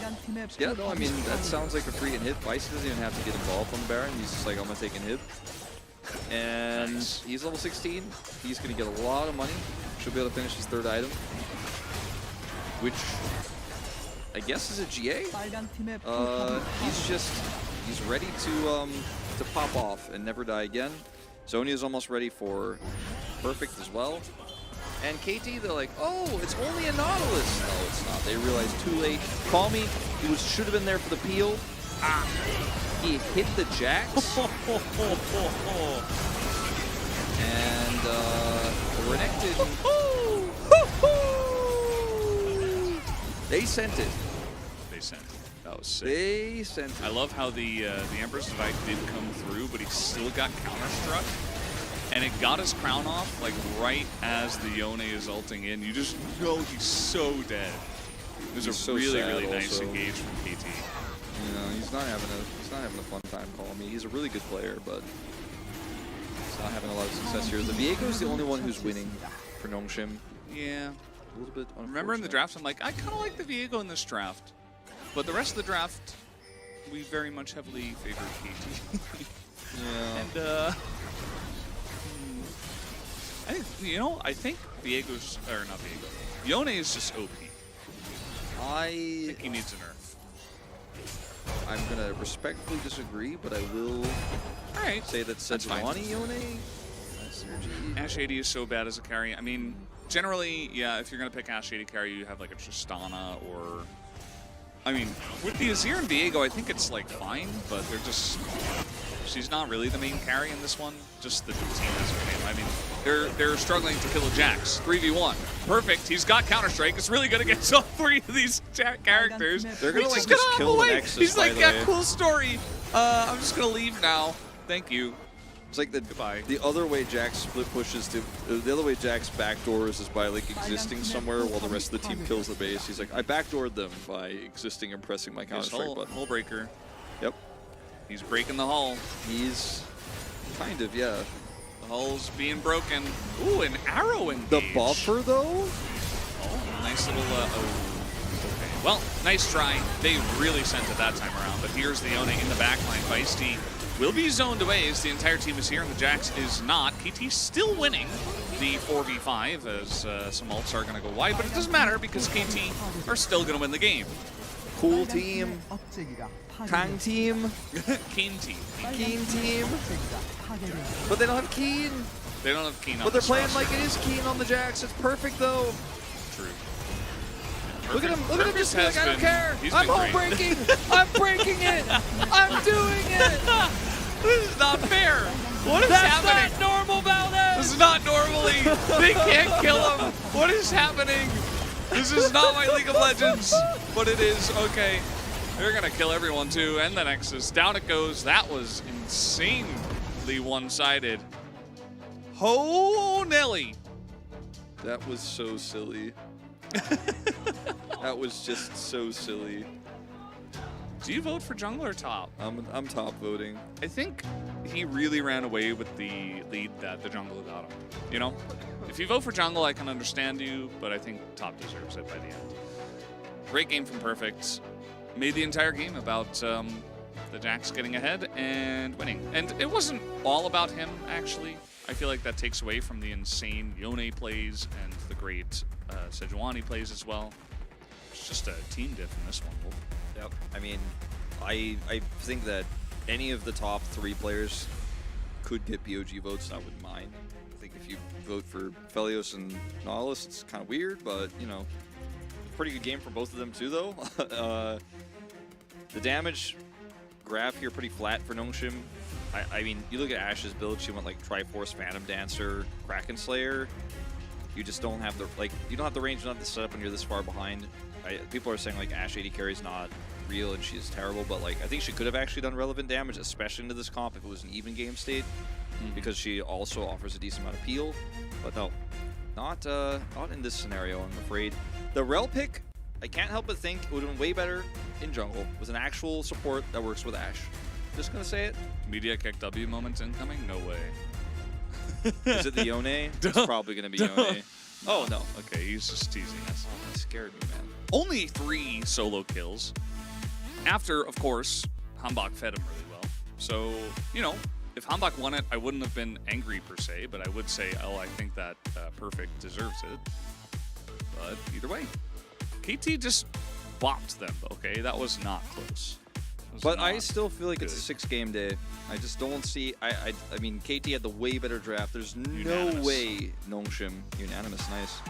I don't see any angle for Nongshim to not have a better draft in game 2, right? Surely they'll take a better, closer look, right? I guess the real answer was just ban Kai'Sa on blue side and Tristana and just be like, they won't take away the Sejuani. They just won't take the Sejuani away. That Rumble ban? I don't know about that one.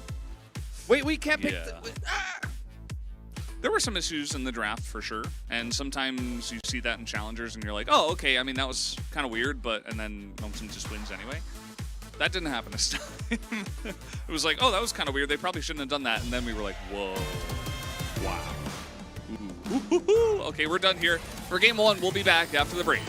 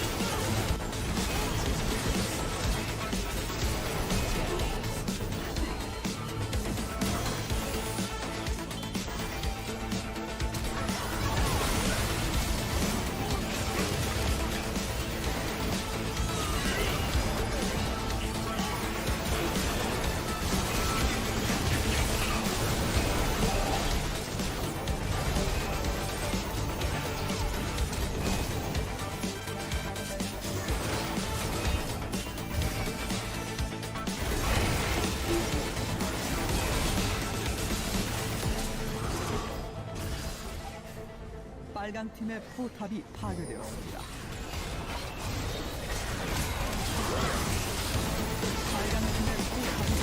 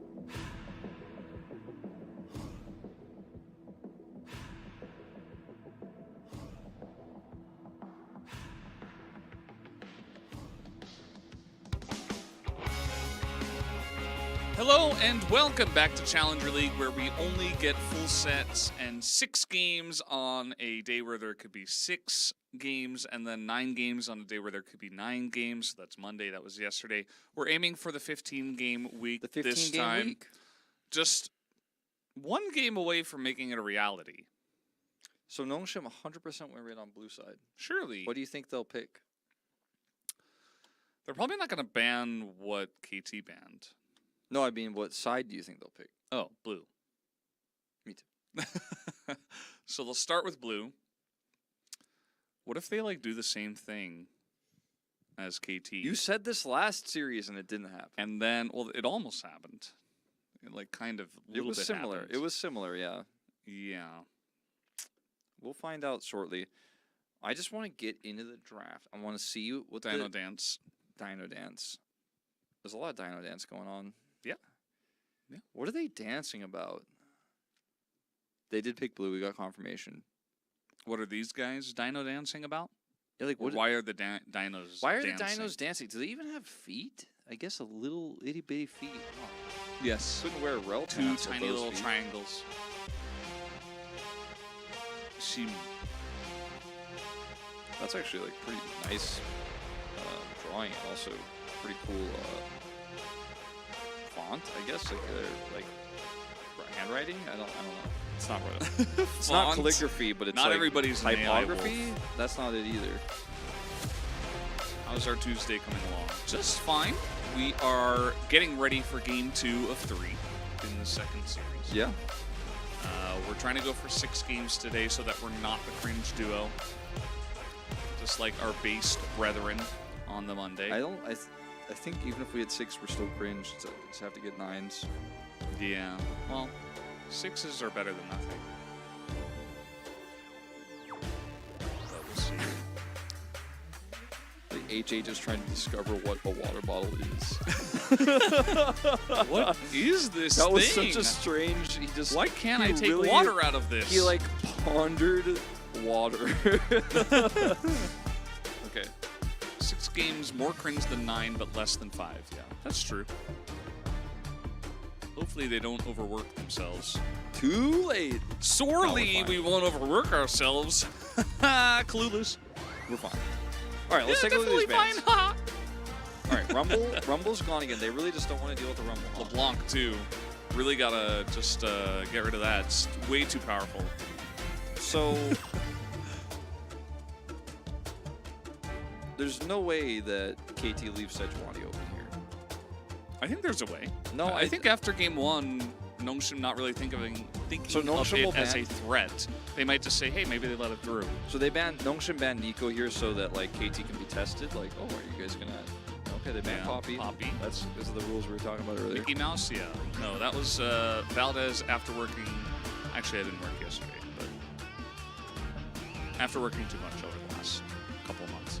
It's okay. Sejuani, they're like, wait, making it wait. through. Sejuani is a problem. That was a problem for them last game. Nah, leave it up. Yep. The Rel ban. And now Nongshim are tested. Do you first pick Kaisa? You absolutely At least do. they didn't ban Kaisa, KT. Definitely pick Kaisa. I don't know, man. They're probably scared about the Jax Sejuani. Pick Kaisa, put Mihail on Renekton again. Oh my. Okay. Well, KT are going to play Kaisa then. Yeah, they will. But you can pick like Renekton Kaisa here. I think that's pretty good. Just want to put Perfect on Jax again. I mean, to be fair. And to be honest with with how well his lane went last game, I actually think it's pretty reasonable. Just blind doesn't even matter.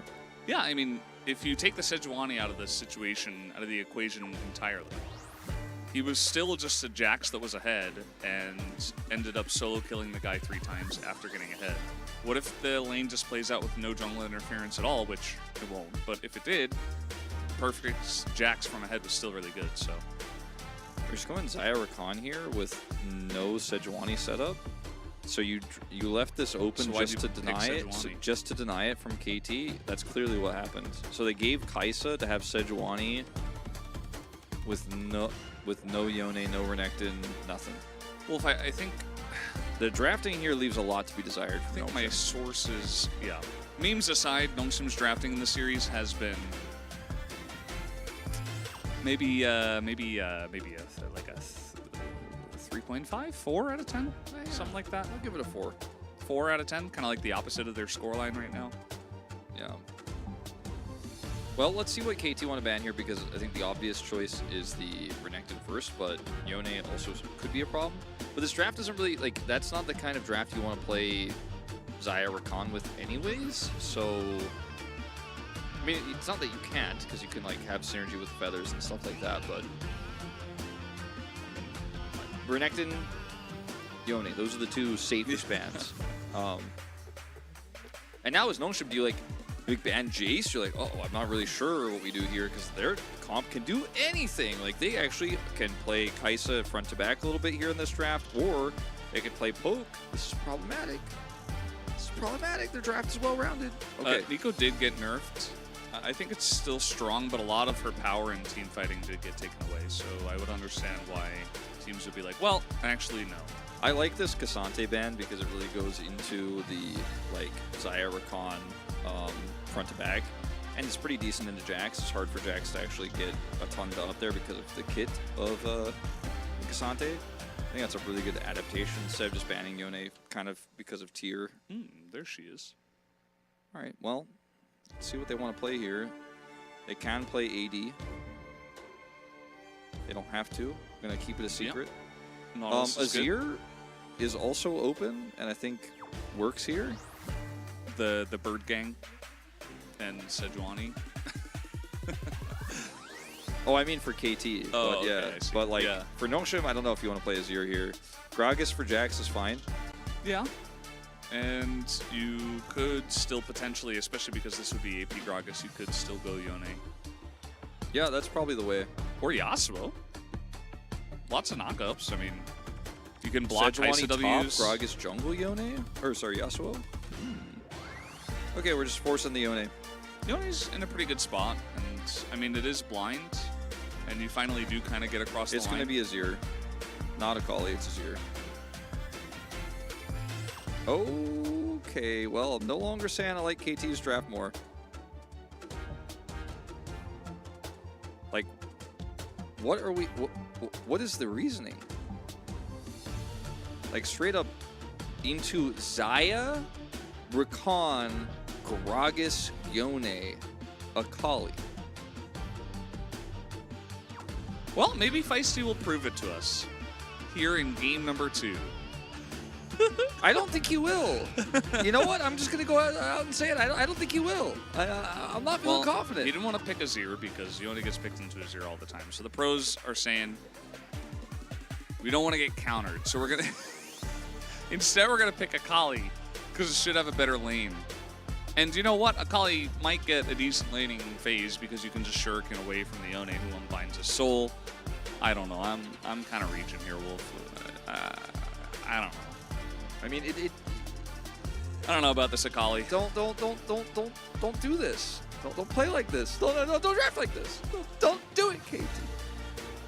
Feisty, why you do this? It's not a strong pick. We proved Akali, it. There's information. There's data. Yeah, into this kind of draft doesn't feel great, and with this kind of comp doesn't feel great. They have insane amounts of AP damage, by the way. And if Hambak goes AP, I'm going to lose it live on broadcast. If you wanted Clip to play, it and ship it. If you wanted to do damage, if you wanted to just play like an AP mid, like they could have played Annie, by the way, also. But if you wanted to just straight go damage, just play like Victor or Orianna in this comp. It makes more sense. Or Kiana? Orianna at least had CC, you know, and she could, after the Xayah presses ult, she could do things. I like the Kiana in this draft. Kiana, I'm okay with it. All right, let's do it.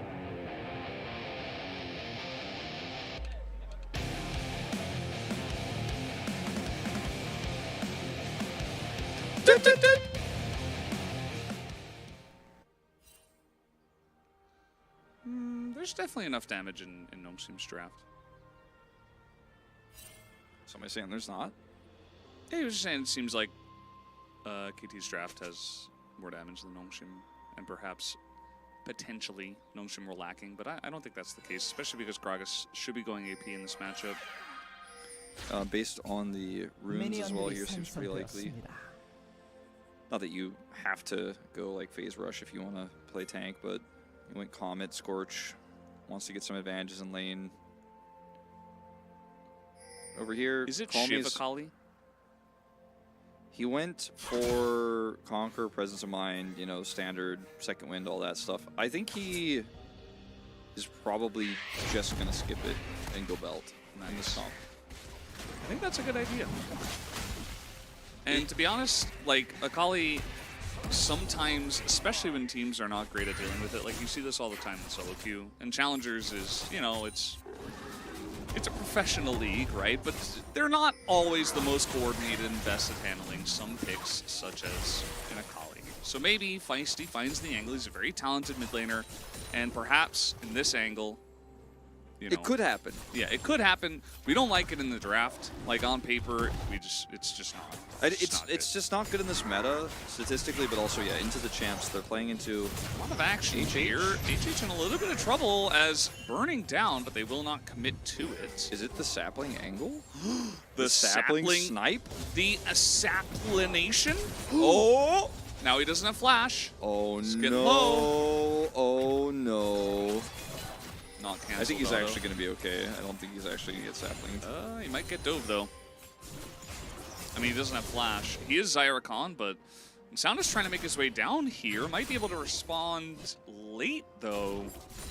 This could backfire for This KT. could definitely backfire. This has got to be really clean. They get the root, the flash on in. That should be enough damage. First blood immediately, but here is Sounda as the feathers are coming in, but Wei's going to get the Q down as Wei does not have his flash anymore, but Sounda does have to flash in for the kill, but looking for the turnaround flash on in from height as Sounda doesn't have a way out of this. And now Calmy's here from the mid lane joining on in. He's going to pick up a free kill as the Yone will be very happy with this passage of play as Hambak is probably going to go down too.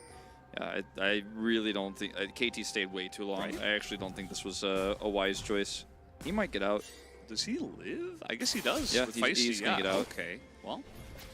I really... I don't know about that one, Valdez. 2 kills over to Maokai as well. Like, he picks up both of the kills. He would have given a bounty, by the way, if he died there, which would have been insanely good for Nomshin. But by the time that you execute this, like... Sound is definitely here, right? And Yone has prio, so if they had flashed forward for the kill, or if actually Hype had just done one more auto there after the flash was down, or before the flash was down, like on that initial trade as the Ignite, then probably you get that kill and you'd be happy with that. You don't have to camp, just take some of the jungle. Now Yone has a kill. And that I think to me, like, all of the gold given, the fact that Yone is the one that picks up the one champion that got money that's actually really relevant is the Yone. Ambok having 2 kills on green Maokai, not feeling too good about that. Yeah, not the best situation for him. I will give credit For the team. to Hype and Way, though, for, you know, setting that up and actually having the successful laning to put him in the position to maybe look for that dive. But The execution itself was great. Everything about it was just, you know, the response time given to Nongshin perhaps should have been enough to maybe call off the dive. It was a very early one. I mean, going for it at level 3 can sometimes backfire, as we saw. Did you know, Wolf, in the lore, that Gromp's full name is Lord Grompulus Kevin Ribbyton of Croaksworth? no, I didn't know that, actually. I wasn't aware. Oh, Honestly, you learned. I wasn't aware of it. Honestly, you weren't aware. Now you know. Yeah. Cool. I won't remember that, though. You can call him Lord Grompulus, at least. Kind of works. Perfect is playing this matchup pretty well. Until he knows exactly how he wants to abuse the body slam. Just going to look for the demolish proc here, grab some money, try to deny some CS. That went a little bit wide. It's okay.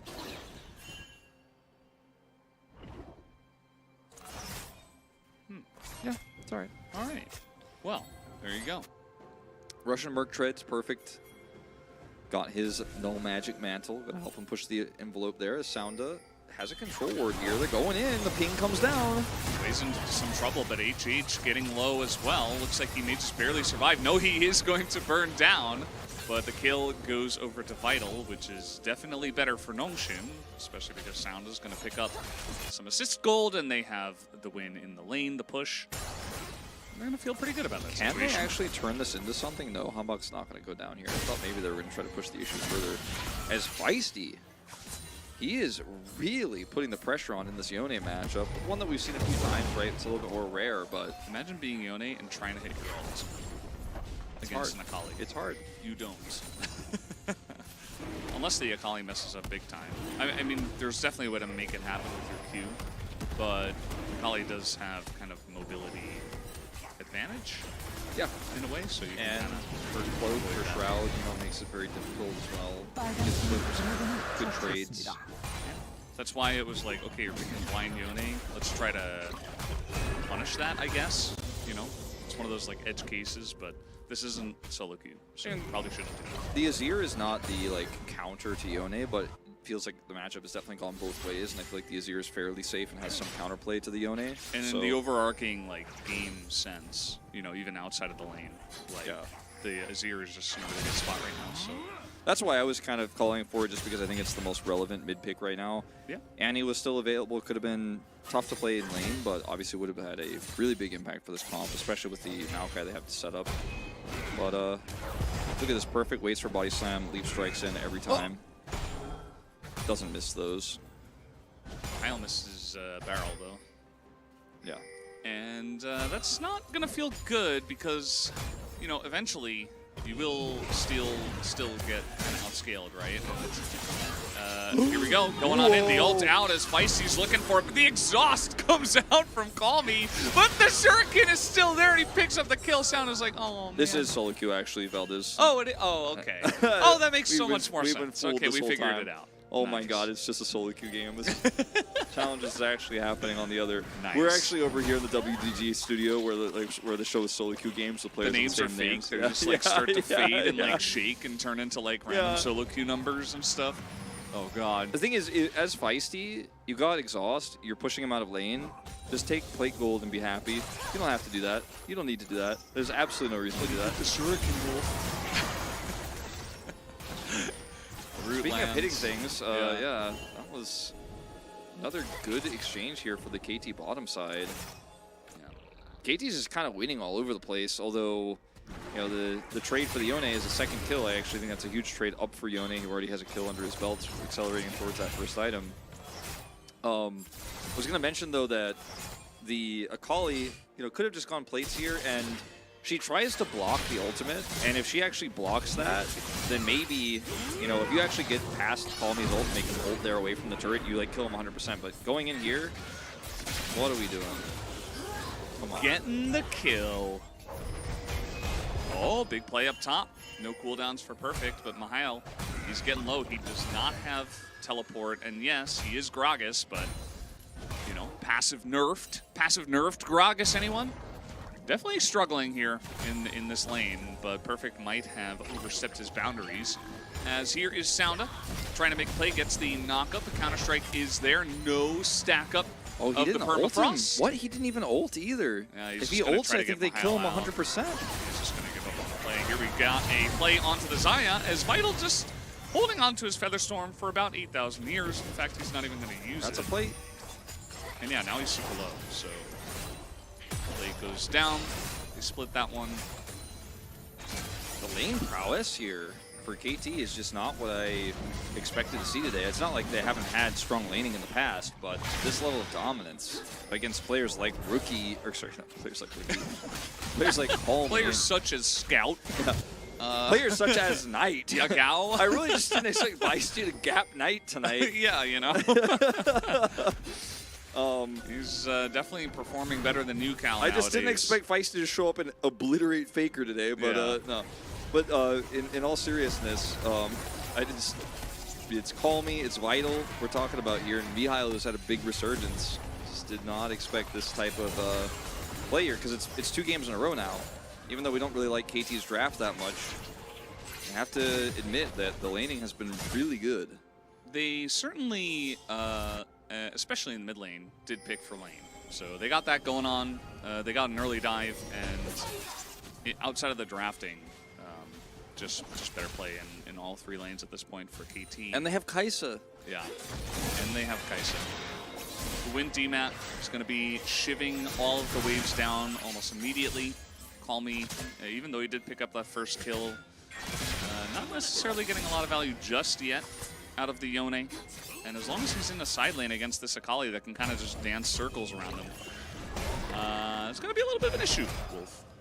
Yeah. Also, note the Hextech Alternator. That doesn't build into Shiv. Feisty knows what he's doing.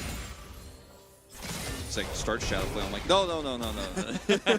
Just going Rocket Belt, okay? Yeah. He could also be going Night Harvester, which Night Harvester is actually the item I would like to see the most out of all the items that are relevant for Akali to go Mythic with, because I think it really suits the comp, because you can't blow up the Xayah very easily because of her ult, but you can actually stick around and that additional movement speed feels Press nice. R? Press R? Question mark? Press R?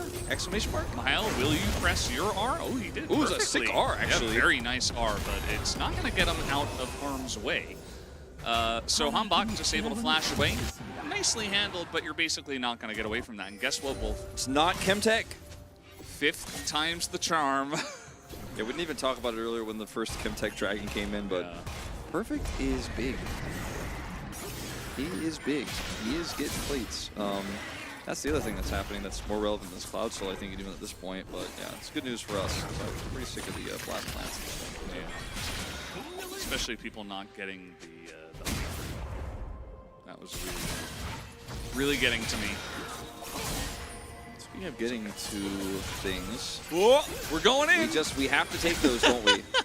Feisty, come on. Akali syndrome. We don't have to take those, actually. We don't. Hambak just flash ulted topside, okay? He's not gonna help you. He's not gonna say, don't take those. You don't know where the enemy jungler is. He just dropped a Hambak's like, I'm not going mid, don't TP on that. yeah. Hambak's like, it's about perfect this time. I'm sorry, Feisty, man. It's not spring season. Yeah, it really is about perfect, isn't it? Mihail, he still doesn't have that Everfrost, and wow, Feisty, you sure can't do that. I like it. You know, that's one of the puns that I think we can put on the pun wall of fame. Yeah, we're doing it. I won't need it. 포탑 방패가 곧 Kali 소멸됩니다. autocasts. The announcer just wants to let you guys know No, it doesn't. I just want to let you guys know the announcer told everyone the plates are falling. She was very loud and adamant about it. Yeah. We don't have Poppy, but we do have the announcement. Yeah, take it. Yeah, we got that going on. No Annie in this game. No loud. I mean, Sejuani, when she like presses her ult button, she's kind of loud. She just says like a bunch of words in Korean because we're on the Korean client. I don't know what she says. She talks really fast. Yeah. Something like that. Yeah. At least in terms of we got a nice little play here as Hype goes in immediately exhausted. Not the best of spots, but now we have Feisty coming in at the right time, the perfect time, in fact, as he's just going to ult out. Hype barely going to survive, as now Sound on the flash on in. Looks like Wei might have to pay the iron price for his team. Nearly gets out here. I haven't heard that. Yeah. Oh, here comes Double H. Okay, there he goes away again. Now. Stands for having a heart, Valdez. Yeah.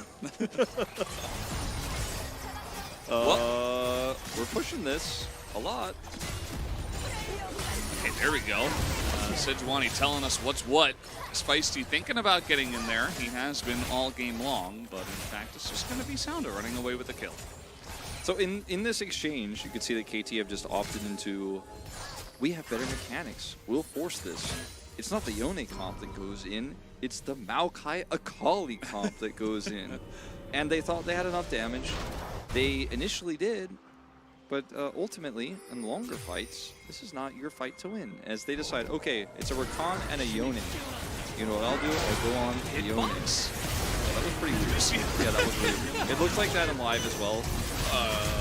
And then Palmy, by the way, literally at like 5% health, carries this team fight by ulting back through and getting an additional knockdown. And then at that point, KT are like, oh, well, he bought a lot of time. We got him, but he did the Yone things. And we'll end up losing multiple members here. We're not even going to watch the whole thing.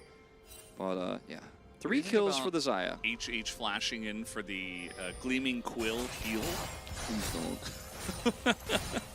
I love Rakan, hey man, he's as a just trying to champion, heal but his team. Really... Like, Rakan is so fun to play, but my least favorite thing to do in League of Legends, besides like Skarner's like little slap that he does as well, is pressing Gleaming Quill. Least satisfying thing I've ever done in my entire life. Have you ever It's like throwing a with piece of Anivia? paper at somebody and you know, like it just like doesn't get anywhere near them and falls to the floor. You're like, even if it did hit them, it wouldn't have hurt them, would it? Well, here's Feisty looking for the angle from bot side. This time, Hype not going to go super deep. HH no flash, but he is going to get away. Nature's Grasp, but now Perfect is going to get out of there just barely. Wei ends up taking the brunt of that damage, but now a lot of low health bars. Perfect timing here for the KT comp to go in. In goes Perfect, looking for those resets on a Jax. But it's just a double kill here. Oh, the feathers though. Vital trying to pop off as he has the angle, but KT is able to disengage. And he did do that without using his ult as well, so kind of hard to start this Herald up, to be honest. Feist is going to catch this wave. I don't think they can actually do it until they get respawns, and Perfect does have teleport. Very messy fight. KT it just feels like they're straight up going, we have better hands, we're going to panic you. Yeah, we're like hands dipping you, that's the plan. And Longstrap are like, but comp dip, and you guys are going to force these fights into Yone and Rakan. And Feisty sees the low health bars and they re-engage here, but it's a very messy fight. As in live, yeah. It looks like Mihail, unfortunately, getting bullied again. This time, he's got some friends on the way, though. His older brothers are looking to come in and help him out, but instead, they're just kind of getting caught as well, as it is Xayah Rakan, so we will get out. But that is a dead top AP Gragas. Such a late reaction, too, that Hype actually gets to get free push in mid and take away some minions there from the Yone, and that's a TP down as well. Actually, I thought the TP was used there. I guess I'm wrong. No, there was. Yeah, okay. It was Feisty's TP, so he actually was ended up wasting it there. I thought it was a Hongshim TP that was also tossed down. But look, they got the Herald. It was very much brute forced, Valdez. Like, it was a hard force. But you know what? They are successful.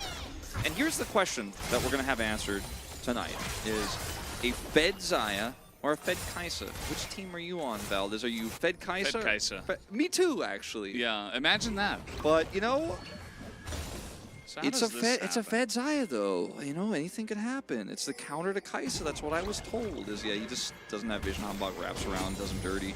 Hanbok drops a TP ward.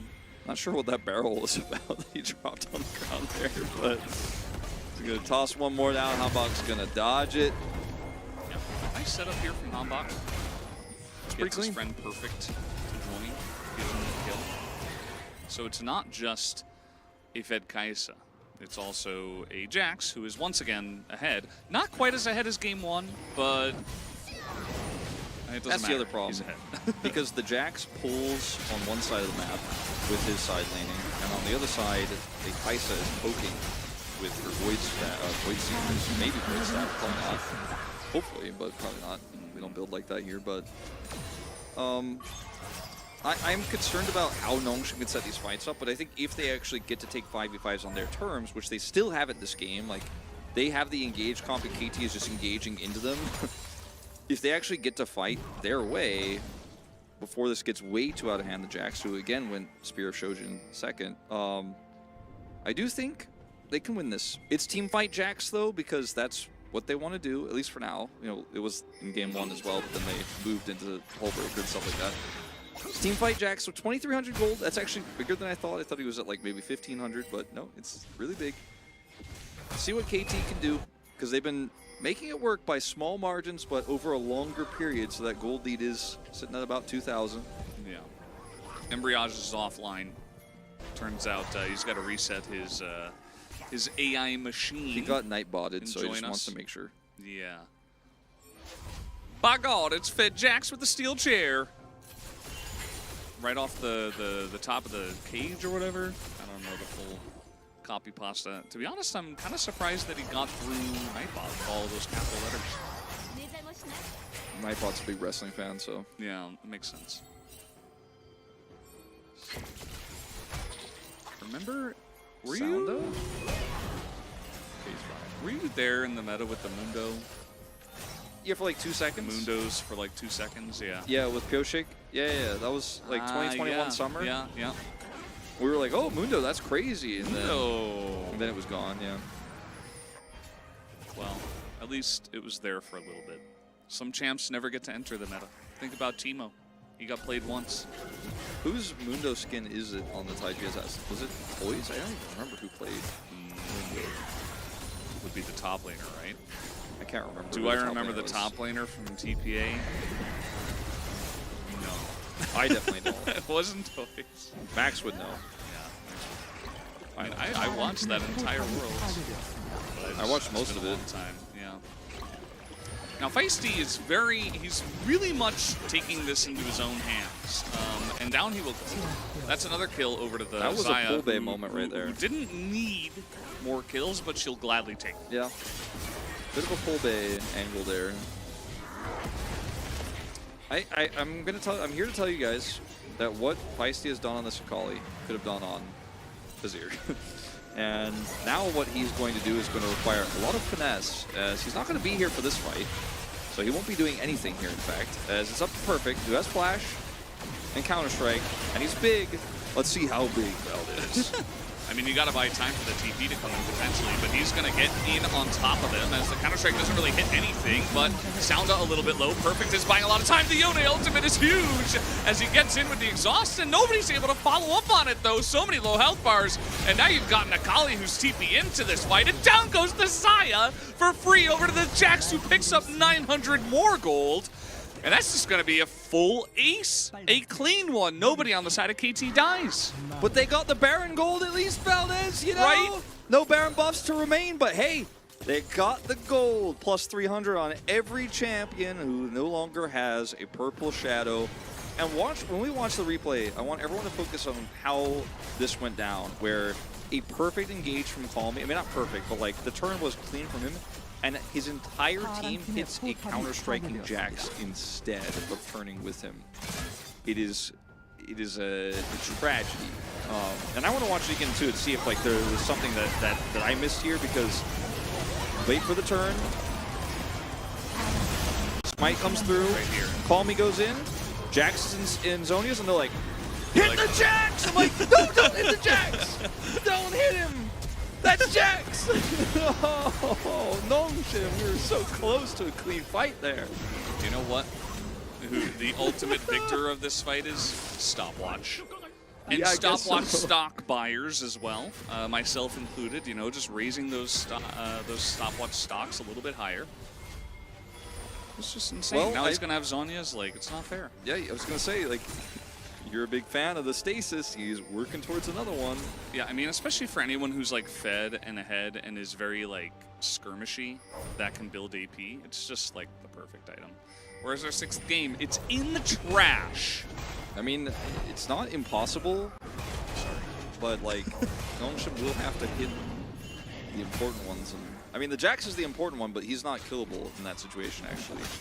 And Calmy was like, he did ult them far away because he is Yone, but I guess maybe it should have been communicated. It was pretty like, it's pretty feisty, that fight, you know? Like, that's not the right word, I just wanted to use it, but it was pretty sloppy. If Kind of all over the place. If stopwatch didn't build into any items, I think like it would probably stop being worth around like 850 or so. I don't know. And that's it if it didn't. Yeah. I think if it was like at 1,000, it'd still be worth it, but it would change the way it's used, and people wouldn't buy it early a lot, but people would 100% still buy it. I mean, stopwatch building into items is like, you know, it's the core tenet of like the investment into it, because you will always be able to get something out of it that builds into something for pretty much every class of champion, so to speak. Void Staff, almost done here for Feisty. 3 items for Perfect, does have that Zhonya's now. He's a whole item up over his counterpart. Yeah. And that fed Xayah, well, not that interesting anymore compared to the 5, 1, and 6 Kai'Sa. Ooh, Yeah. that's like the meme where it's like, ooh, 5 kills Xayah, like, but the guy is looking, he's holding Yeah, he's holding the 5 kills Xayah, but he's taking a peek at that Kai'Sa over there. Yeah. She's got 3 items. She's got poke. We have she 5 goes kill in. Kai'Sa at home. 5 kill Kai'Sa at home. It's the 5 kill Xayah. Yeah. Also, it's like we have 3 kill Jax at home. 3 kill Jax at home is 5 kill Xayah. Yeah, well, stopwatch pretty good. Yeah, it's pretty good. Now he's got Zhonya's just gonna hop away. I don't think he gets away though. You know, 1v5. He's really putting it to the test this time, and this time it won't work. So they finally kill Perfect again. Who got they the got shutdown? him. Actually, I didn't even see. I think it was Sounda. Yeah, I think you're right. That's not ideal, unfortunately, but like you mentioned many times, not like Vital needs more money. But he is competing with a very fed Kai'Sa now, who will have a GA. Or, well, could build Zhonya's actually, I guess, in this case, because he is Kai'Sa.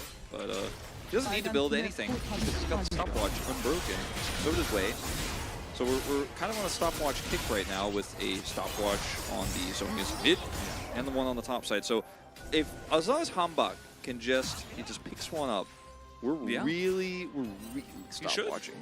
I mean, he might as well. Like, an extra amount of tankiness is only going to get you so far at this point, unless you think that getting a... I mean, what is he building? With a giant spell, he already has Radiant Virtue. He could be going Demonic Embrace third. It's kind of weird, but... Yeah,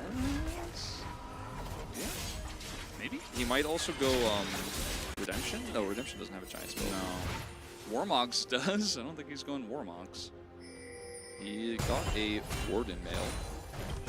So he's just building Randuin's, yeah. Okay.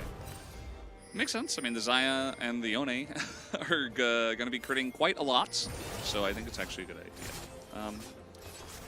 But yeah, the thing is, like someone said in chat, I think stopwatch was really the issue and like was the first mistake, because Zhonya's itself, it's like a big investment. You get stasis, it's relatively rare, right? But not only did they invent stopwatch, which didn't used to exist, they even made it a rune so you can get it for free. Yeah. And it used to be super cheap, like 600 or 650 or something. And it's like basically a little bit more expensive than an elixir, but it does a lot more. And now you can just pick it up. It doesn't matter what position you're in. You just get it if you're ahead. It's different. If they removed stopwatch and made some interesting components to replace it for items like Zhonya's, it'd be pretty cool, because then it would kind of turn into like a late game elixir item where if you have a spillover of gold, you can use it for, and then they can make it like a repeatable buy, where it's like, oh, you have how much gold do you have? Because you can buy a stopwatch again after you break it. That would be really interesting. You could have a stopwatch and Zonia's, and it would feel fair because it's really expensive, right? But it'd be like a really interesting way to change the game. You could probably have to make it a little bit more expensive, like I was saying, like maybe like $850, but Yeah. I mean, it used to be even cheaper. It's just insane. I mean, it creates some cool outplay situations, but as an item, it does often just feel oppressive in the weirdest way, because it prevents play from happening. Like, oh, you're playing, you're not now. Okay, you can play again. Yeah, especially when it gets bought this much. I think it's an issue. Like, people eventually realize that Valdez was right. Stopwatch is OP. And now everybody buys it. It's interesting how, like, stasis, it feels like in the old days, was used to, like, dodge stuff. And now it's kind of like you can just use it to buy time to get cooldowns. And, like, it's so good on Jax, it's not even funny.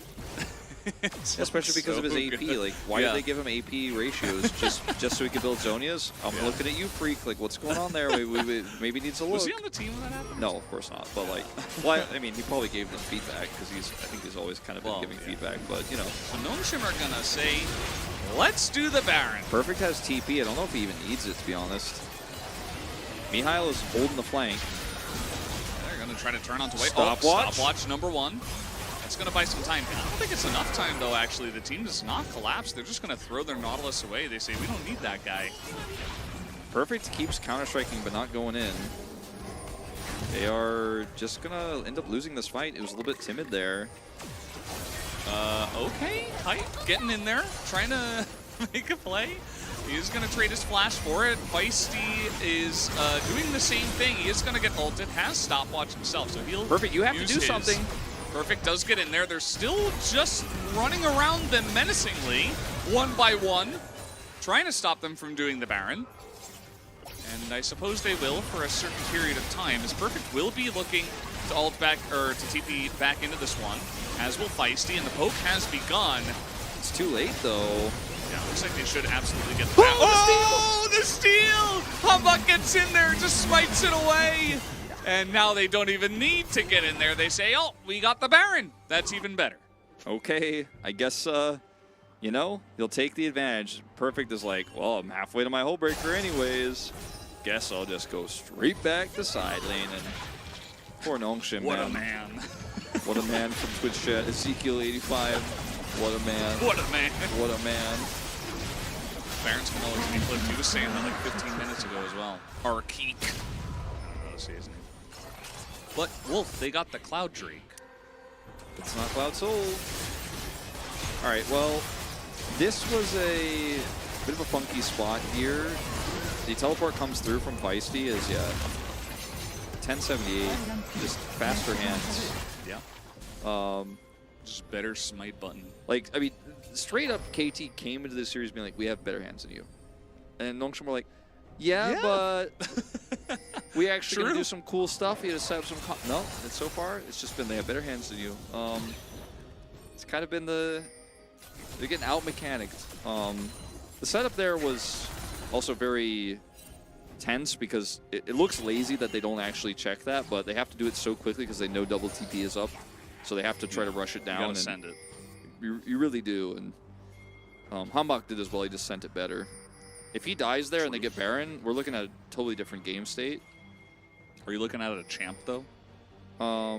Looking at 9 because he would have died, but yeah. So Sound is playing the long game here. Calmy's almost trying to beat this in, but Sound is just going to show himself. Jax is That's the end of that. He's got the hull breaker. Yeah. Perfect is down here like bring resources to me, and then look at Kaisa. This is exactly what I was talking about. The Jax pulls one way, the Kaisa pokes. Yeah. Death cap's done. An LCK game. This game is over. It is like 97, 98% chance that team wins. But this isn't LCK, so Perfect is going to get casted in, and here comes the Nature's Grasp. Perfect getting back in there as everybody does get rooted in. Where's the rest of the team? They're coming. They're pretty late to this, as Hullbreaker does keep them alive for about 2 extra seconds, and the rest of the team was just not there. That was really weird. Okay. All right, now Sound is just sending it. Yeah. Was it an elaborate bait fall? No, it wasn't. Okay. What did they mean by this? Well, this game's going like, this is like a 50-minute game, isn't it? It's going to be KT takes the next Drake. 3 ults used to engage on the Jax, and he walks away on 80% HP. Sticking low. Alright, so Perfect, like, legit just doesn't actually care about anything and just walks away. Has Zhonya's, by the way. He's walking back Counter-Strike with Spear of Shojin. He just continues to Counter-Strike. Hanbok gets left out to dry, unfortunately, here, as he went very deep. Although, yeah, I don't think he should have gone in. Yeah. Like, the communication has to be there that, like, Feisty needs to be screaming into the mic, like, I am 5 seconds away. So, to the point where if Hanbok goes in, he will die because he will be alone. He won't have follow-up.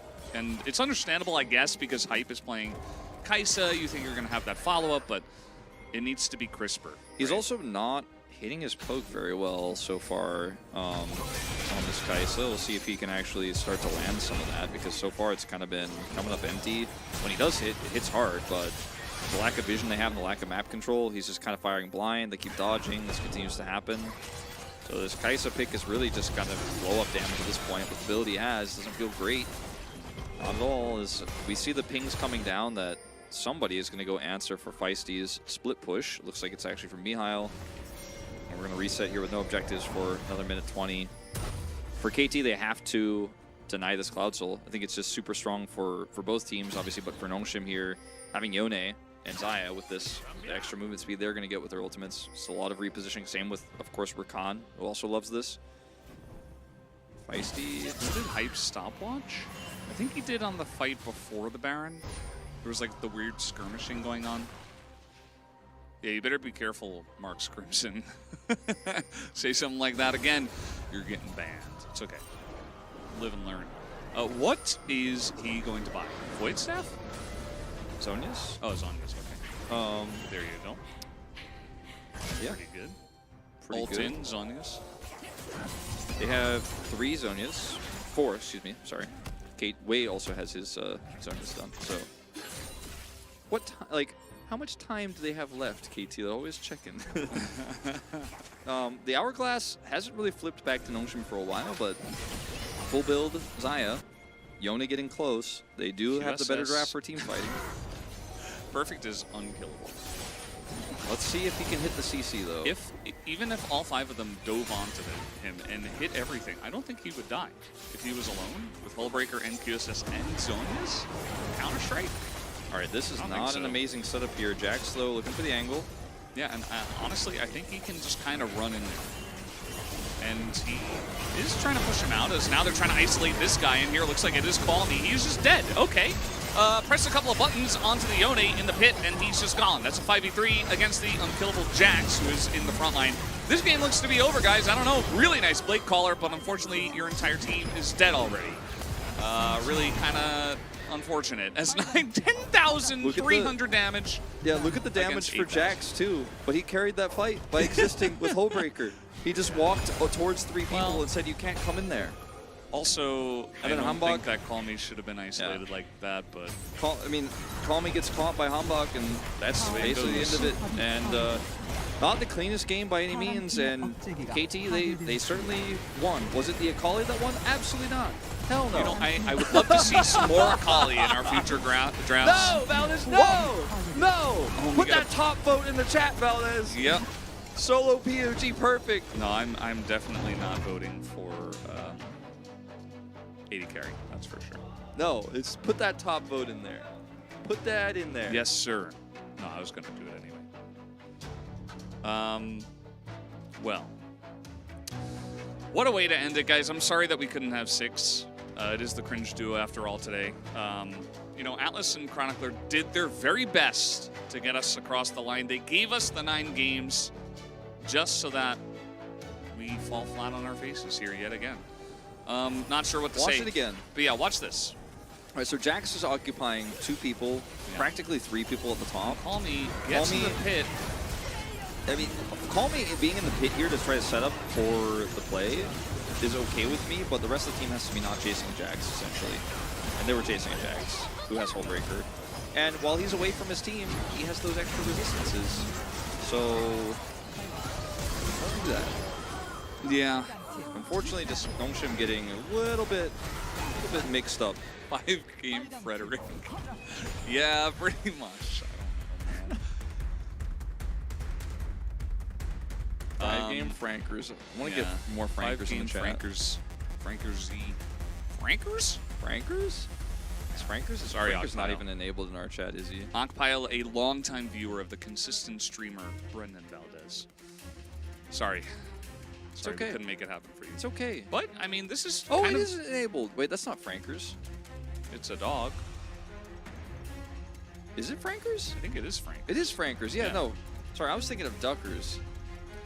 It's been a long night, and we didn't even get the maximum. Okay. Well, I think it's cool for the league, though, because KT looks strong. Nongshim obviously showing some signs of weaknesses here. I mean, if you draft this way against Hamo Life Esports, or even in this case KT, you are going to struggle. It is not going to be easy, and even then they kind of got just out hand stiffed. You know, at the end of it, like game 1 was a draft struggle, game 2 was a little bit more up in the air, and at the end of the day, KT was just the better team in many different ways. I think so many of those early game skirmishes where Nongshim got advantages for the Yone just weren't capitalized on properly, and KT made a lot of poor decisions in the early game on the bottom half of the map. Doesn't matter. Wasn't clean, top side, Jax gets ahead. You see a little like huge Dent. gap. Yeah. Yeah, there's like just a little Like dent, like a little 24. hole. Yeah. Was that the Baron? I guess that was the Baron. Right? Yeah. That was like the Baron, and then they all died. Yeah. The Baron dent, and then the Baron, the post Baron Ace. fight ace loss dent in the opposite direction. Yeah. Well, imagine Feisty gets POG. No it way. might be No hype, to be way. honest. Oh, you know who it probably is? Is It's Wei. Hamba. It's probably Wei. Why would it His- be Wei? They dominated the bot lane.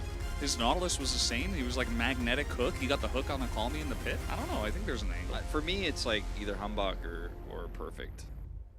And the thing about hype is like he did less damage than the Xayah, whatever. I don't care about the damage number here, but he did a lot in that last team fight when he was set up. But otherwise, he missed a lot of Void Seekers. It's okay, Humbug. got it. Baron won. Stole object. Hold on, wait, hold on. What did he steal? Sole object, Baron won. Come on, man, it's clear. Actually, no, it's Hamba, not clear. Clear's in the LCK. I'm like, did they report it to the police? Like, did they actually? Yes. Their Baron 1 has been stolen. Did they? And a CC file a score police report? of 601. What a man! What a man! What a man! I like how it doesn't say like one Baron, this is Baron 1. I'm like, actually, I think it was the second Baron that he stole. I think it was Baron 2. actually. But that's okay. Not robbed, but he did the robbing. Yeah, exactly. See, you know. He was the He robber. just There gets you it. go. Yeah. Reported to the ELO police. I think it's actually a core tenet with our goofy English on the Challengers broadcast. I don't want to tell them. I don't want to fix it. Oh yeah, no. It's actually just the way it important should that be. it needs to stay like this. So we got another C4. Unfortunately, guys, Not explosive though. not explosive. Just a little bit, you know, cringe and sad, and it's okay because KT looked like a strong team in LCK and Challengers, and that should be celebrated. That's good. They look good. I feel like for Nongshim, you know, I said it to you guys. I was like, there's some eclectic drafts of this team. You never know. That was the series I expected to go 3, not the previous series where T1 took a game off Hanwha. Not cringe. Not cringe, but Yes, cringe. a little bit cringe. True. But the Or draft in Diablo, game that 1 was the problem. Game 2's draft was fine. They just kind of got lane diffed. I don't think that Nongshim's draft was fine in game 2. Like, they kind of were allowed to get there after some big mistakes early, and then also KT drafted Akali. And we saw what it could do into the Yone, but that didn't make it any better. You remember they picked Sejuani, and then they're like, you know what? Xayah Rakan. Yeah. I mean, yeah, it wasn't. Yeah, it was weird. And then they didn't ban Yone Because I they guess had they, the counter pick Akali prepared. I'm like, kind of like rewriting game history. 2 was I'm just like, a disaster. I was kind of like rewriting history. Like, That okay, KT has an Akali, so they had a good draft. I'm like, no, actually, their draft was not good. You're right. Yeah. It was not good at all. Actually, in fact, Sejuani play that we saw there too was also pretty weak. From Soundo, Just like he felt didn't ult Nongshim anybody. didn't have a great day Yeah. overall. Like the drafting wasn't there. They weren't playing with confidence. Mihail got very far behind in game 1, and then he gave up 3 solo kills, and then like really struggled in game 2 as well. Perfect was kind of just allowed to do whatever he wants. Yeah. There you go. Watching Game of 5 of LNG Weibo Gaming. Casters. Yeah. Lunana doesn't know. He doesn't even know how to spell banana. What is Lunana anyway? I don't know. Nobody Why don't knows. you ask? What are your top 3 most satisfying abilities? For me, one of them is hitting someone with Anivia Q. Not like just the stun, but you get the slow and the stun for like the extra damage. I would say killing someone with True Shot Barrage. Probably number 1. This is gonna sound really weird, but Renekton Empowered W. I'm a Renekton main so at the moment, so like that's kind of like up there for me. And then Orianna ult. Shockwave. Shock Blast. Orianna ult is good. How many people is required? It's Shockwave. 3. 3? It's 3. At It's least. like if it's 3 at least to 5? 3, it's fine. What about like 6 if you include Wukong clone? 7 with LeBlanc clone? 8 with Shaco clone? I mean, What is the max you could get to? Do Nefiri dogs count? Does what the about Shockwave Bel'Veth hit boxes? But Bel'Veth minions. I don't think it hits the boxes. I mean, it doesn't pull them. I don't think. I think it just damages them. Yeah.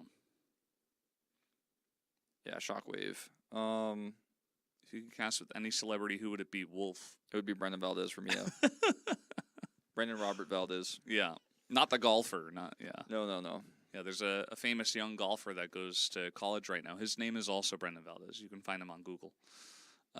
It's kind of it's a meme between us. You know about this. It's a real thing. He seems like a nice guy. I don't know. It's just another Brendan Valdez. I don't know. When I search Brendan Valdez on Twitter comes up. Brendan Valdez on Namu Wiki. Brendan Valdez on Instagram. It's all you. It's all coming up you. Yeah, look, there he is. He's a poser. No, he's not. Auburn University. He's a nice guy. Auburn University. LeBlanc, Shaco, Nico, Elise.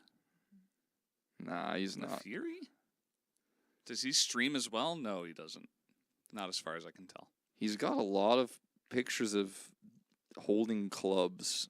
That's I generally find what him- golfers do. I find him to be potentially dangerous with these things he's swinging around. Look at that. It looks very powerful and good at golf. I know nothing about golf. I don't know. He's not as handsome as the other Valdez I keep seeing, who's wearing a Fnatic shirt for some reason.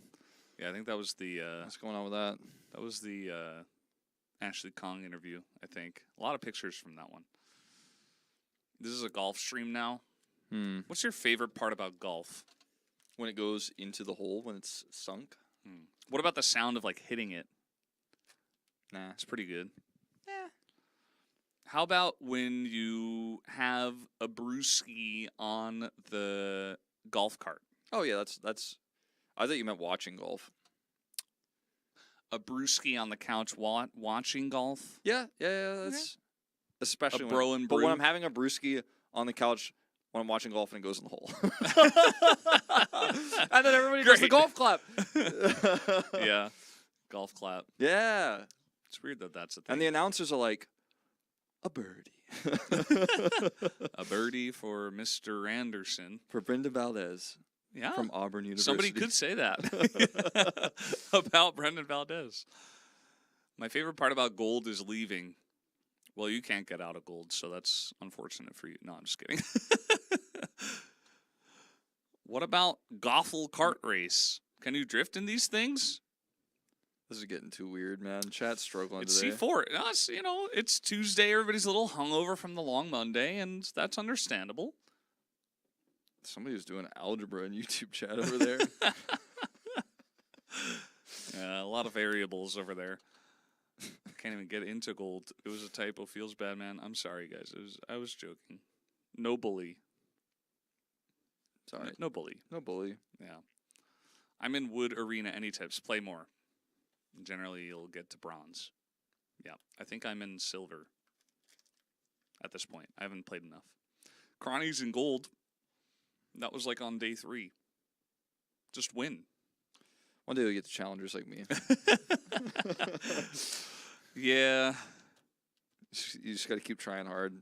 It's hard because there's no nexus to break. And generally, what we have said is that if you want to win, you got to kill a nexus. Nongshim's red has been drained from its logo. God. The vampire. Does KT look a little bit, the KT stripe look a little bit more red to you now? It looks pretty red to me. I would say that they're feeling pretty full of the blood that was sucked from the enemy team. Yes. Pretty unfortunate for Nongshim. They'll have to work on that. That loss will put them even in win-loss with DRX. They're actually 2 games behind now, so DRX moving up to solidly 3rd place with this one, or staying in 3rd place, I guess you could say. KT, though, their chances of going to playoffs almost secure, and... no, DRX was in 4th before this, right? Well, Nongshim would have been 9-5 before, so I think... Yeah, no, yeah, you're right. No, what? Yeah. No, they lost. They were 10-4. They were 10-4. Oh, sorry, DRX yeah, was 9 10-5, and now they're both 10-5. So DRX moves up. Yeah, you're right. You're right. Yeah, you're right. DRX You're right. on the come up Yeah, you're right. I'm actually totally wrong. after getting a 1-game victory against DK and then losing 2-1 yesterday. Well, our Base playoffs race. look pretty interesting, to be honest. Like, even Gen.G turning the season around a little bit. Bro, Will Bro sneak in? I mean, they could sneak in. They have been playing much better since they got Kangin. Inconsistent so far, but he's still new. I could see it. There's definitely a chance.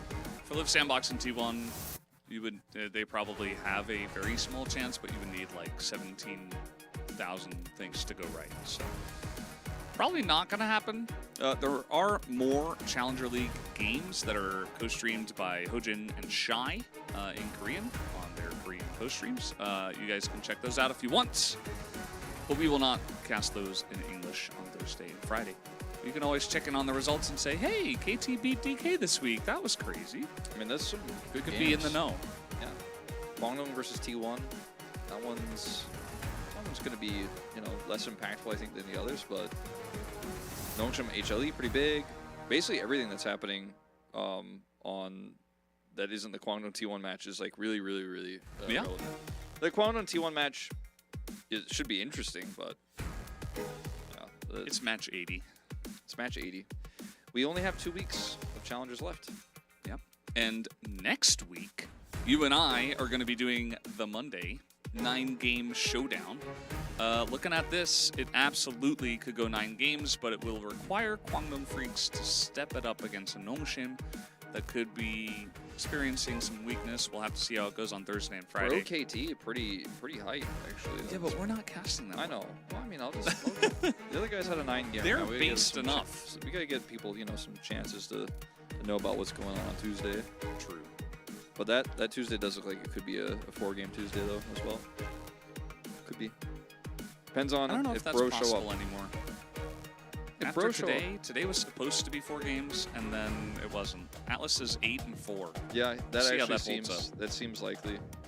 That looks pretty I likely. definitely see 8, especially because we'll get to the 3rd one and we'll be like, come on, Guangdong, you can do it. You're going to do it. And then we're just going to make everybody cringe again as Nongshim easily 2-0 them. Or maybe Guangdong Freaks randomly 2-0 Nongshim. You never know. It's challengers, baby. Gen.G D+. Everything else, eh. Gen.G Gen.G D+, though. I mean- Gen.G D+. There's also... T1 DRX. Close. DRX need that win. There's just a lot of matchups where... like, Bro, Live Sandbox, bro. yeah, Nongshim exactly, hype. exactly. Yeah, it could be big for the 6th spot in challengers or playoffs. He said there's going to be a test. He said there's going to be a test. Yeah. All right. Well, I definitely. I know am all casting the stuff, Challengers Finals this season, so Is it you and Max? I think this so, time. yeah. Yeah, I think because it's I me did and it with Max. Kronny Wani last time. we'll see what maybe do on the last time of regular season because the finals could be hype, and I don't want to be like Yeah. trying to figure out lore, but we'll see. It's up to you, Gatoran. You're the proctor, okay? Yes. I think that's almost gonna do it for us for this week, though. It was almost the full 15. We got 14. Pretty decent. I mean, why even get 14? We might as well just get like 12. What are we even doing? Challengers Korea 2023 summer. Oh, okay. Thank you. I wasn't Yeah. sure what we were doing. Yeah. But yeah, I'm moving in 2 days. I'm not going to stream this week. Wolf, any plans for you on this LCK week? Casting LCK. Makes sense. Yeah. Yeah. I'll be casting tomorrow. Tomorrow, okay. I think I am as well. Oh, see you there. See you there. See all of you guys there as well. We have to please closing comments. So until then, have a good night.